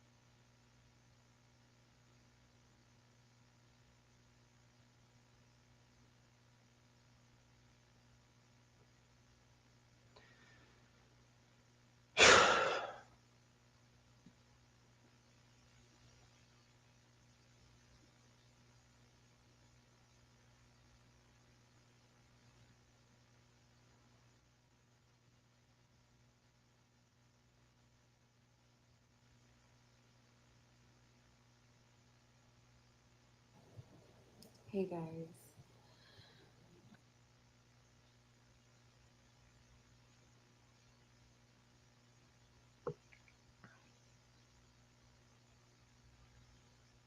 It's an interesting concept. 4 billion years, 2 billion active years of evolution. Interesting characters grew out of it, tyrannosauruses and whatnot, lots of stuff on Earth. But it's a tragedy, a horrible, awful tragedy that all these organisms over all these millions of years have endured all these horrible, awful experiences. Conscious experiences of being dissolved in the stomach of another organism. Just Freddy's nightmare. There's not any difference between a Freddy nightmare movie and the natural world. It's just as bad. The bird's kicked out of the nest because you're number 3 and you're not allowed to be number 3, only 2. So fuck you, kicked in the face, kicked to the curb, and left to be dissolved in something's belly. I reject that. That's a good idea. If that's what you have to make your cake out of, if your little fun cupcake has to be made out of that, it fails to be a good idea. It fails to be a good design. This is no better than you endorsing a sadistic killer of children, somebody who molests and mass murders children, because the predominance of the victims will be little baby lions and little baby zebras and little baby everythings. And they're going to be torn to pieces in all kinds of stages of their maturation. You might as well just imagine a bunch of little 13-year-old girls trapped under gas trucks, burning to death. And that's what you're endorsing for whatever it is you think human beings are doing. It's so fucking spectacular. All the roles are going to be played by the same thing called the consciousness. You're subjecting it to molestation, torture, and death for absolutely no good, rational reason.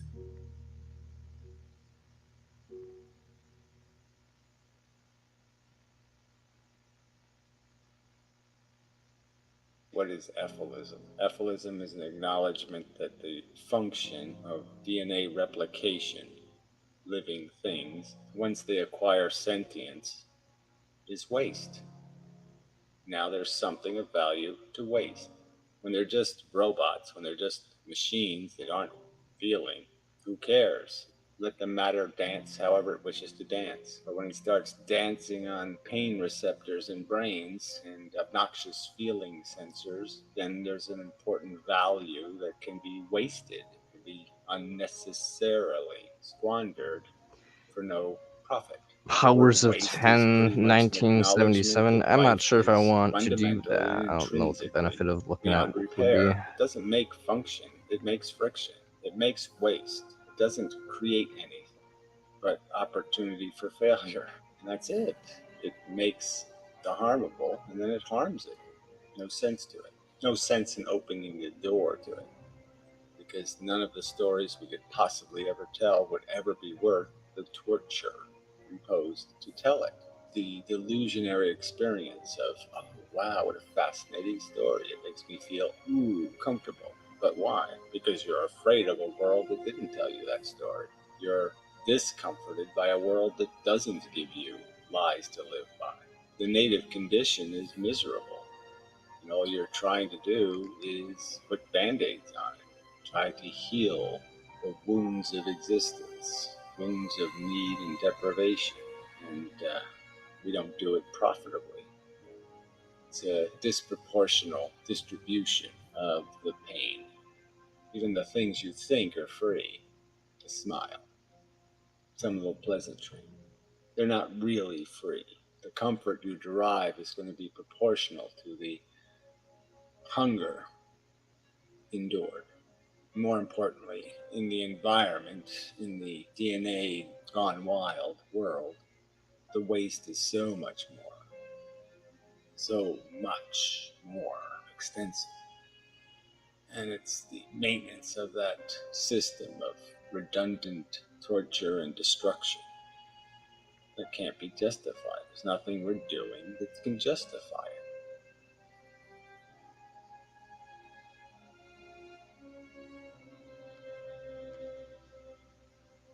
There's nothing in the good that can pay for the imposition of the bad.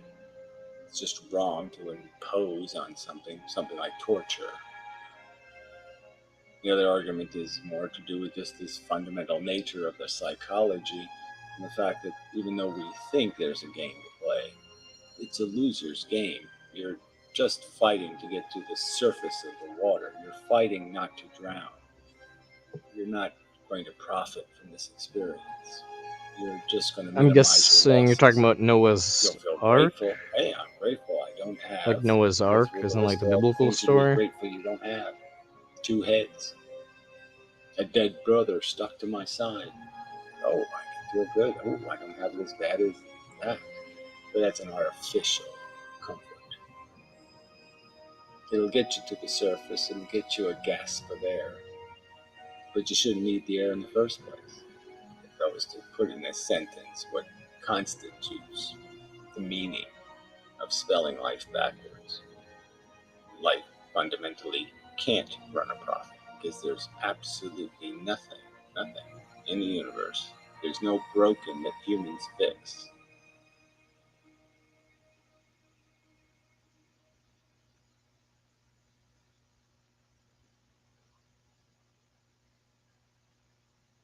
Unintelligent design is going to create huge volumes of waste and sloppiness. There's going to be paint on the walls, food on the floor, however you want to metaphor it, but the retard ain't going to do it right. And there's going to be a mess made. And that's the dilemma of the true atheist, is accepting the fact that he's part of a big waste engine, an engine that has 99 times more friction than function, crude forces in control of precious commodities. That's the real game. So all these little happy-pappy, sing-songy, pink balloon chasing, life is fun atheists are basically not atheists. They obviously think they're accomplishing something as being part of something's finger painting. We should be awestruck at 4 billion years. We should be contemplating the idea of these organisms eating each other. All the wrong ways things could have gone. I mean, the world still could be dominated by dinosaurs. If it wasn't for a stupid meteor impact, there'd be no grace or beauty or dignity or art. It'd be a crude, dirty, ugly, it'd be a bug planet. Okay, that's what it would be. Life isn't all anything. It's a whole pile of shit that happens over years. That's the way we live a life, over a period of years. We know where 99.999% of life has been for the whole history of life on Earth. And it hasn't been contemplating the universe, hasn't been doing any of that crap. Tiny, tiny fraction, 1 grain of sand in a whole beach of time has been spent by human beings in the history of life, doing this high-minded conversation about how joyous and wonderful life is. Life is a reproducing, a replicating piece of DNA. A piece of DNA 4 billion years ago, through some mechanism, was rendered capable of reproducing itself. And that has just continued and continued and continued in all these manifestations for no rhyme or reason, to satisfy no purpose, to accomplish no destiny, to do none of that. It's just an accident of biology, of chemistry, to create what we call biology. If you take the broad picture of history, it's pretty dismal. We really haven't demonstrated much capacity to escape this idea that we're going to solve problems with violence. And that's going to be a real problem as this technology gets better and better, and we have drones and we have robots and we have all this other crap. You know, war is going to get insidiously messy. Conflict is going to get insidiously messy. Even these microbes and things can be incredibly destructive.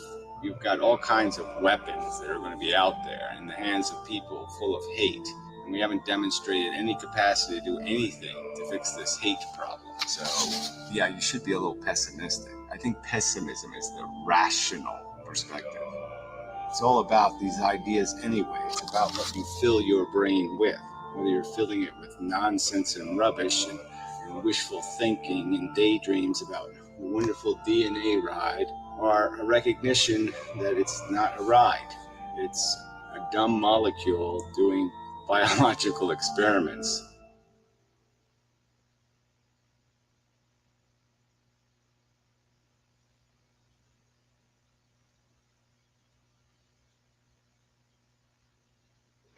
Welcome to the club if you're new. We don't exist for a good reason. Something intelligent didn't design us or initiate us or make us or do any of that shit. We're not fulfilling some intentional goal. Even if we contrive a goal, you can't really imagine what the goal would be. It could be at all sensible. Grow another inch taller, jerk off a zillion times. There's no goal here. It's just a stupid, redundant grinding up of these things that are full of ambition. They go through life, mostly fail, and then die. Rinse, repeat. Doesn't go anywhere. To confuse purpose and meaning is to make a critical error. There's substantial meaning in existence as a consciousness. Every single one of them was meaningful. That's the whole point. This is the value, and it just gets Take care, ground my up, dude. disposed of. Some of these consciousnesses become quite eloquent, beautiful, and they're still just ground up. They're still just disposed of. Wisdom is a beautiful thing. Seeing the truth for the first time. These are all beautiful experiences, but they're also beautiful in the sense of establishing invulnerability to doing it wrong or being stupid or being inefficient. Knowledge and wisdom. These things do make us better at living. So these aren't meaningless things.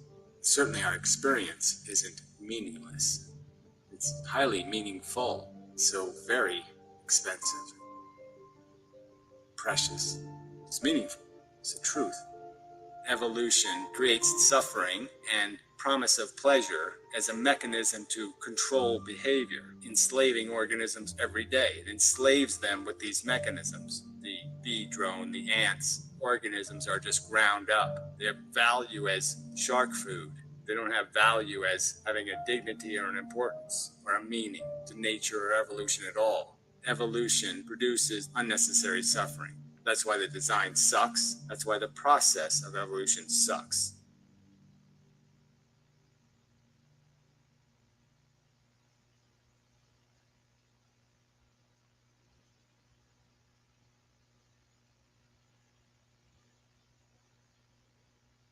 It's a planet of feeding things, programmed feeding things. That's all you are. That's all being is. Consciousness is being wasted floating around on feeding machines. Just glorified bugs. I mean, take away your consciousness. Isolate your consciousness from your body. What is your body? It's an insect without your consciousness. It's a bug. It's a need machine. And it just gobbles crap from the world. All your consciousness right now is being used for is to help you be a better gobbler. And if you are using your brain to actually think about what it is to be a programmed gobbling bug, then you're probably like me saying, oh shit, this is bad. The crazy fucks are running the asylum. The prisoners are running the prison. You're living in just the worst kind of failure as a world. Little recognition that this game is way out of your control. You have no business, because every move you make is dangerous as fuck, to obnoxiously and arrogantly say, I will produce more. I will create more potential for problem. I will make more chaos to make the mess even harder to control. It's just so obnoxious. It's a need game all the way down. That's all this DNA thing does. It makes monsters. It doesn't make great things. It makes feeding machines that compete, usually in ignorance. That's the difference between human monsters and the animal monsters. The animal monster program doesn't include any knowledge. They can't do the realization that they're brutally insensitive. They don't realize that they're insensitive. They don't know what it is. They don't understand that the consciousness exists in the other entities. We have that knowledge, and then these people just wipe it out of their minds. Wipe it out, erase it, censor it out of the truth, so they can pretend there's a game worth playing, just because they're so horny to rationalize an excuse to satisfy just selfish, petty, simple desires.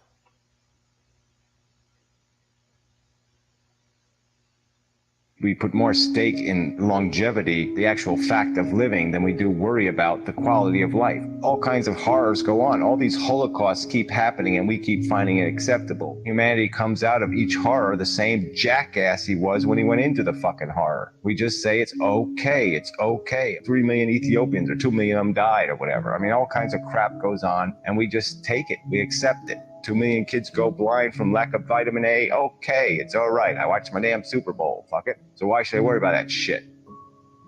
We're living in a world being run by bullshit, chaos, nonsense, and idiocy. That's the thing I'm angry at, because that's what's gonna fucking block hope. There is no fucking hope if people keep being fucking human beings. We've got to knock some of the human being out of them. Just enough for them to grasp enough intelligence to realize that they are a needful animal, and that the needful animal can't be making the goddamn decisions. Their fucking intelligence has to make the decisions. They can't be using their brain as a scheming tool. Intelligence must have some independent integrity from this fucking organism it has to live inside of. That's my fucking point. We have to have a human intelligence that guides humanity, that principles humanity, makes humanity capable of accepting circumstances that aren't always to every individual's self-fucking interest, because that will never fucking work. I embrace all of humanity. I embrace all of the divergency, the sickness, the craziness, the stupidity, the gun nuts. Every little fucking bit of it can still exist, but it has to live in a context where it cannot do damage to others.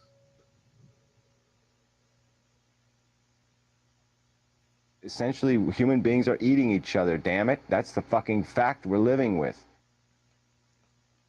It's a physical universe. The physical truths are right in front of you. Anytime you want to go look at it, you can look at it, see what reality is really doing. You can see what's happening in You a can see it in your slaughterhouse, backyard. Just manufactured in fucking your look. head, and understand it. You can know what's happening in nature. You can understand the statistics. Well, if a sea turtle in its lifetime lays 10,000 eggs, and there's only going to be a replacement population, so that means just 2 survive out of 10,000, kill 9,998 children turtles, so we can have 2 little adults. And that's acceptable. Why not? Kids suck. Let's murder them in brutal, horrible ways. Let's peck them to death and disease them to death and have a shark bite their little legs off and all kinds of shit like that. Because we enjoy that. We think that's spectacular good sport. That's all you're doing. You're just being shark massagers, massaging the joint on the great white shark and saying, yeah, go baby, go.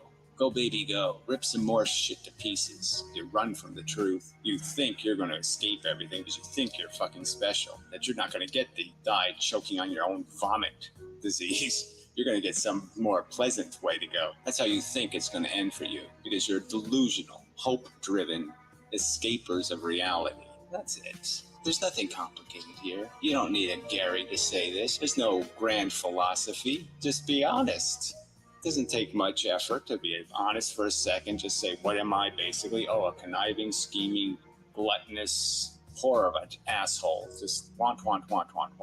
Need. And you can't just admit that and admit that's the only thing that's driving you. It's these silly ambitions, silly glorifications of your status as a human. I am a thinking thing.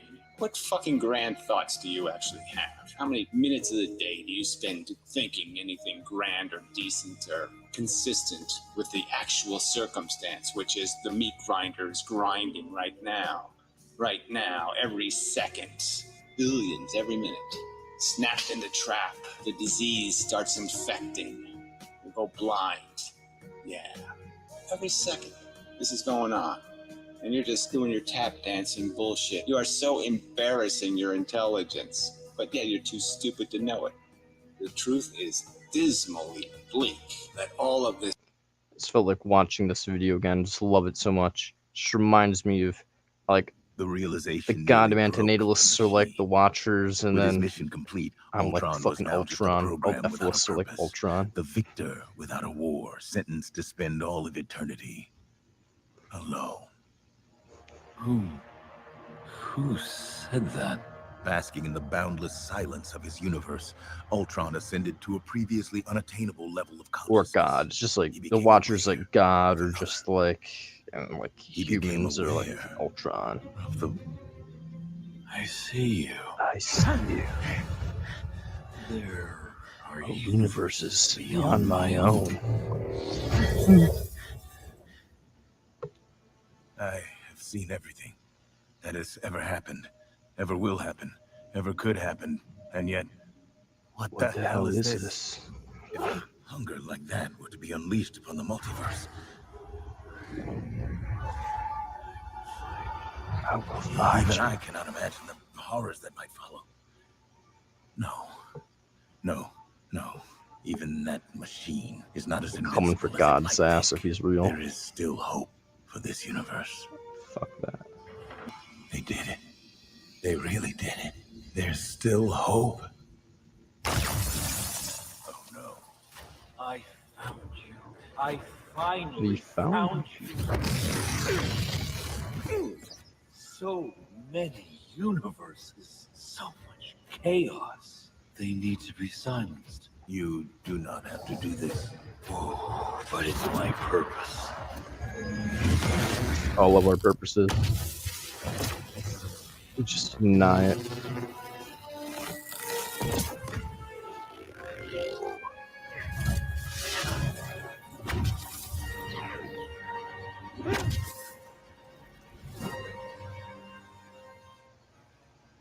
I don't understand.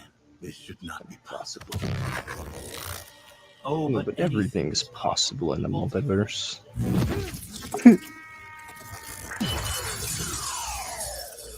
Fucking love that one.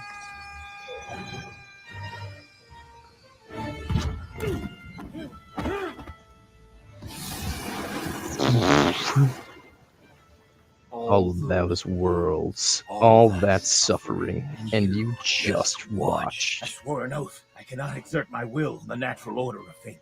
I cannot intervene. I am Natural order of things. I will Bring peace. It is my purpose. Remember, You we are lack moral the agents. will We to are stop the natural order of things.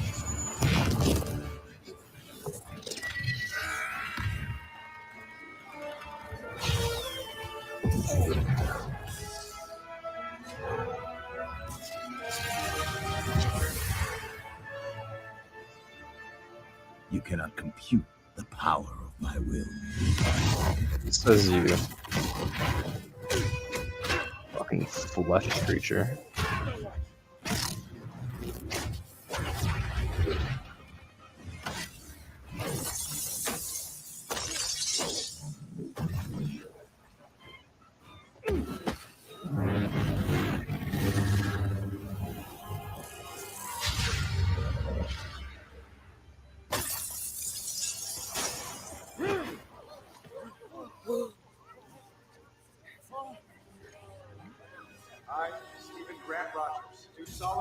The entire multiverse at your fingertips, and you spend all your time up there. Wow, isn't this more fun than just watching? And to be honest, it's a lot less creepy on your part. Just fucking trolling the shit out of him is just destroys entire universes instant.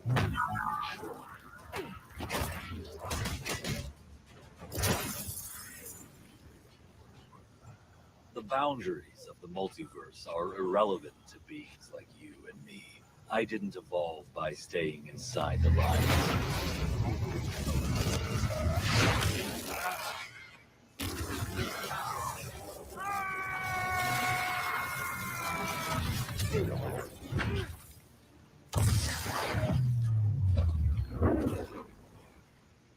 Run. Watch. It doesn't matter. From here, I can see everything. No one can stop me now. Just love that fucking scene so much. Just all that suffering, all those worlds, and you just watched and just beating the shit out of them.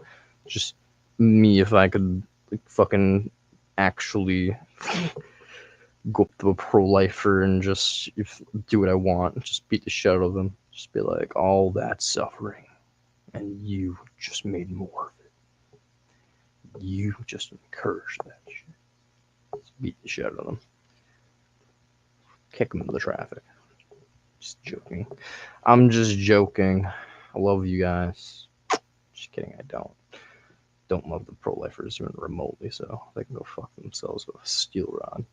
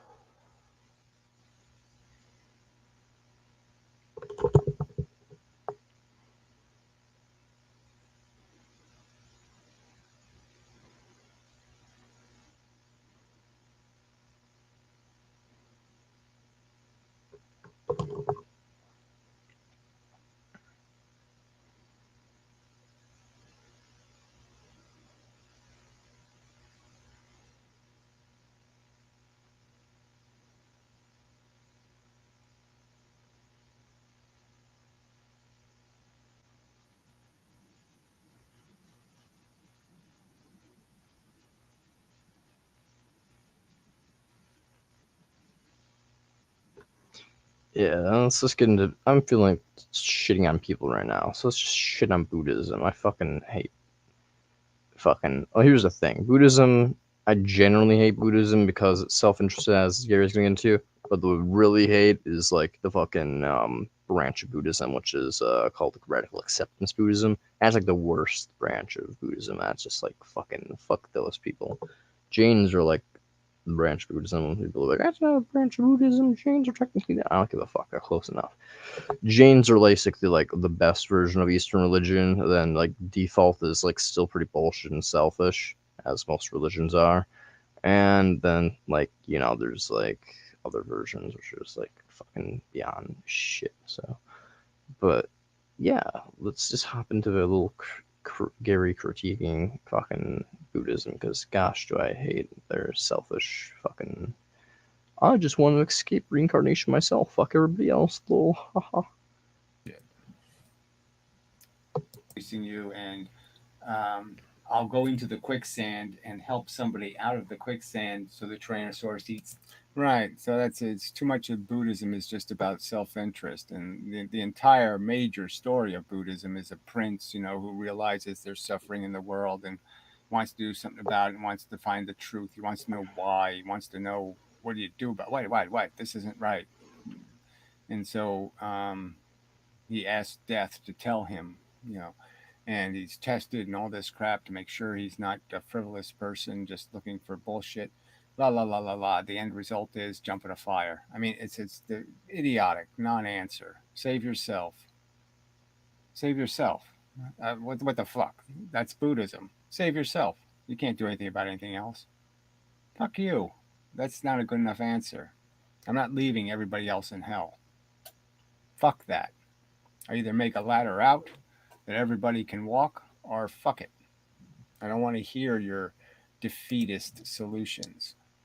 Wherever you see an egg, break it, because nothing good's happening. All right. Well, I'd qualify that by saying make sure it's a newly laid egg. Okay. Not a nearly hatching egg. All right. Yeah, but there's nothing good will come of it. You're just sentencing people to the quicksand. So quit making quicksand babies. Sucks. Yeah, it sure does suck. Yep, it really sucks. Oh, quit laying them in quicksand. I mean, quit pretending you're doing something other than just dooming things to relive a bad life, a life that's too messy, too sloppy, too stupid, too radioactive, too fucking dirty. It's filthy with unnecessary wasted suffering. Well, it sure does suck. Let's not do a damn thing about it. Yeah, sure. What do we have to do anything? What do we have to do with it? Right. So life is suffering. So what? That's Buddhism. So, yep, that's the way it is. Let's just go about our business as if we didn't know it. It's almost like saying life is blue. I mean, it just doesn't mean anything. They just made the word suffering mean nothing. Life is torture. Well, yeah, so what? We're not going to do anything about it. Yeah, the end. All right. So, you actually have a choice. You could watch one video or the other, or you could watch both of them, or you could not watch either one of them because, it is, I have to say, I'm just rephrasing what I have been saying for years and years and years. Just trying to say it in some other way, some better way, I suppose, some quicker way. I don't know. Probably not quicker. You can only go so quick. You still have to take some time. You can make life into a simple equation, but it's still an equation. It still has pieces to it. I mean, evolution, robot, individual, but not significantly an individual. I mean, individuality only means something in terms of how you function. It doesn't have anything to do with your job. We have a collective mission. We don't have a collective capacity to perform the mission. Something like that. All right, so I'll call that a video. Yeah, I think that's enough. I really, okay. So somebody commented, they want me to upload one of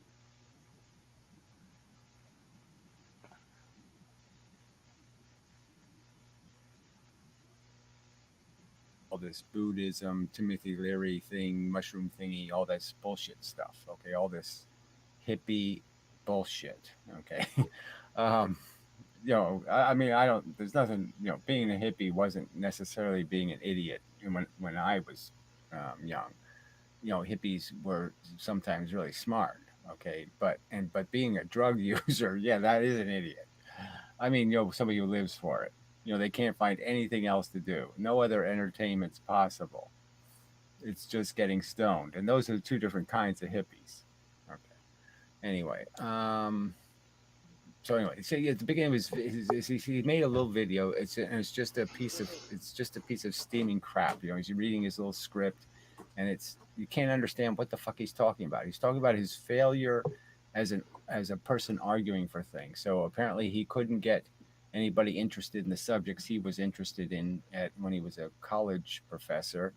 and nobody will publish his crap and blah blah blah. So he's just basically pointing out what a big failure he is as in making arguments, and then he demonstrates why he's a failure at making arguments by making a really crappy, shitty argument where he just made up a bunch of fake facts. Fake fact number one being that I have ever made videos telling people to kill themselves, because I haven't. To do what? Watch porn on a smaller TV screen? Yes, I was just making the joke. He puts a George Carlin joke in here, like one of George Carlin's least funny lines ever. And it's just this idea that people are retarded, okay? And so all we have to celebrate on Earth is how, give the trophies out to the biggest retard. And that's essentially what we do now, right? I mean, look at the richest people in the world, and they're fucking retarded.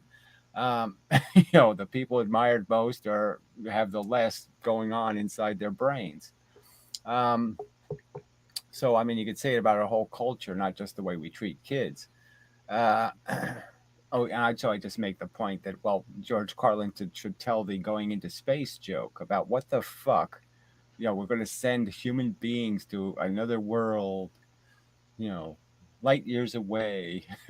What are they going to do? Again, yes. So they're just going to watch porn on a smaller TV. That's all they're going to do in a little box in space. Nothing else is going to take place. Nothing meaningful. Indulgence. But regardless, what does suicide have to do with the subject? So it's just kind of bizarre. I mean, it's life spelled backwards. It doesn't spell it backwards because it's saying somehow try to go backwards or try to give yourself an abortion. The whole point is to prevent it. That's the whole subject, is prevention of this syndrome of being alive. And the easiest way to stop it is not to make it. That's the argument. That's the ideal solution, is to grandfather it out of existence. Just prevent new versions of the disease. Treat the ones afflicted, and then don't make any more victims. That's the philosophy.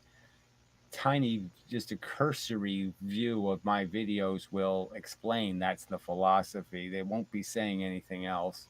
And, this is just such horse shit.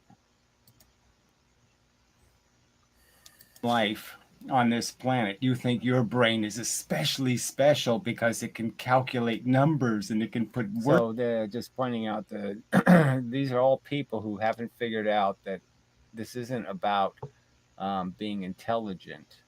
That's not what makes a life a precious thing. What makes it precious is its ability to suffer and to be tortured, and that the animals do that just as well as we do it. Okay, their capacity to have a really bad day is just as substantial as ours, and that's the part that rationality says you should be valuing. You shouldn't be valuing whether or not they can, do multiplication in their head. That's not what makes a human being valuable. Pause. Yeah, no gain, just pain.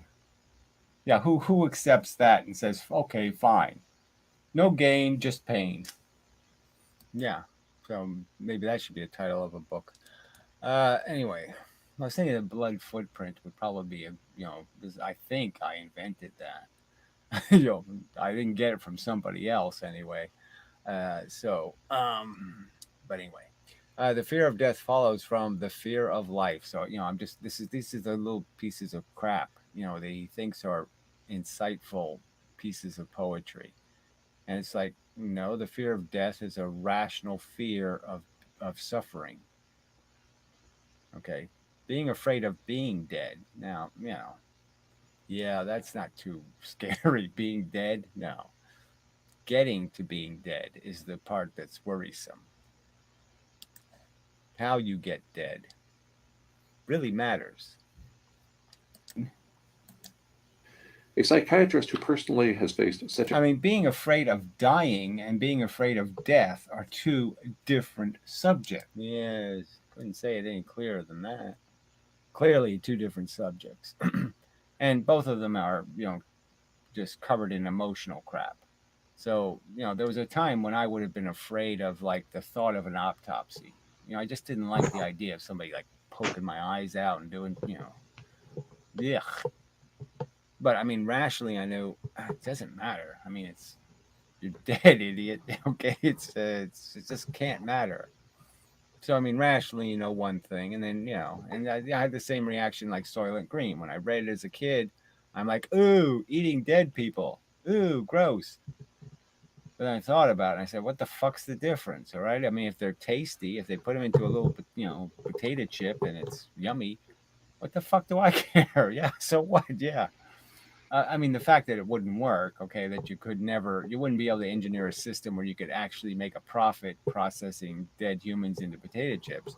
But let's just say, it's like the Matrix, right? Humans would make lousy batteries. So this has a huge plot flaw. But yeah, I realized, oh yeah, I was just emotionally reacting to being, a potato chip or eating a dead person.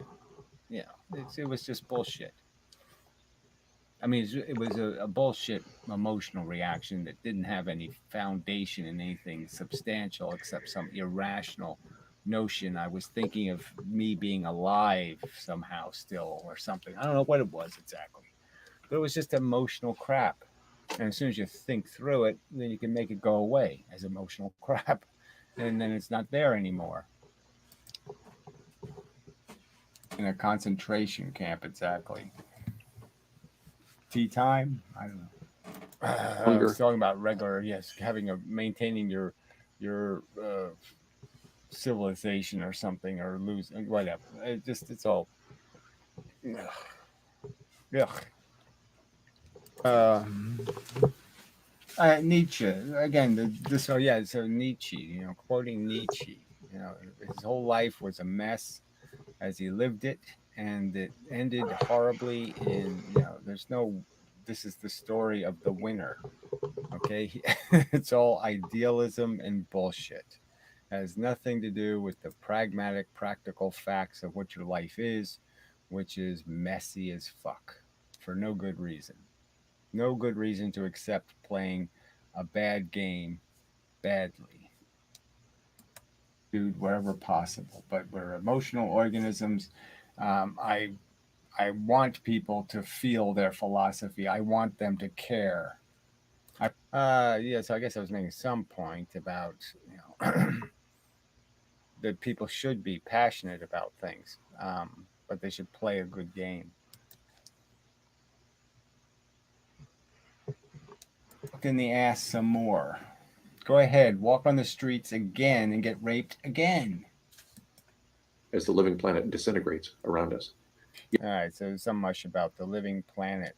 So again, he knows he's not going to, this global warming thing is not going to eradicate life. It's just going to put it back to where it was 300 million years ago, which is covered in living organisms. So this is all bullshit.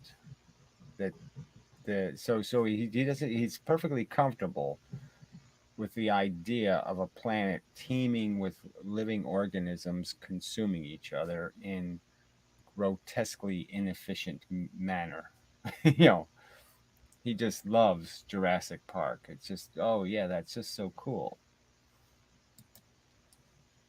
Lay 1,000 eggs and have most of them destroyed in the first 10 days of life or something in some horrible, brutal, awful manner. What the fuck is that?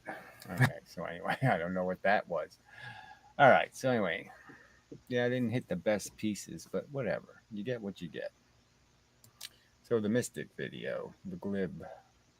So this is just this argument. So the Mystic is, again, just the fact that I'm calling him the Mystic, that he labeled himself this stupid word, is irritating. And it has there's a reality to it in the sense that this is the foundation of his philosophy. And so, in spite of the fact that he has all of this information, he's real well informed, read extensively, not ignorant at all. And yet he's too stupid to figure out that feelings, although they're just electrons and protons moving, are in fact happening to conscious things. And it does happen as an event in the universe. And he just thinks he has decided that the event doesn't mean anything.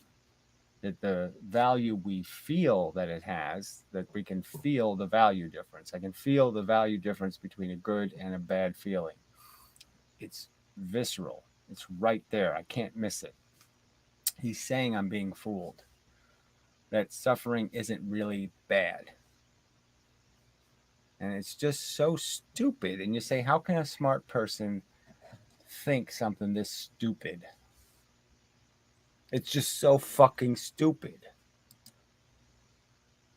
Obvious differences, substantial differences, fundamental differences. And I just can't imagine somebody trying to convince me that it really doesn't matter whether I'm tortured or not tortured. I mean, yeah, but how could another conscious being say to another conscious being, hey, it's just your reaction. There is nothing to act against. There's no difference. Don't pretend there's a difference between torture and pleasure, because there isn't. Because it's just electricity. So because it's just electricity, therefore it can't be making anything real. And so therefore the thing it's making can't be real, therefore there can't be anything called value. It just doesn't matter in any kind of real way. And it's just like, how can you make that argument to me? I'm really feeling it. I'm really experiencing it. I'm telling you, there's no way I'm voting for torture. No. Yeah. All the little, statistics tell you, the cat has 20 kittens. Obviously, the 20 kittens aren't surviving. Yeah. Yeah, so this is the reality of evolution and the process. And again, it's just one people just aren't acknowledging. They're just evading the real subject, which is there's nothing neutral about that process. It's Mengele-esque, cruel, and evil. If I suggested making a machine that did this, you would say the machine is evil.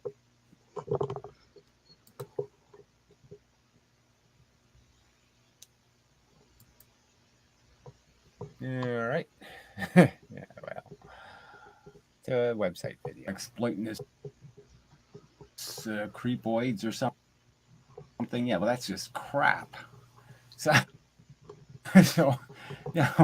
what is there to argue here? So yeah, that's the. All right, so I just don't know exactly what I was saying there. So we'll jump ahead and see if we do better. Feelings matter. That seems to me just plain crazy, because every single moment of my... All right, so there's nothing, I say it over and over again. I'm just saying, how can somebody tell me my conscious judgment, the thing that happens when I have these two feelings and their obvious difference between them, that I'm supposed to say it's just fake? There's nothing real in those feelings. There's no real component. They didn't really happen. They're not really good and bad. But it's obviously good and bad.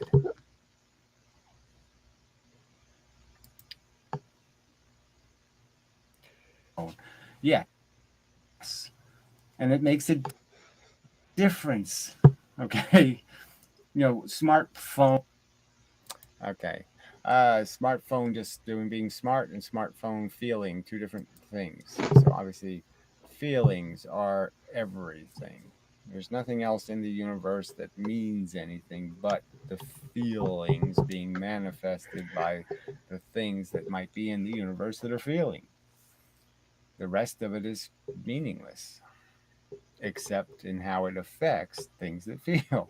The only way anything has any value is in terms of how it affects the overall welfare of whatever is feeling in the universe. If you can't hurt a feeling thing, then the action can't be bad. The hedge trimmer even, and this biological organism. So he's basically just saying that, yes, we're just hedge trimmers. We just have functions, the functions, blah, blah, blah, who cares? The end. We're just hedge trimmers.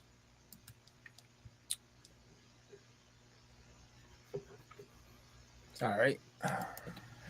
I've only made the simple argument. I'm not a fucking hedge. Yes, I'm not a hedge trimmer. I'm not a paramecium.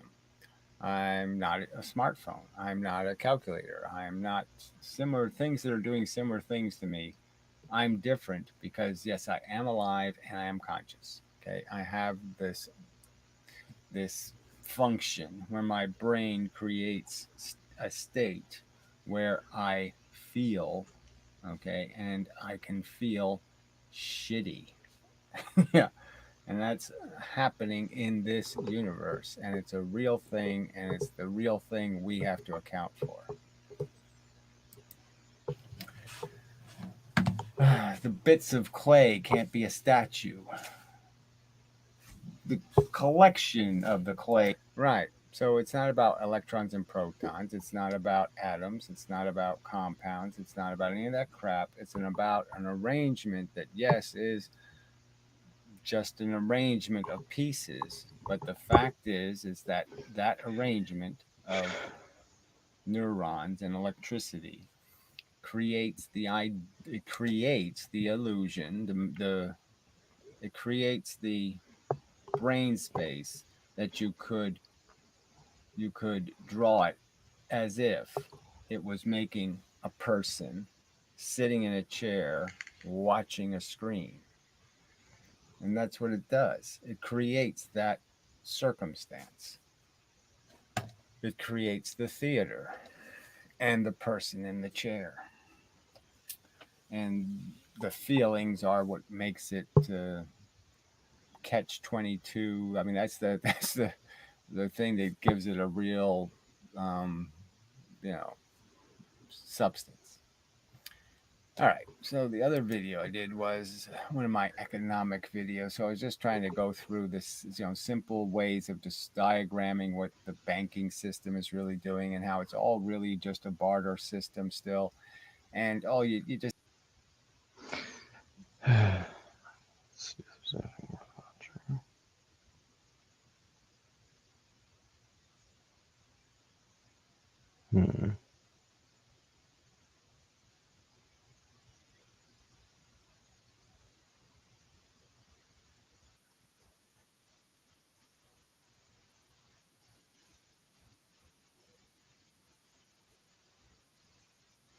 It's a philosophy.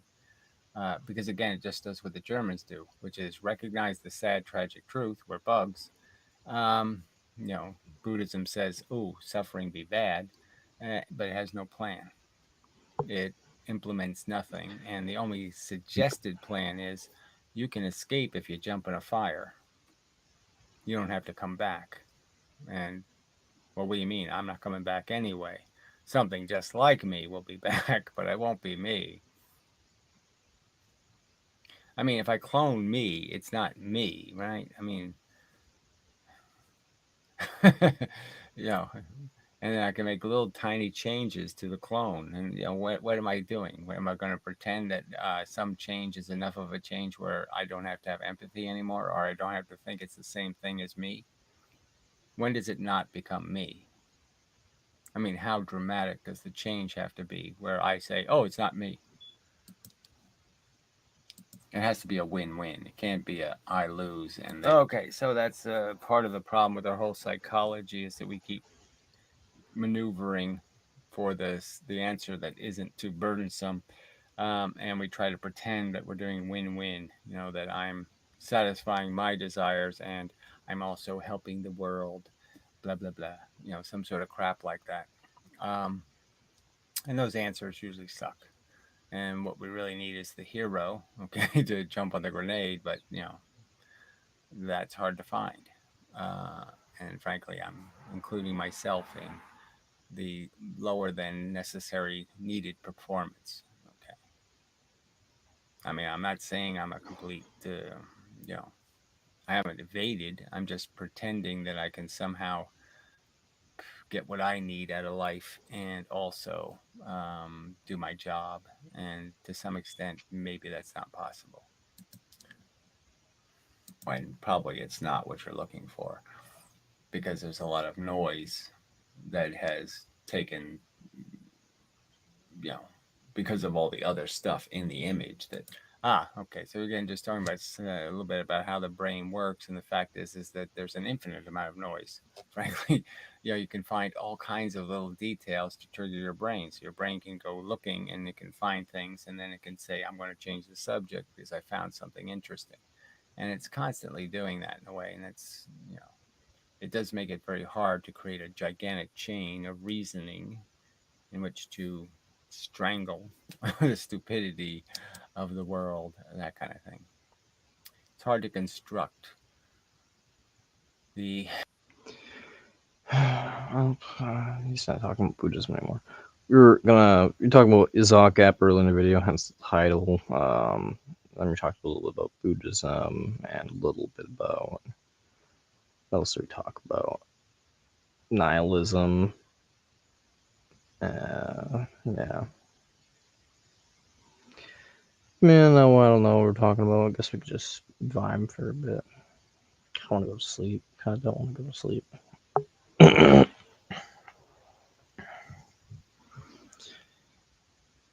Kinda do, kinda do.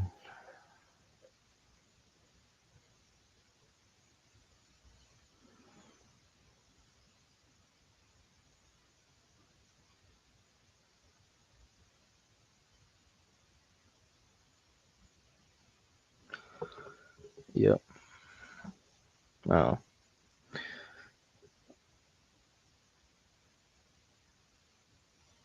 Just put the banner up.